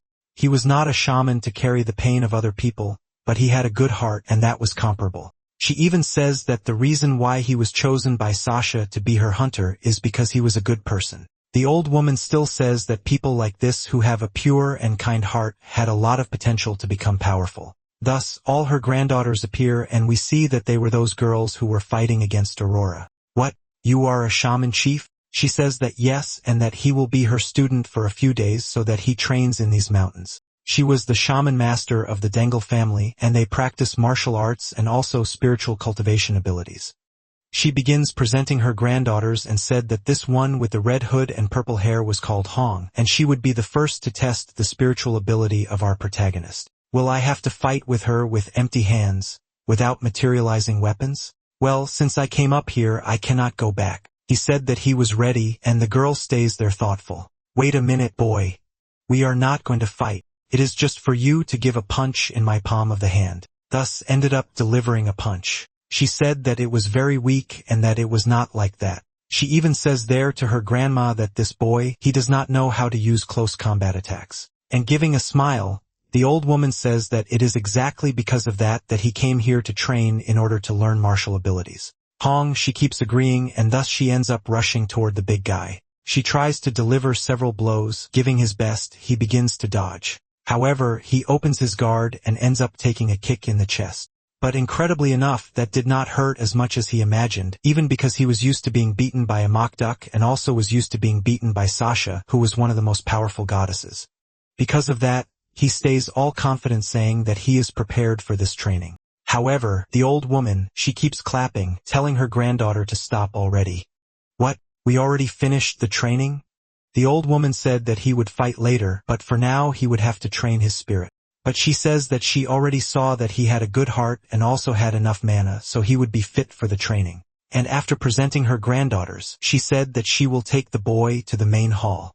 All the girls end up joining their hands and begin to perform a spell. They aim the spell at an invisible barrier and begin to undo an illusion on the mountain. The boy is in shock because this whole mountain, it basically was a place to hide their base, and thus he ends up entering inside the priesthood. The old woman, she was the chief priestess of the place, and her granddaughters were her apprentices, and even says that it will be a pleasure to train Li Dojin.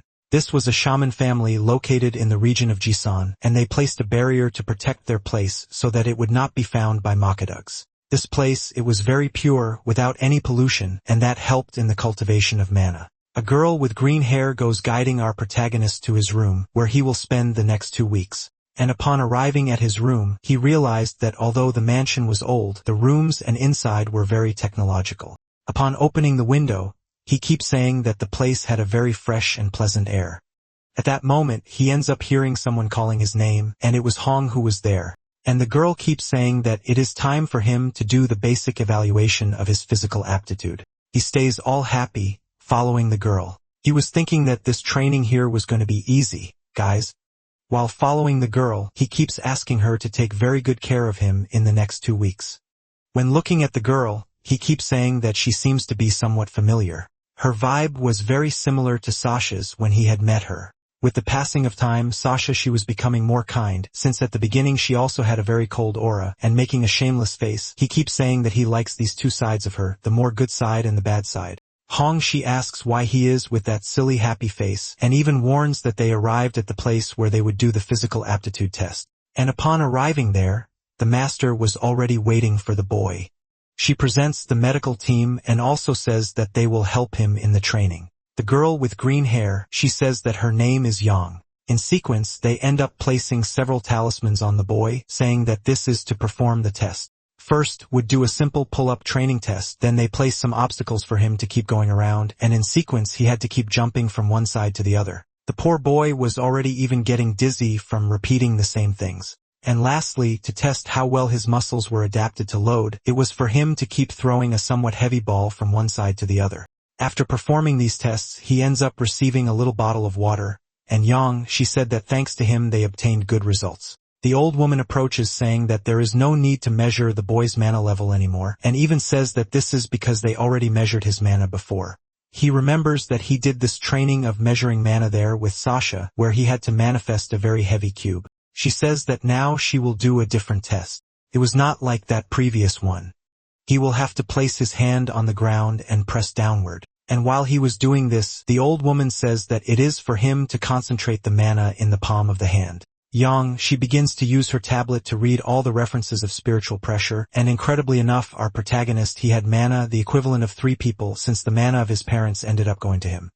The girl tells her grandmother that this is something very rare when a person dies, to transmigrate part of their spiritual power to the child. And the old woman says that this indeed is very rare, but there was a simple reason, leaving the girl shocked. This only happened according to the old woman because Li, he had a very kind heart and he always wished to serve others. And while he was breaking all the ground, the old woman says that not always physical strength was enough to defeat the monsters. Sometimes, intelligence and a pure heart was the most essential part. After having broken all that ground, the boy, he keeps apologizing. Touching the boy's shoulders, she praises saying that he did very well, and even says that as he serves a superior goddess, he must train even more.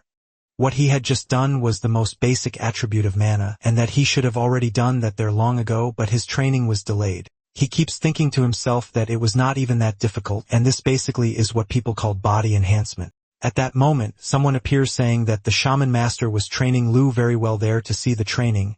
It was precisely Sasha. The master, she bows together with her granddaughters in respect to the goddess, but the blonde, she was so in love that she even forgot. Sasha, she also bows in gratitude for the warm reception to her hunter.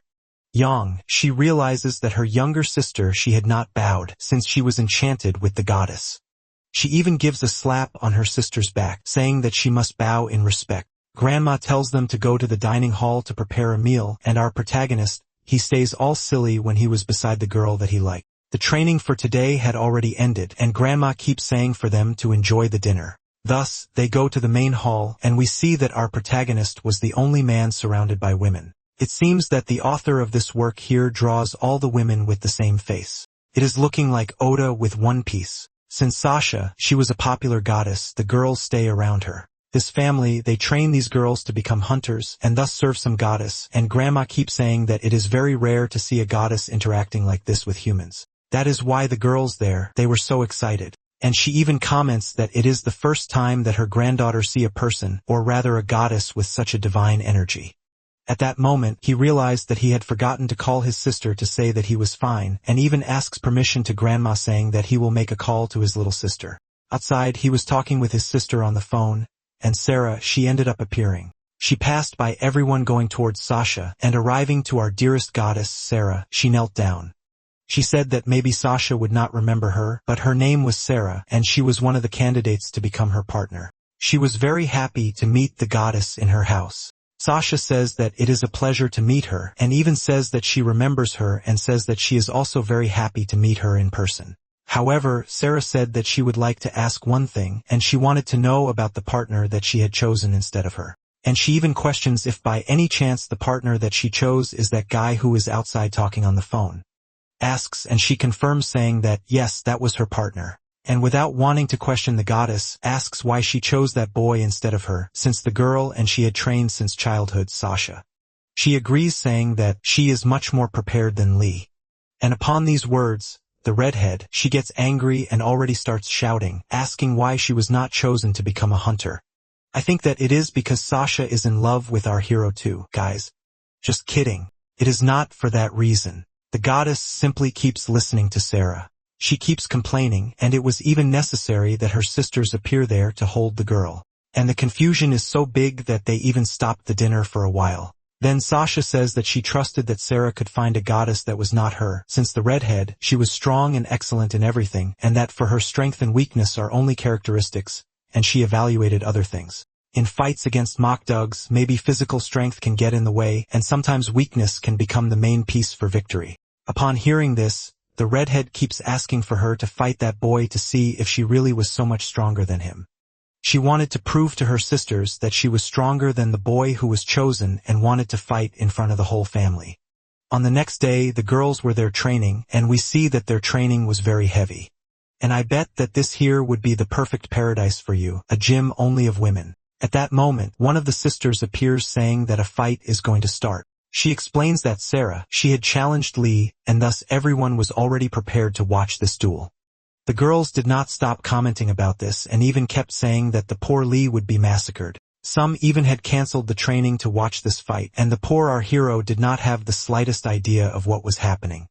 He even keeps saying that the atmosphere today there in the priesthood was very lively, and then they ended up placing a barrier in that place. He even asked what that training barrier was. This barrier was a little different from the one that he used there to train with Sasha, and the old woman still said that there it could simulate several different climates. Ah, very cool this training room. But who is going to fight today? Wait a minute, this boy does not know what is happening?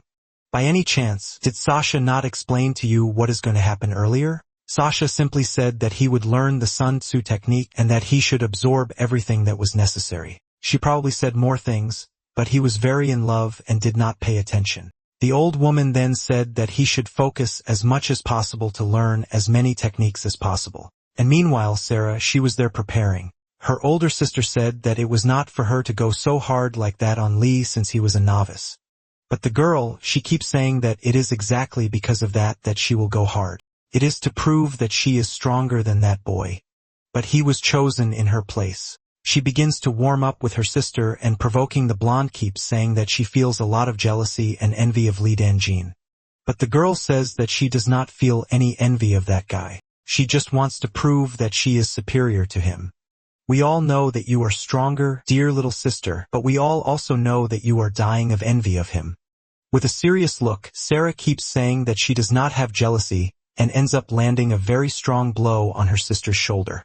The blonde keeps complaining and said that she misses a lot when Sarah was simply a chubby and cute child. She even keeps saying that if she loses the fight, we'll make that hairstyle from when she was a child. But, of course Sasha, she does not like that at all. The blonde still says that if she continues with that serious face like that, no man will want to marry her. In sequence, this blonde, she goes to our protagonist to greet him. She says that her name is Ryan and she was also a shaman. All polite, our hero.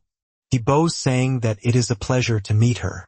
And the girl keeps saying that he does not need to act so formally, even because she was only 2 years older than him and keeps poking his rib. She comments that she arrived there a little late in this place for training. Because of that, she became a shaman a little later than the other sisters and even said that she liked a lot the accent of our protagonist and says this trying to seduce him. It seems that our guy stays a little confused wondering why this girl is acting like that. Wait a minute, where are we going? Well, you are going to duel against my younger sister. He did not know anything, so the girl simply grabs him by the arm and goes dragging him. Grandma said for the blonde to tell the room to use the Sun Tzu technique and the blonde keeps asking if the old woman is sure about that. According to Grandma, it was precisely the goddess who had asked for them to use this technique against the protagonist. In sequence, the blonde keeps saying to our hero that the whole family will watch their duel, and even if most did not believe in his victory, they were rooting for him. Then our big guy, he keeps greeting all the girls and they stay there shouting his name. It seems that the guy already got a fan club. Pointing the finger at Sarah, she says that that girl there will be his opponent and still says that Suansi is a technique that Lee should learn. The two stay face to face. And if it were to compare this little redhead with Sarong, it seemed that Sarong was a little kitten, even because this one had a much more fierce look. The blonde said that she would be the judge and even says to our protagonist that inside this barrier, they practically were immortal, but they would suffer damage and even were free to use all possible weapons. The girl's sister still says to the redhead to use Sunsai, and still keeps saying it in the girl's ear that it was not for her to go too hard on this boy. But we know that this would not help at all. Our hero keeps hearing the blonde telling her sister to go easy, so he already stays very scared. What technique is this Sunsai that they are talking so much about? Then he remembers Sasha explaining to him that basically it was a body strengthening technique. This family was specialist in this technique, so that is why they could use close combat in a much more powerful way. When you imbued your body with mana, you would become with resistance and speed similar to that of the Mokdugs. And when they start the battle, he already begins summoning a weapon. And he even said to the blonde that she could come at full force. Well, she will have strength and speed equal to that of the Mokdugs, right? Then I just need to pay attention to each movement that she makes. However, the girl, she is much faster than he was expecting. He even got surprised saying that he would not be able to withstand the attack. She stepped very firmly on the ground and with energy around her hands, she prepares a punch. And our big guy, he ends up being hit directly, even goes flying far away. It seems that he was not expecting a girl so strong and fast. He was feeling as if his organs had exploded and even compares Sarah's speed with that of that other girl Susie, that Mokdug that he had defeated. He even says that maybe this redhead was even faster, then he realizes that this was the Sunsai technique in which the body became strengthened with mana. The redhead was very serious, and he ends up manifesting a shield to defend himself. She goes for the second attack, and with the weapon at his side, he begins to make several shots. But as she was fast, she manages to dodge all of them. Wait a minute, she is dodging my machine gun shots. The girl was very close to his body, and he notices something coming toward him. That was a stone that the girl threw. He would need to defend against that stone that was coming toward him, and because of that, he left his right side open. At that moment, he realized that he was screwed. Guys, the girl even removed the magazine from his weapon. Now he was without defense and without attack. But Lee, he was very fast and ended up deconfiguring his shield and even jumped backward dodging the attack. In sequence, he prepares to summon another weapon. But the girl, she was faster and managed to stop him by giving a flick on his hand. That flick was so strong that he began to scream in pain because of the mana imbued in the girl's body.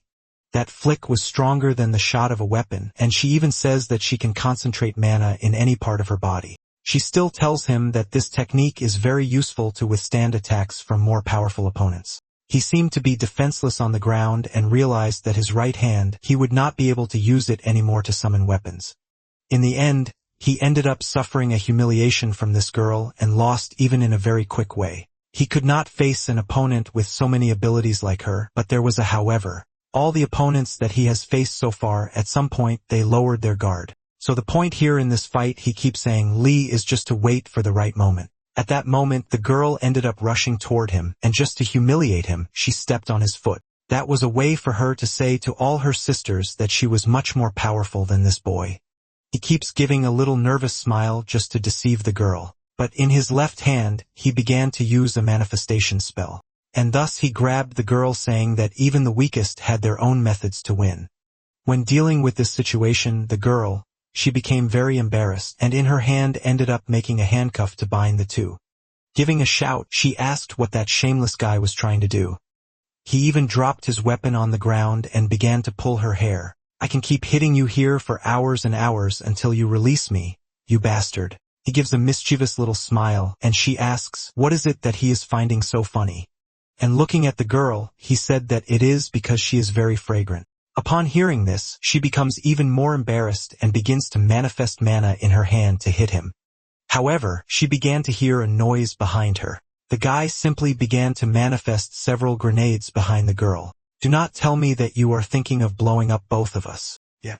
My daughter, our protagonist, was thinking exactly that. And thus, a great light appears behind Sarah, creating a big explosion on the battlefield. The sisters, they keep celebrating, saying that the fight is very exciting. Yang, she approaches and asks if by any chance they had fainted. Both were fallen on the battlefield. However, Sarah, she did not faint, but she was very injured. Bending down, the older sister said that she would declare a draw, but the redhead got angry, saying that she did not faint, so she won.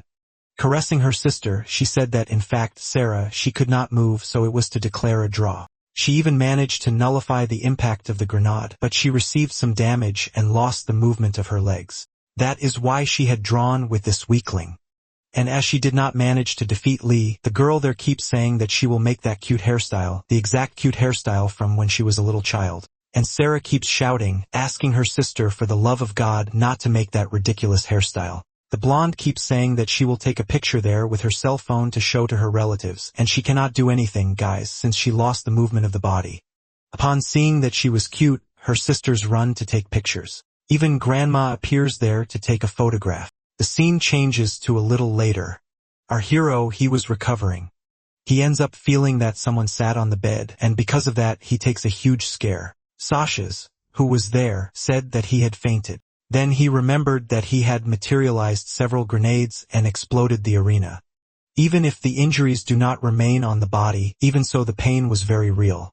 At that moment, he realized that Sasha was in the same room as him and ended up jumping. Giving a smile, she said that he had fought very well and that she was proud. The guy gets all embarrassed, saying that she is kind for saying that. In sequence, he asks how Miss Sarah was, since the bomb also hit her. The goddess said that that girl was very well and even admits that the redhead, she is very powerful, since she had trained since childhood to assume the position of hunter. By Sasha's side, because of that, the big guy there did not need to worry about that woman. Because of that, in 6 days, Sarong, she will bring a new grimoire of Shinigami magic for our protagonist. And starting tomorrow, he will begin a complete purification training. Because of that, he should rest well tonight, and she even says that her room will be next to his, so if he needed anything, he could talk to her. He asks if she needs to sleep, and she says that as her body is divine, she does not necessarily need to sleep to rest, but admits that she likes to enjoy pleasant environments like this to recover her energies.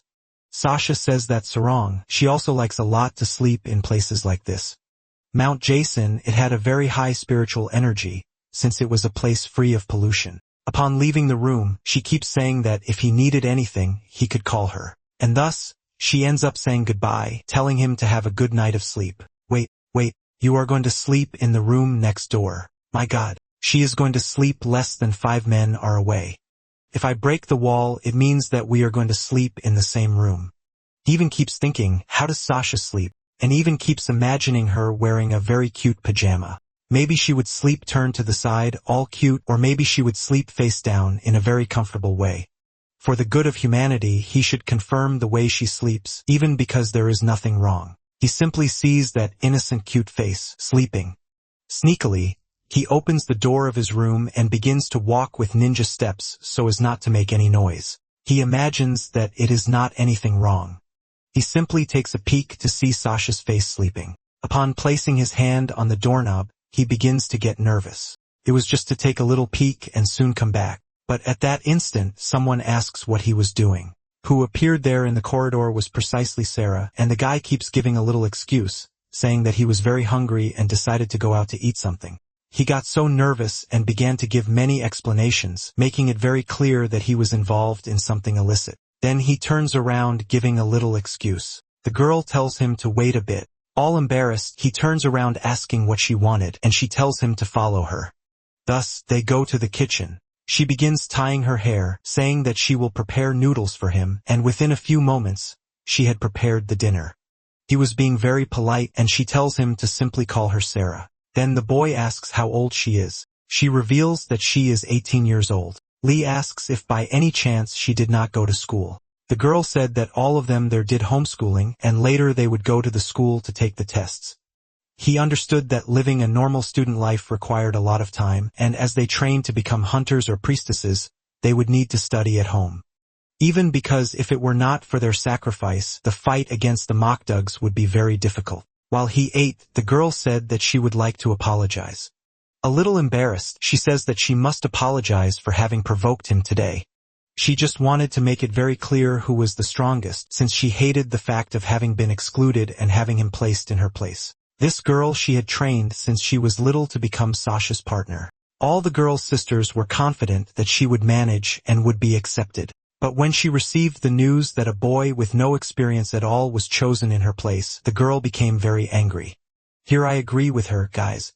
If I were in the place of this girl there, I would also be furious. But she admits that after she fought against Lee, she started to accept better this decision of Sasha, but she was destroyed inside because no one had noticed her real value.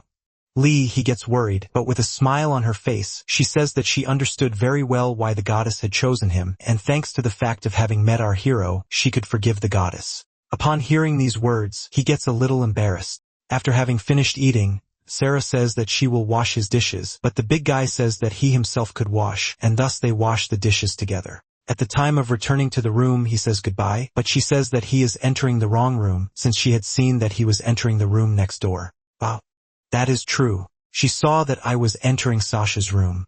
Earlier, she caught me in the act because I was going to try to take a peek at the goddess who was sleeping. The girl asked why he was trying to open the wrong door, and he kept trying to disguise it. So then she went there and opened the door for him. But the boy started to let out a scream because that there was Sasha's room. Right after that, Sarah closed the door. You shameless guy. You were trying to peek at the goddess, weren't you? No. I swear I wasn't. I swear. And so she ended up making him sleep outside, tied up. And while the sun was rising, he kept saying that he could have at least taken a little peek when Sarah opened the door, but he didn't manage to see anything. The next day, very early, Sasha says that she will have to return to the divine realm. Since she was a high-ranking goddess, she had a lot of work to do, and even says that there will be 1 week left for him to finish the sunside training. Right after that, she asks them to please take good care of her hunter. The shaman keeps saying that the goddess can rest assured because she will take very good care of him, and so Sasha ends up leaving. The old lady said that Shinigami has many expectations about him. Because of that, they should train very seriously so that he can develop this technique. First of all, he should focus on learning the basics. He should do a simple bodily activation of mana. She asks how he does to manifest the weapons, and he says that he simply imagines them in his head. The activation was very simple. When he imagined a sword, it simply appeared in his hand. But to manifest more complex objects, he would need to think a little more. The old lady says that what he uses is UI energy, and it basically serves to send mana from the brain to other parts of the body. But the old lady explains that this UI energy could also be used to make bodily enhancements. Thus, when they go to fight against Mokdugs, his body would be much more resistant to attacks, being able even to withstand numerous attacks. Arms, legs, waist, thigh, foot, all of that could be reinforced with mana from UI energy, but there was a catch. If you kept thinking about this technique, it would take too long to activate, and that could not be fast enough. Alright, Grandma. But how am I going to activate it if I don't think about it? That was the key point. You should deactivate the brain so that the energy simply activates on its own. And you're telling me that I'm going to learn this in only brass days. Holding a bell, the grandma says that he should put this on his wrist since she has a secret training technique. He should use that bell on his left wrist. He keeps shaking the bell saying that it's not making any sound at all, and the grandma says that he cannot take it off, not even to take a shower. At that moment, that girl from the bus who was with the grandma appeared. She was holding a stick with a kitten paw and immediately hit our hero's face. The guy didn't understand anything and even complained, asking if the grandma didn't take care of her granddaughter. But the old lady said that this child was not her granddaughter. But isn't that the little girl who was with you when we climbed the mountain? The old lady said yes, but that was not her granddaughter. It was herself just from the past. And she even joked saying that our protagonist did not imagine that she was that beautiful in the past. And she explains that the training starts with him using that bell for 1 week without taking it off at any moment. The basic purification training had begun. While he stayed with that bell, he had to practice several physical exercises with the sisters, and everything there had a very strict training routine.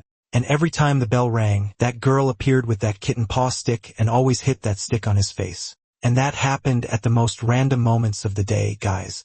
Even at night when he was sleeping, she started hitting different areas and the boy started crying, saying that his butt was hurting. On the 4th day, the physical resistance training had become more difficult.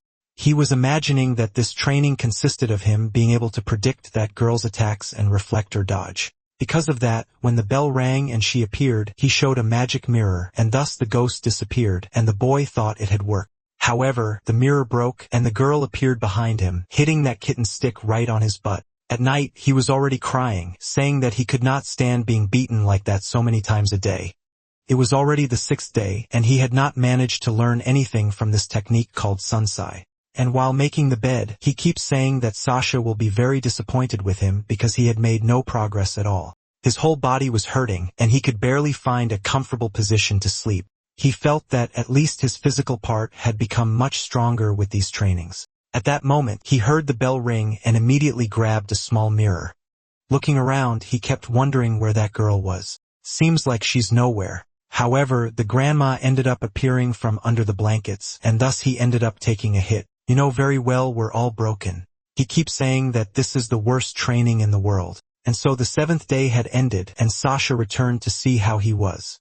All cute, the goddess asks if her dear hunter had done well. Since Grandma said that she gave the best training possible, Sasha says that she will check if her dear Lee had learned the sunsai technique. Giving an awkward laugh, he keeps wondering how he is going to show her that he did not learn anything.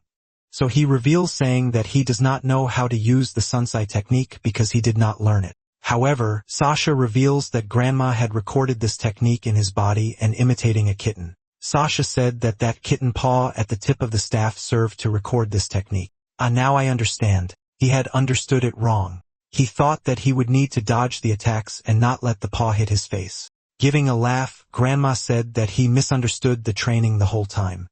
And upon touching his shoulder, Grandma said that that technique had already been recorded in his body, and now it was for him to show the goddess that he had learned. Thus, he stands still face to face with Sasha. She calls him to fight and says that she will go very easy so as not to hurt him, but right after that, she rushes at him with full force. Lee was facing Sasha and staying optimistic. He said her speed might be similar to Sarah's. That's why he was able to read her movements. Sasha prepared to unleash a spinning strike and ended up smashing directly into the shield Lee had just materialized. He realized that her attack was much stronger than Sarah's attacks. Sasha said he had made the right choice by materializing a shield to block. However, during this training, he wasn't allowed to use his mana to materialize objects. It was forbidden, and he was only supposed to use body reinforcement based on the sunsai technique he had learned. That was because he needed to gain experience in hand-to-hand combat.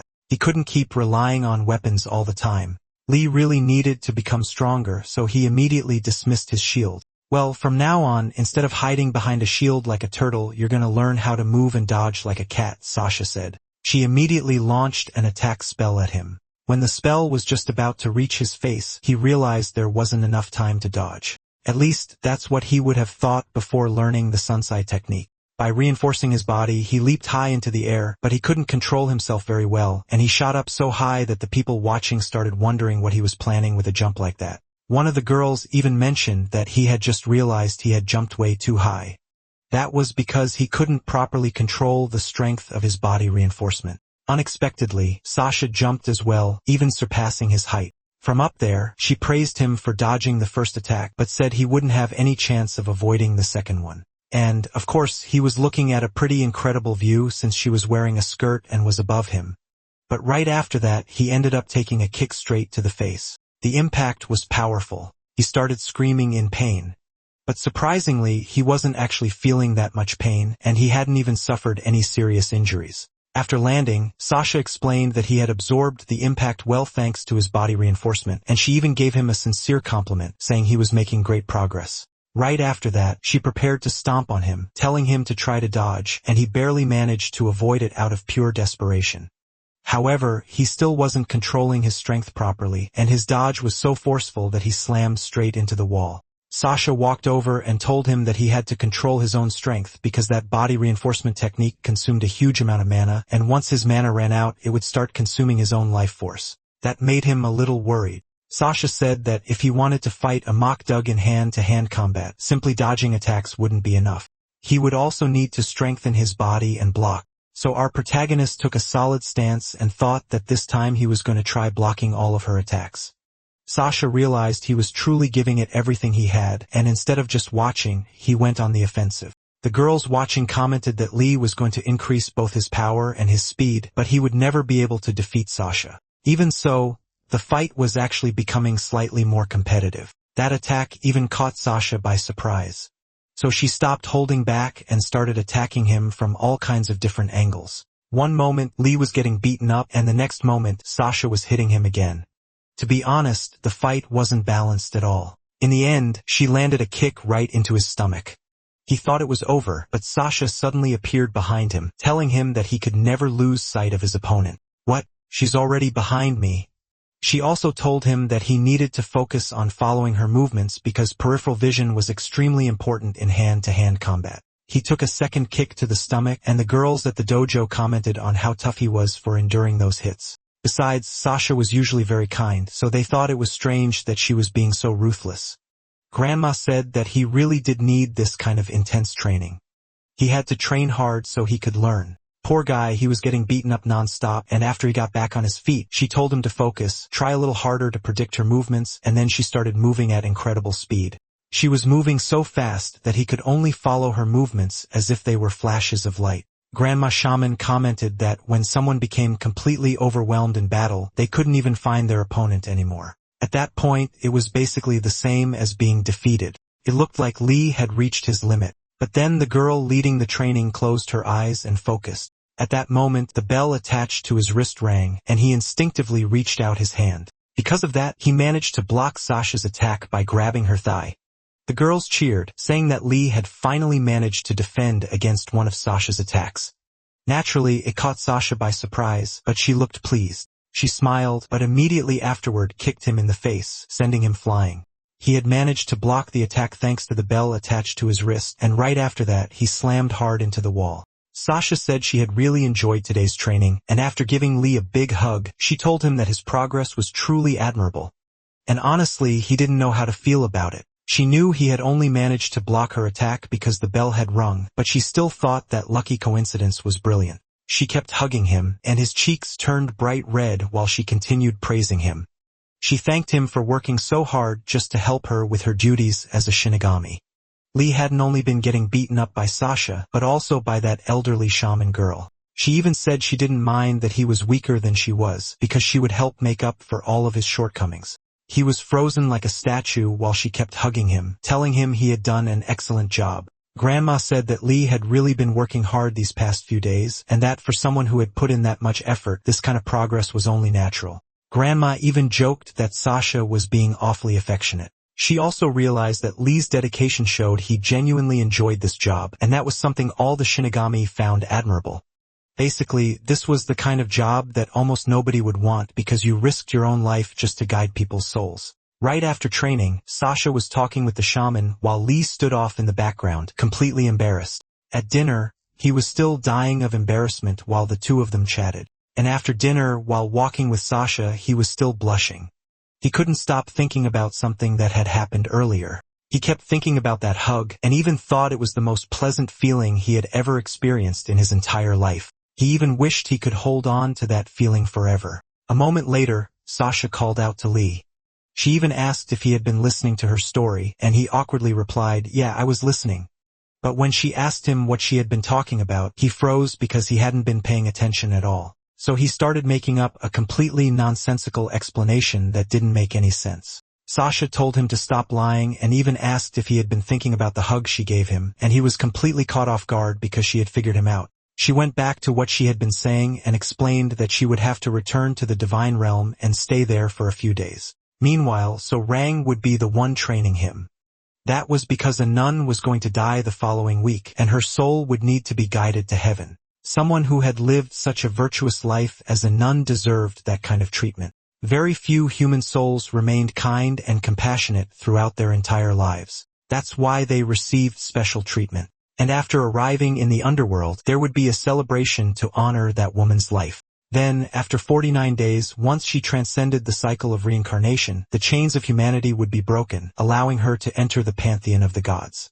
That was the reason the divine realm valued human souls so highly, because every single one of them had the potential to ascend to the pantheon of the gods. Our protagonist listened as Sasha explained why she had to be away from his training. However, Sasha told Lee that he didn't need to worry because Sorang would take over his training. And he immediately imagined Sorang treating him terribly, saying he wasn't good enough to stand beside Sasha. He even told Sasha that he would do his very best while training with Sorang, but deep down he wasn't very confident. Meanwhile, Sorang arrived at the mountain to train Lee. She was annoyed, saying that all she wanted was to be with Sasha, not with that useless idiot of an assistant. At that moment, she heard someone calling her name, and when she turned around, she realized it was Crane, a guy who looked quite a bit like Sorang herself. He asked if she remembered him, and Sorang said she did because he always wore the same kind of ribbon in his hair. He chuckled and said that the two of them had been the only blonde students in their class. So also remembered that he was the only boy she had been able to defeat during martial arts class. He looked a little embarrassed before asking why she had come to this mountain and whether she was there for training. At that moment, Sarah showed up and the boy immediately became a little embarrassed. Soaring knew Sarah because she had once been one of the candidates to become Sasha's partner. But in the end, she had been rejected. Crane introduced Sarah, saying that she was his combat partner and that the two of them would be fighting the Mokdug. He also mentioned that he had brought his drone. A few minutes later, Soaring found herself wondering how Cran had managed to become one of the Mokdug hunter's partners when he had always been so weak. On top of that, he hated competing against other people. And one of the most important qualities of being a hunter was having a competitive spirit. Besides, every hunter volunteered for the job. That's why it was so strange that Crayon, such a kind and timid boy, had volunteered for such a dangerous job. After quite a while, Lee finally showed up and greeted Soryang. The girl got annoyed, saying he was late, and even warned him that if he was late again, he'd have to answer to her. After taking his bag, she told him they needed to head to the training grounds right away. Shortly afterward, they made their way to the Killer Beast barrier. When they arrived, Sarah was also getting ready for a training session. Kron said they had exceeded the limit of evil acts during the past week, so she would be training with a special type of mana. But Sarah replied that she was powerful enough to fight perfectly well without using mana. That immediately made Kron worry, thinking he wasn't good enough to be her partner. Sarah noticed how insecure he looked, so she pinched her partner's cheek and told him to stop saying things like that because she truly valued everything he did. Lee asked if he could learn that special mana technique and combine it with Sunsai. But Soaring said that kind of technique wasn't something he could use so easily. Without Sasha's help, our protagonist would have a hard time continuing to improve. But Soaring said she would do her best. He also needed to control how much mana he used because if he completely exhausted it, his own life force would begin to be consumed. Even so, she was going to place a very strict restriction spell on him. Although she wasn't sure if he would be able to use it just yet. With a little laugh, that troublemaker said she was going to check whether the drone's connection was working properly. After pressing a button, she said she was going to send a mild electrical signal through his nervous system, but there was nothing mild about that shock. It was an incredibly powerful jolt. He ended up completely frazzled, and the girl just giggled, claiming it was an accident. He realized she was just messing with him, and laughing, she said he had basically become her puppet now. Just like that, Sarung started controlling Lee's arms and legs. She could even manipulate his lungs and vocal cords. She could even force him to scream, and she ended up making him kneel before her. Meanwhile, Sarah and Cran just stood there watching everything. After that humiliation, Lee swore he would make Sarung pay for it. Once the joking was over, the blonde girl said they were about to begin the first special mana training session. He got annoyed, saying he didn't even know what kind of training it was and that she was just messing with him. But the next instant, he was teleported into a room. This was the training barrier where he could fight against Mokdung. His body was in a spiritual state, so he wouldn't suffer any real damage. She explained that this virtual simulation would be extremely useful for practicing hand-to-hand combat, and warned him not to treat it like a game just because the Mokdung inside were virtual. He got annoyed and said he already knew he had to take this training seriously. At that moment, a light began shining in the distance, and the one who appeared was none other than Suzy. He looked surprised and asked Soaring why it had to be that particular Mokdung. Then the girl appeared in a fully materialized body, saying she had come for a date. She even started calling Lee my dear. Seeing the shocked look on his face, Suzy asked what that expression was supposed to mean and whether he wasn't happy to see her again. Then she said that this time he wasn't going to escape from her, and if necessary, she would break both of his legs. He let out a small laugh and asked, why does such a beautiful girl have to be so violent? Surong explained that the simulator perfectly copied the monster's personalities and characteristics. At that moment, Suzy charged at him. Suzy warned him to be careful because Suzy was genuinely going to try to break his legs. After he dodged the attack, Suzy commented that his movements have become much faster. As she charged again, she said he had become even cuter now that he was stronger. At that moment, he started materializing a shield. However, Sarung cancelled the materialization, telling him to fight using only his own body. As a result, he took a kick straight to the ribs. Suzy asked if he liked her legs since he was holding on to one of them. This guy wasn't dumb at all. He thought that even though she was only a virtual opponent, her body still felt incredibly soft, just like real skin. Trying to seduce him, she told him to stay perfectly still while she wrapped him up in her webs. However, Lee jumped backward. Soaring reminded him not to materialize any shields, although she said he was allowed to materialize weapons if he wanted. Before he even had time to think, Suzy charged again with her sword, and he managed to dodge. He was trying to understand what this special mana Soaring kept talking about actually was. She explained that it was a technique in which the fighter enhanced their own body, much like Sunsai. Each person possessed a different type of special mana. She explained that in order to use this special mana, he first had to enter a Mokdung barrier. Only then would he awaken and release its full power. That's exactly what he had done that other time when his hair turned lighter. With that power, he would be able to materialize special grade weapons. He even gave a thumbs up, saying that all he had to do was follow those 3 steps, and then he'd be able to materialize a plasma weapon. While dodging Suzy's kicks, he kept shouting that this was anything but easy. He knew exactly how traditional weapons worked because he was a 3-dimensional modeler. Looking completely proud of herself, So Rang explained that she had designed the plasma weapons and uploaded the blueprints directly into Lee's mind so he could materialize them. She was basically copying the blueprint and sending it straight into his head. When his eyes began to glow, he received all of the information, and that somehow caused him to release a small amount of special mana. With that special mana, he could also absorb some of the Mokdung's energy. He was still a little confused about whether any of this would actually work, but Suzy didn't give him a single second to breathe and kept attacking non-stop. He kept avoiding her close-range attacks. Also, he could focus on using that special mana. That's why he started running away to create some distance. But the girl kept calling him my darling while chasing after him. He remembered that the last time he had managed to use special mana was because he had filled his mind with happy thoughts. So that's exactly what he tried to do now.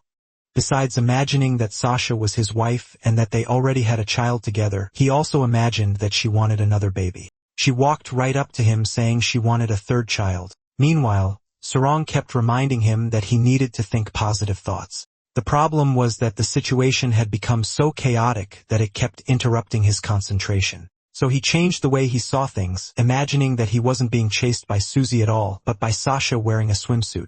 Playing along with his fantasy, he told his wife to try and catch him. And instead of Susie calling him my darling, it was Sasha asking him to have a fourth child. That was when he finally got caught. He crashed hard onto the ground, and in his mind, he imagined Sasha glowing brilliantly while lying on top of him.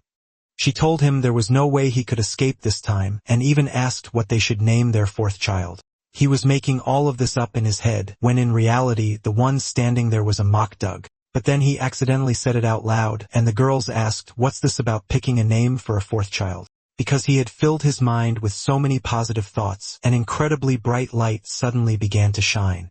Susie tried to shield herself from the intense light, but then she noticed something strange. Lee was holding up an object for her to see. It turned out to be nothing more than a compartment filled with hidden bombs. Then he started launching wave after wave of energy bombs behind her. Soaring said Lee had been very clever because he had used it as a distraction. But we all know that wasn't the real reason. He had just been lost in his own fantasy. She even explained that this special mana super mode would only last about 5 minutes. He asked Soaring to activate the blueprint again, so he could try to materialize the weapon, but Susie insisted that the plasma weapon wouldn't work because she had a protective barrier. Soaring informed him through the communication link that she had already sent the blueprint, and as he stretched out his hands, he began trying to materialize the weapon. A plasma weapon then appeared in his hands. Soaring said she believed in that shot, and he took aim before firing. The attack was so powerful that even he couldn't believe what had just happened. The ground was completely devastated, and he defeated Susie in no time, while Soaring reminded him that things wouldn't be nearly that easy in a real battle. He collapsed onto the ground saying it hadn't been easy at all, and that she was only saying that because she wasn't the one running away from that woman. However, he had used up far too much energy and collapsed from exhaustion. Soaring was thrilled, saying that Lee had improved tremendously. She even asked what kind of happy thoughts he had used to enter that special mana state. But when she tried to replay the footage of Lee's thoughts, the system censored it.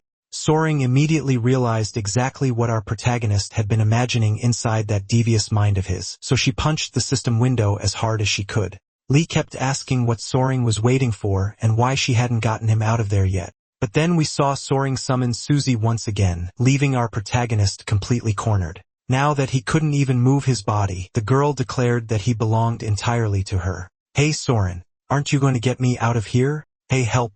And just like that, he ended up trapped inside that room as Susie's personal plaything. At this point, I know a lot of you would give anything to trade places with him. The scene shifts to the world of the Mokdugs. The wolf said that his mother had sent an unnamed Mokdug to hunt down the soul of a villain. The wolf thought that was a little unfair and said he wished he had been assigned to that mission instead.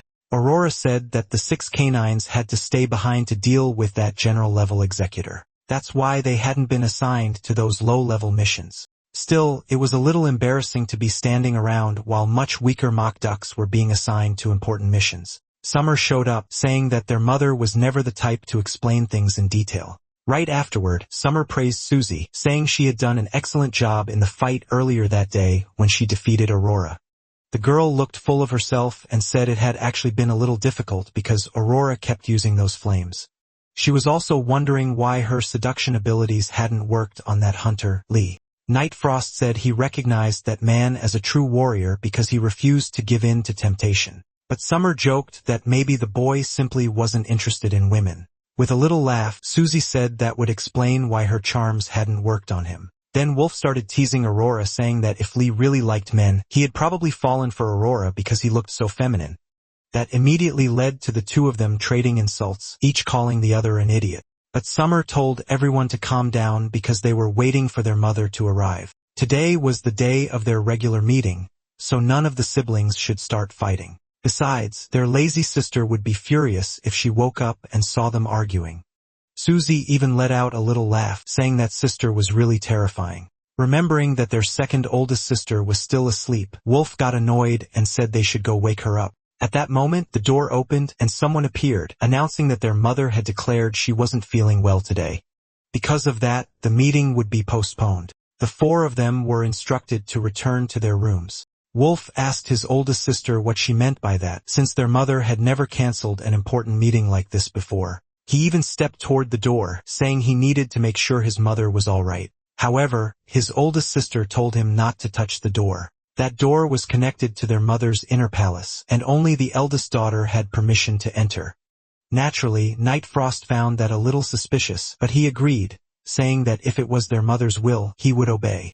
As everyone was leaving, the eldest sister asked Susie to stay behind for a moment. Night Frost remarked that this was the first time in hundreds of years that their mother had refused to meet with her children. Aurora said that after their mother gave names to all 6 of her children, she had become extremely weak. Wolf said he understood that their mother had spent an enormous amount of energy just naming them, and that she was probably still recovering, but he was still worried about her. Summer started planting strange ideas in their heads, asking them who they thought had given their mother her own name, since she herself had a name before naming her children. He had spent a long time thinking about whether there might be someone superior to her or whether she was the only one with the power to bestow names. Night Frost told Summer to stop entertaining such pointless thoughts. But the moment he suggested that maybe their mother wasn't actually a mock duck, he was immediately attacked. Wolf asked if Summer had forgotten the oath they all made after receiving their names. Their first priority was to protect their mother. Summer admitted that he regretted saying those words. Aurora told Wolf to let Summer go because they were still inside their mother's quarters. Before receiving their names, they had simply been called mock ducks and were nothing more than low-ranking monsters. That was why it was only natural for them to repay the kindness of their benefactor, their mother. Summer realized the subject was far too sensitive and that it was better not to bring up that kind of conversation around them. But he already had an ace up his sleeve. If he could obtain Lee's sister's soul, it would surely help his mother. Meanwhile, Susie stood in front of the door and asked what her oldest sister wanted to discuss. In reality, she had something important to ask her younger sister. She still hadn't received permission from their mother to leave the inner palace, so she wanted her younger sister's help. Holding out a red cube, she asked Susie to take the item to Dir Mountain. After taking the item, Susie asked her older sister what it was. It was an enhanced mock dog barrier formula that she had recently developed. The barrier could be maintained much longer than existing ones, and above all, it allowed the battlefield inside to be customized in countless ways, creating forests, deserts, or even an entire city. Susie realized it was an incredibly powerful item, but since her oldest sister couldn't leave the palace, she needed Susie to help her continue improving that magical device. Susie asked if those improvements meant she would have to fight Lee since he was currently on that mountain. Pointing toward the outside of the room, the eldest sister said that the unnamed mock dog was inside that box. Susie looked shocked and asked what her older sister meant by that. She wondered if her sister had sacrificed that unnamed mock dog just to use him as a research subject. That mock dog was still just a child, but the eldest sister replied that he had chosen that fate of his own free will. However, Susie didn't believe her, threw the magical cube onto the floor, and turned around to leave. But after picking up the cube, the eldest sister called out to her younger sister and explained that the mock dogs were born from humanity's sins and were the only beings in the world who were not gods. Since they had never received names, they weren't even remembered. Because of that, they were regarded as the gods' bastards. However, the 6 of them had received names, and that was only possible because of their mother. To preserve the existence of the mock dogs, sacrifices had to be made, which was why they all did everything they could to restore their mother's strength. That cube represented the hope of saving their entire species. That was why the little mock dog had willingly offered himself as a sacrifice for the project. Holding the cube out to her younger sister again, she asked if she was really going to disregard that creature's sacrifice. Susie picked up the cube again and even apologized for throwing it. She felt sorry that the child had never even received a name, so he could be remembered. Susie said she would only use the cube if her older sister could guarantee that the unnamed mock dog had truly volunteered of his own free will. From behind the door, the eldest sister assured her that he had. The eldest sister would never tell a lie. She said those words from behind the door with a truly sinister expression. The scene shifts back many years to the farewell between 2 siblings in front of a church. The young man told his sister not to worry because he was going to the capital to try his luck as an actor. He even promised that if none of his movies became successful within 10 years, he would come back and live with her again. They were extremely poor, and the only food his sister had been able to prepare for his journey was a few boiled potatoes. It was freezing outside, and she begged him not to give up. He told his sister not to cry because he was going to earn money and give her a better life. He also promised that he would stay in the capital for only 10 years before returning. The scene then jumps ahead 40 years to the present day. Sister Agnes, who worked at the orphanage, was that same girl who had been left behind by her brother. She had become one of the church's finest nuns and devoted herself to caring for the children. Then another nun came in and told Mother Agnes that someone named Shigong had arrived. She explained that Shigong was her younger brother who had disappeared 40 years earlier. She also mentioned that he had gone to the capital to pursue an acting career. And since he had never become a famous actor, he was probably too ashamed to come back. She even asked the other nun whether her brother looked like a movie director or an actor, but the woman responded with a nervous expression. When she went outside to see him, she immediately understood why the other nun had looked so frightened. Her brother had shown up dressed like a gangster, surrounded by other armed mobsters. She asked who that man was, and her brother asked if she really didn't recognize him. He was Shigong, her younger brother. But the woman asked what had happened to the skinny little boy she remembered, and he replied that years of hard work had built up his body. The nun asked who all those men who looked like gangsters were, and he answered that they were his brothers. Life in the capital had been so difficult that he had ended up joining the mafia. Even so, he thanked his sister for welcoming him and said it was wonderful to see her again after 40 years. Of course, Sister Agnes immediately realized something didn't feel right. He admitted that he had never managed to live the stylish life of an actor. He had actually tried to find acting jobs, but everyone kept telling him he was too ugly and too much of a country bumpkin. Because of that, he ended up beating up the director who had insulted him. The crime bosses financing the movie at the time noticed how strong he was, so they recruited him as one of their gangsters. He then told his sister to forget about the past and mentioned that he had heard the orphanage's farm produced plenty of food. But the woman became angry, accusing him of trying to steal the church's farm. He claimed that he only wanted to manage the farm so he could improve the children's quality of life. But, of course, that was a lie. Mobsters are always looking for ways to extort people. He even claimed that instead of feeding the children bean sprouts, he would start serving them meat broth. Sister Agnes warned that if they didn't leave immediately, she would call the police.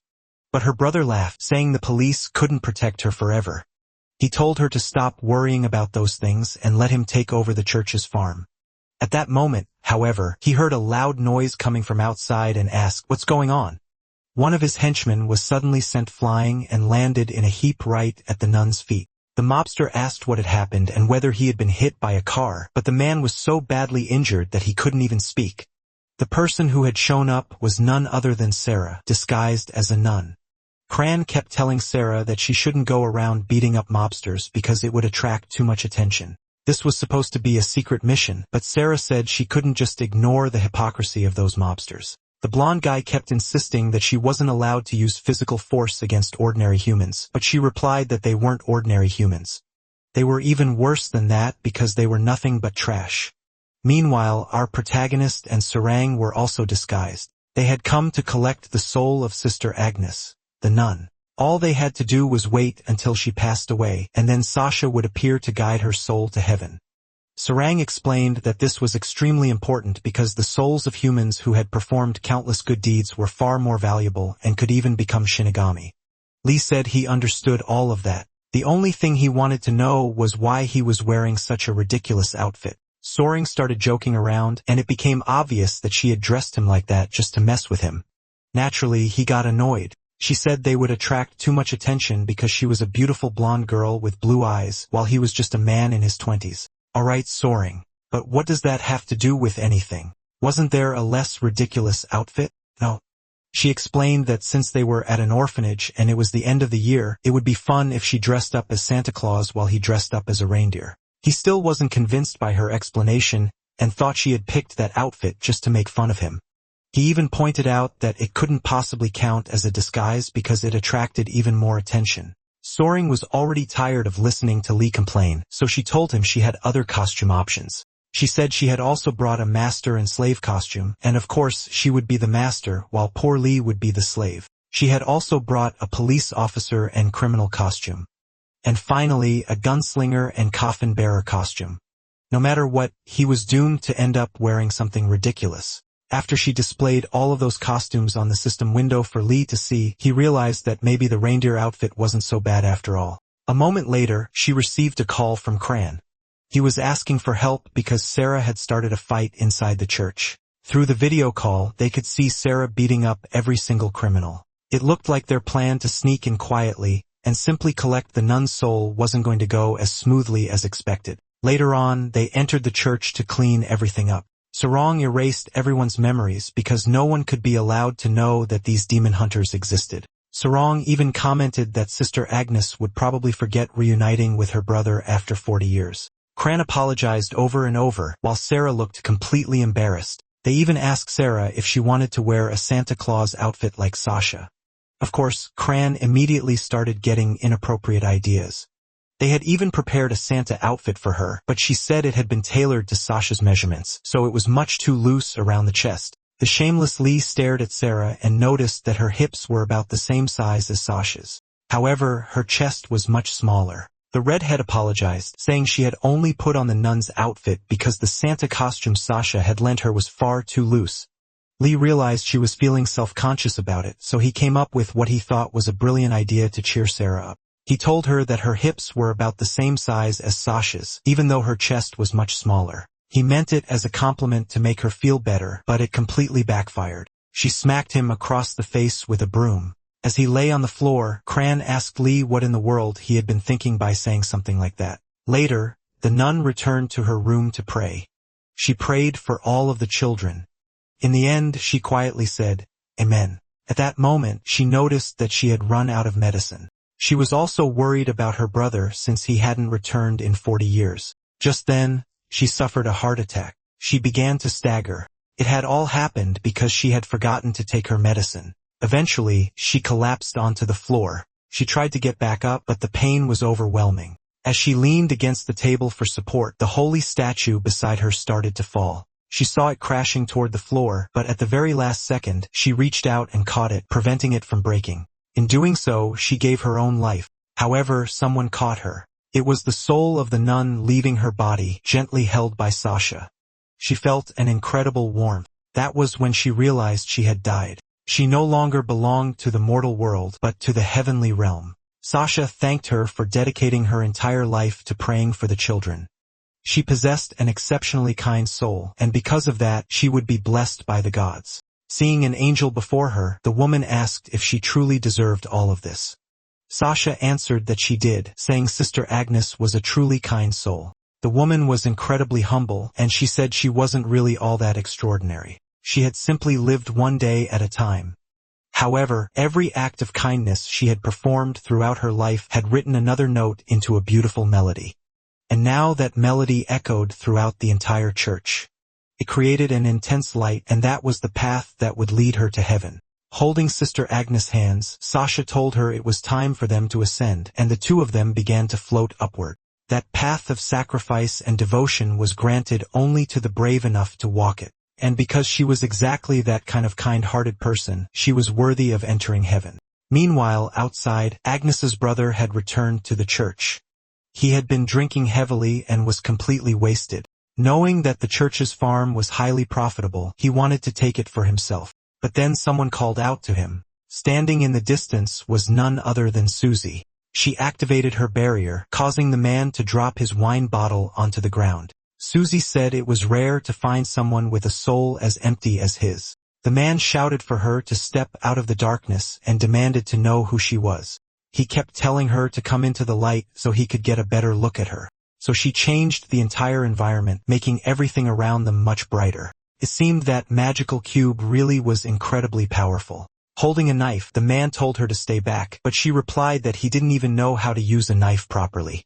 At that moment, one of her tentacles pierced straight through his hand, and the man screamed in agony as it continued drilling even deeper. He was the kind of person who had committed so many sins that his karma had become overwhelmingly negative, making him the perfect prey for a mock dog. She drove another piercing tentacle into the man's leg. He was the kind of person who didn't even deserve mercy. While his sister had lived a life of kindness, he had become her complete opposite. He had completely disregarded the precious gift of life and the value of the soul. She stretched out her hands, unleashing countless tentacles that all rushed toward the man. But at that very moment, Sarah appeared and blocked those deadly strikes. Susie looked surprised and said she had almost been startled. She even commented that the little redhead was absolutely adorable. "And where did you come from?" However, Sarah wasn't interested in chatting and told that worthless mock Doug to come at her. Laughing, Susie remarked that the girl was awfully confident. She didn't really want to fight someone as kind-hearted as Sarah, so she offered to let the girl turn around and walk away. That would be much better than hurting such a pretty little face, Susie said. However, she suddenly noticed that the redhead had a familiar scent. She asked why she smelled so much like Lee and whether she was his girlfriend. Naturally, Sarah became furious. But the mock dog insisted that she smelled strongly of Lee and guessed that the two of them had been all cuddled up together. That made Sarah remember the time she had fought Lee when he had hugged her. Susie even wondered if Lee didn't actually like men because she had been convinced he was gay. She couldn't understand how that jerk had resisted her seduction. And since she was a woman too, she admitted it hurt her pride that he had rejected her. Yeah, even I have no idea how he turned you down. As she summoned her weapon, Susie declared that she wasn't going to let Sarah leave because she wanted to know where Lee was. Drawing her sword, Sarah replied that Lee wasn't her concern, so she had no idea where he was. And even if she did know, she wouldn't tell her. She tossed that sword aside and began materializing a brand new blade. That made Susie even more excited, saying she couldn't wait to fight such an adorable little thing. You can say whatever you want, but just know you'll be the one defeated today. Oh? So this hunter has quite the temper, doesn't she? Susie replied. The two of them locked eyes in an instant. Susie charged straight at Sarah. Sarah blocked the attack with her short sword. She immediately realized that Susie's strength was truly incredible. Even so, she managed to redirect the sword strike downward. Susie became visibly tense because her attack had been deflected so effortlessly, and Sarah immediately prepared to counterattack. Her thrust shot forward with the precision of a sniper round. But Susie wasn't about to take it lying down and spun into a sweeping attack, forcing Sarah to duck beneath it. Naturally, the mock dog was surprised that this human was fighting her on completely equal footing. On top of that, Sarah's eyes were filled with unwavering determination. The two of them clashed blades in a relentless frenzy. They were moving so fast that an ordinary person wouldn't even be able to follow the fight. Crane was watching from behind and commented that he couldn't even see the blades moving. Susie praised the girl, saying her technique was truly remarkable. According to the redhead, that sword style had been refined by her family for thousands of years. She even added that it was the perfect technique for splitting the skulls of monsters like Susie. Susie immediately leaped backward. She reached out her hand, causing a new device to appear, and from it came webs that shot toward the redhead, trying to capture her. Sarah shouted for Kron to use the fire spell, and he immediately activated it through the system. Instantly, Sarah's sword burst into flames, allowing her to burn away all of those purple webs. But that wasn't the end of it. Susie began using several more devices, and now those tentacles appeared, eventually transforming into webs once again. Sarah told Cran to intensify the flames, making her sword even more powerful. This was the Flame Moon technique. Susie realized that this human wasn't actually casting any spells herself. The one doing it was that blonde boy, and she immediately prepared to attack him. However, Sarah rushed in to protect her partner. Since the support was so valuable, he had to be eliminated. But Sarah wasn't about to make it that easy and immediately went on the offensive, pressuring Susie. Susie asked if that little brat was really such an important support partner to her and pointed out that he was in danger. But Sarah replied that she trusted her partner. That was because the blade thrown at the boy was stopped by golden chains. Sarah said she trusted her partner because he was also a specialist. And after overwhelming Susie with a series of powerful attacks, Susie knocked her backward. That was the perfect opening for Sarah to finish the fight. And Cran realized it was also his chance to reconfigure her weapon into a larger sword, increasing both its size and attack power. Sarah strengthened her strike, but Susie managed to dodge it. Even so, it was incredible because the weapon had been switched in an instant, allowing the girl to completely change her fighting style. The mock dog was being pressured far more than she had expected. After counterattacking, Sarah leaped into the air, and while she was airborne, her weapon changed once again. It had now become a spear, and she thrust it straight at Susie. However, Susie blocked it with the flat of her sword, shouting out. The redhead told Cran to activate the ice technique. He agreed and activated it through the system. The spear immediately changed color. The mock dog noticed that all of the mana had been concentrated at the spear's tip, and she even laughed, saying that looked incredibly dangerous. So she counterattacked, triggering a massive explosion. The blast caused the mana to disperse, creating a huge wave of icy snow.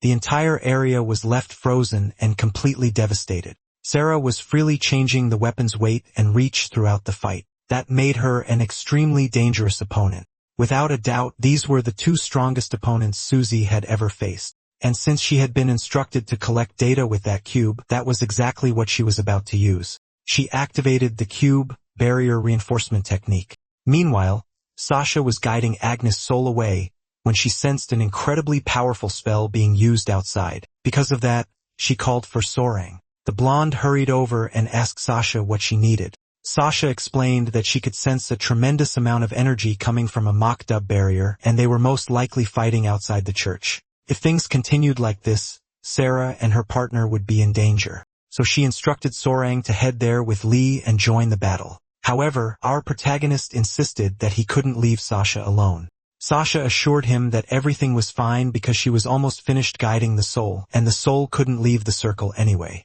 Lee then told Sorang to stay there with Sasha while he went alone. The blonde became angry, saying that he needed a partner and that he couldn't accomplish anything without one. Clearly irritated, she told both of them to stop wasting time and follow her outside. Since that Mokdug seemed to be extremely powerful, Sasha said she would temporarily pass her abilities onto Sarang. Now, Sarang would become a representative of the divine and would be able to use all of Sasha's qualifications. The girl became a little nervous and said she wasn't worthy of receiving that power, but Sasha reassured her. Don't worry, you'll only be using this power to fight the Mokdug. As Sasha held Soren's hand, she told her that her Luna was capable. And realizing the weight of that responsibility, Soren's expression became serious. This would be the first time Soren and Lee fought side by side against a Mokdug. Because of that, Sasha also lent her lucky charm to Soren, placing a ribbon in her hair.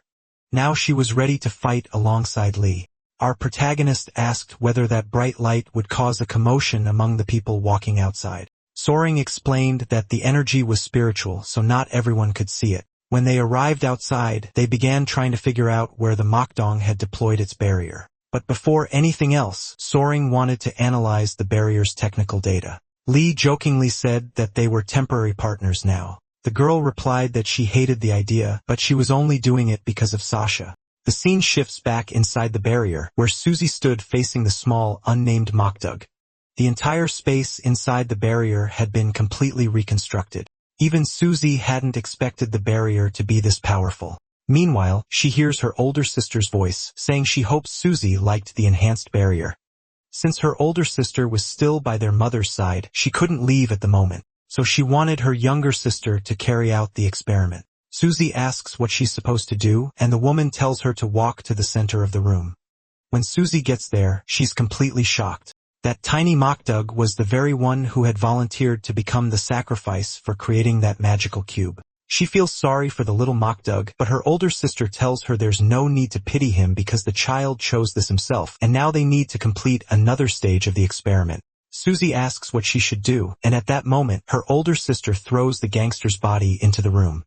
Suzy asks how she managed to bring his body inside the barrier. Her older sister says she simply used a spell. He was badly injured, so it was easy. First, she used magical seals to restrain his body and make sure he couldn't escape. But during the process, he ended up dying, and his soul remained trapped inside his body because of those magical seals. A blob of slime begins absorbing the man's body and carries it into the tank alongside the Mokdog. Then a strange spell appears outside, synchronizing the two of them. Suzy asks what's happening, and her older sister says she's trying to fuse the sinner's soul with the Mokdug's soul. Meanwhile, the drone starts malfunctioning. Before long, the drone falls to the ground, leaving Sarang completely confused. She finds it strange that the drone suddenly stopped working. Lee thinks the battery might have died, or maybe it just broke. But Sorang explains that it isn't an electronic device, it's a magical one. It seems the barrier's interference is what caused the drone to stop functioning. Lee also finds that strange because the drones normally work just fine inside monster barriers. So Surang concludes that this barrier must be powered by an even stronger spell. What's odd is that when she analyzed it from outside, it seemed like an ordinary barrier. Sensing that something is wrong, the protagonist immediately raises his weapon. He asks what's on the other side of the door because he heard a noise. The door slowly begins to open, and he starts walking down the hallway while Sarang tells him to slow down since her legs are so short. She follows closely behind him. At that moment, she receives a call from Sarah's support partner. He tells the hunter that the two of them have entered the barrier to help. He asks if Sarang can hear him. She says yes and mentions that they're searching for the gangster's body. That completely catches him off guard since they left the gangster's body outside. There was no way it could have gotten inside. Since the soul is still inside the body, Sarang says there's still a chance they can recover it. At that moment, magical inscriptions begin appearing all around them. Crayon realizes that some kind of ritual magic is being performed inside the barrier. What was happening was that the man's body was merging with the Mokdug's body, becoming a single being. The soul of an evildoer who had spent his entire life accumulating negative karma until he lost his very essence was considered a suitable candidate for this fusion. That little Mokdug had volunteered himself for this kind of research. At that moment, the older sister tells Suzy that she needs to leave because their mother is calling for her. She also tells her younger sister not to worry because the barrier is filled with traps for those human hunters. So she tells Suzy to focus on the fusion ritual instead of worrying about the battle against the humans. Meanwhile, the protagonist continues searching for where the gangster's soul is. A hatch suddenly opens in the ceiling, and a massive metal sphere drops down, slamming into his shield. Lee comments that this kind of projectile is dangerous and says they should probably keep looking up while walking so they don't get crushed by one of those giant balls. But it doesn't help because several more start falling. Soaring screams that they're going to be crushed. In Lee, he manages to keep her from getting hurt, but then a magic circle appears. From it, those explosive spheres begin activating. They float into the air and start glowing with an intense light. Lee immediately slams his shield into the ground and materializes a protective barrier around the two of them. Those heavy spheres crash against the barrier one after another, and in the middle of the darkness, he asks if Soaring is okay, but she screams that his hand is touching somewhere inappropriate. He quickly apologizes, then starts trying to come up with a strategy to get them out safely. Soaring guesses that the magic circle is what activates those floating spheres, and that's exactly what was happening. So they would need to destroy that magic circle to stop the spheres from floating. However, it would be far too risky to leave the safety of the barrier. So Lee asks Soaring what they should do. At that moment, Crane calls Soaring.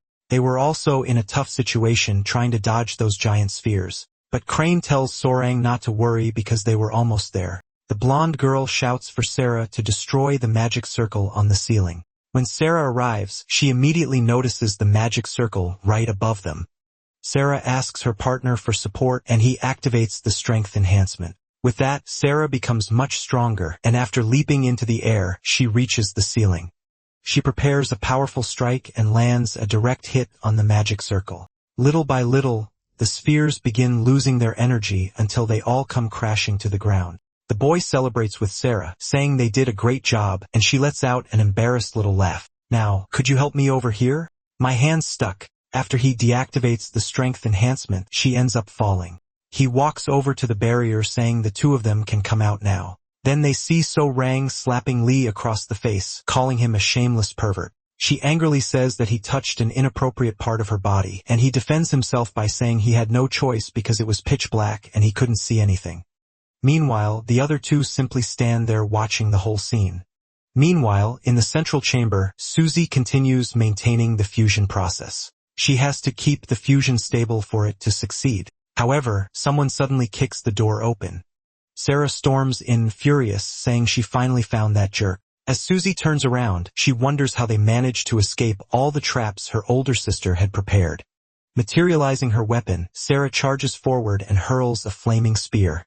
The spear is about to hit Suzy directly, but she throws out one of her web devices, and the purple web blocks the flaming spear. Lee also arrives alongside the others. It looks like the experiment to fuse the Mokdug with the human soul will have to be stopped, but that's not what happens. Suzy knows how important it is, and she can't interrupt the experiment. That little Mokdug willingly accepted this fusion, and if she stopped now, his sacrifice would have been meaningless. She cannot stop under any circumstances, so she continues the process while a magic circle activates beneath her. From it, countless monsters emerge. She turns to Lee and says she's missed her dear so much. She really had fallen for him, guys. She even mentions that every time she sees her dear, he's with a different woman and says that this little blonde is pretty cute too. Susie says she'd love to give her beloved all her attention, but she's too busy maintaining the fusion. Lee doesn't waste any time and immediately starts taking down the other monsters. If things kept going like this and she had to fight all 4 of them at once, she would definitely lose, especially since Lee had already defeated her once before. The protagonist realizes that these monsters seem to have a sense of honor. For example, the wolf left after losing his bet. The cat also made a deal with the protagonist. If he let the little mice escape, Summer agreed that he would leave, and the fox Aurora didn't attack them from behind either. Instead, he activated the barrier first to let them know he had arrived. That showed Lee that these monsters weren't ordinary creatures. They had their own ideals, they could communicate, and maybe things could even be resolved through dialogue. So he turns to Susie and asks her what her name is. The girl is surprised that the human is actually trying to talk to her, and is even asking something like that. Sarah and Sue Rong both assume Lee is flirting with her, so they immediately get annoyed. Crane even comments that it's the first time he's ever seen Sarah make that kind of disgusted expression. A little embarrassed, Susie says she didn't quite hear him and asks if he really wants to know her name. Lee says yes, he'd like to know her name. Soaring immediately grabs his clothes and asks, "What is this idiot doing? How can you flirt with another girl when there's already a lady standing right here beside you?" But he asks Soaring to wait a moment because he has a plan. Crayon asks Sarah if it's really possible to talk things out with those monsters. The redhead says that maybe Lee has something in mind. Both the Divine Realm and her own family know very little about the mock dog. Either way, knowing your enemy is the basic principle of war, so it's better to watch and see what happens. The mock dog says her name is Morning Sound, but everyone calls her Susie. That was the name her mother gave her. Lee says that Morning Sound is a beautiful name, then asks whether the mock dog could survive without the souls of sinners. He also asks why they need the souls of sinners in the first place. The girl simply laughs and says she won't answer that question, but she'll ask one of her own. She asks if the mock dog stopped taking the souls of sinners, would humans like him truly accept them as members of society? Would humans be capable of feeling affection, friendship, love, and compassion toward them? Could they even become friends or family? Lee says that if the mock dog stopped collecting human souls, there's a good chance they really could live in peace. Sarah listens to the entire conversation as Lee points out that the mock dog can speak the human language and seem to have their own beliefs, values, and ideals. But Sarah says it's impossible for the mock dog to stop hunting human souls. It would be like asking a predator to stop eating meat. The mock dog hunt human souls to survive, and that's how it's been since ancient times. That's why, in her opinion, the only way to deal with the mock dog is through battle. Lee says he's not claiming he'll accept the demon's methods, but they could at least sit down and talk to see if there's another solution. He wants to know if there's another path. If a way to save the entire mock dog species could be found, then they would no longer have any reason to fight. They wouldn't need the souls of sinful humans anymore, but until that day comes, they would have no choice but to keep taking human souls. And as she already told him, she can also understand the human's point of view. That's why she can't back down, because this is about the survival of her own species. The girl says that's all Juliet can say to her Romeo. She even gives him a wink and asks whether it isn't romantic to have an enemy who truly understands him. Right after that, she orders all the monsters to attack them. Sarong teases him asking if Romeo is finally done cheating.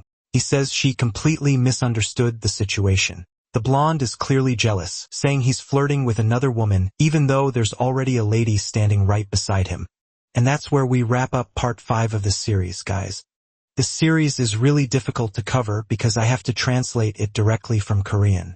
So if you want me to keep bringing you the next parts, make sure to leave plenty of comments. Let's set a goal of 100 comments. So it's important that you comment more than once. Be sure to check out the community tab on the channel because I'm always posting something there. And if you'd like to support the channel even more, consider becoming a member. There are plenty of exclusive videos, and members get to watch new videos before everyone else. I'll also leave 2 recommended videos from the channel that I'm sure you'll enjoy. That's it for today. Thanks for watching, and I'll see you all next time.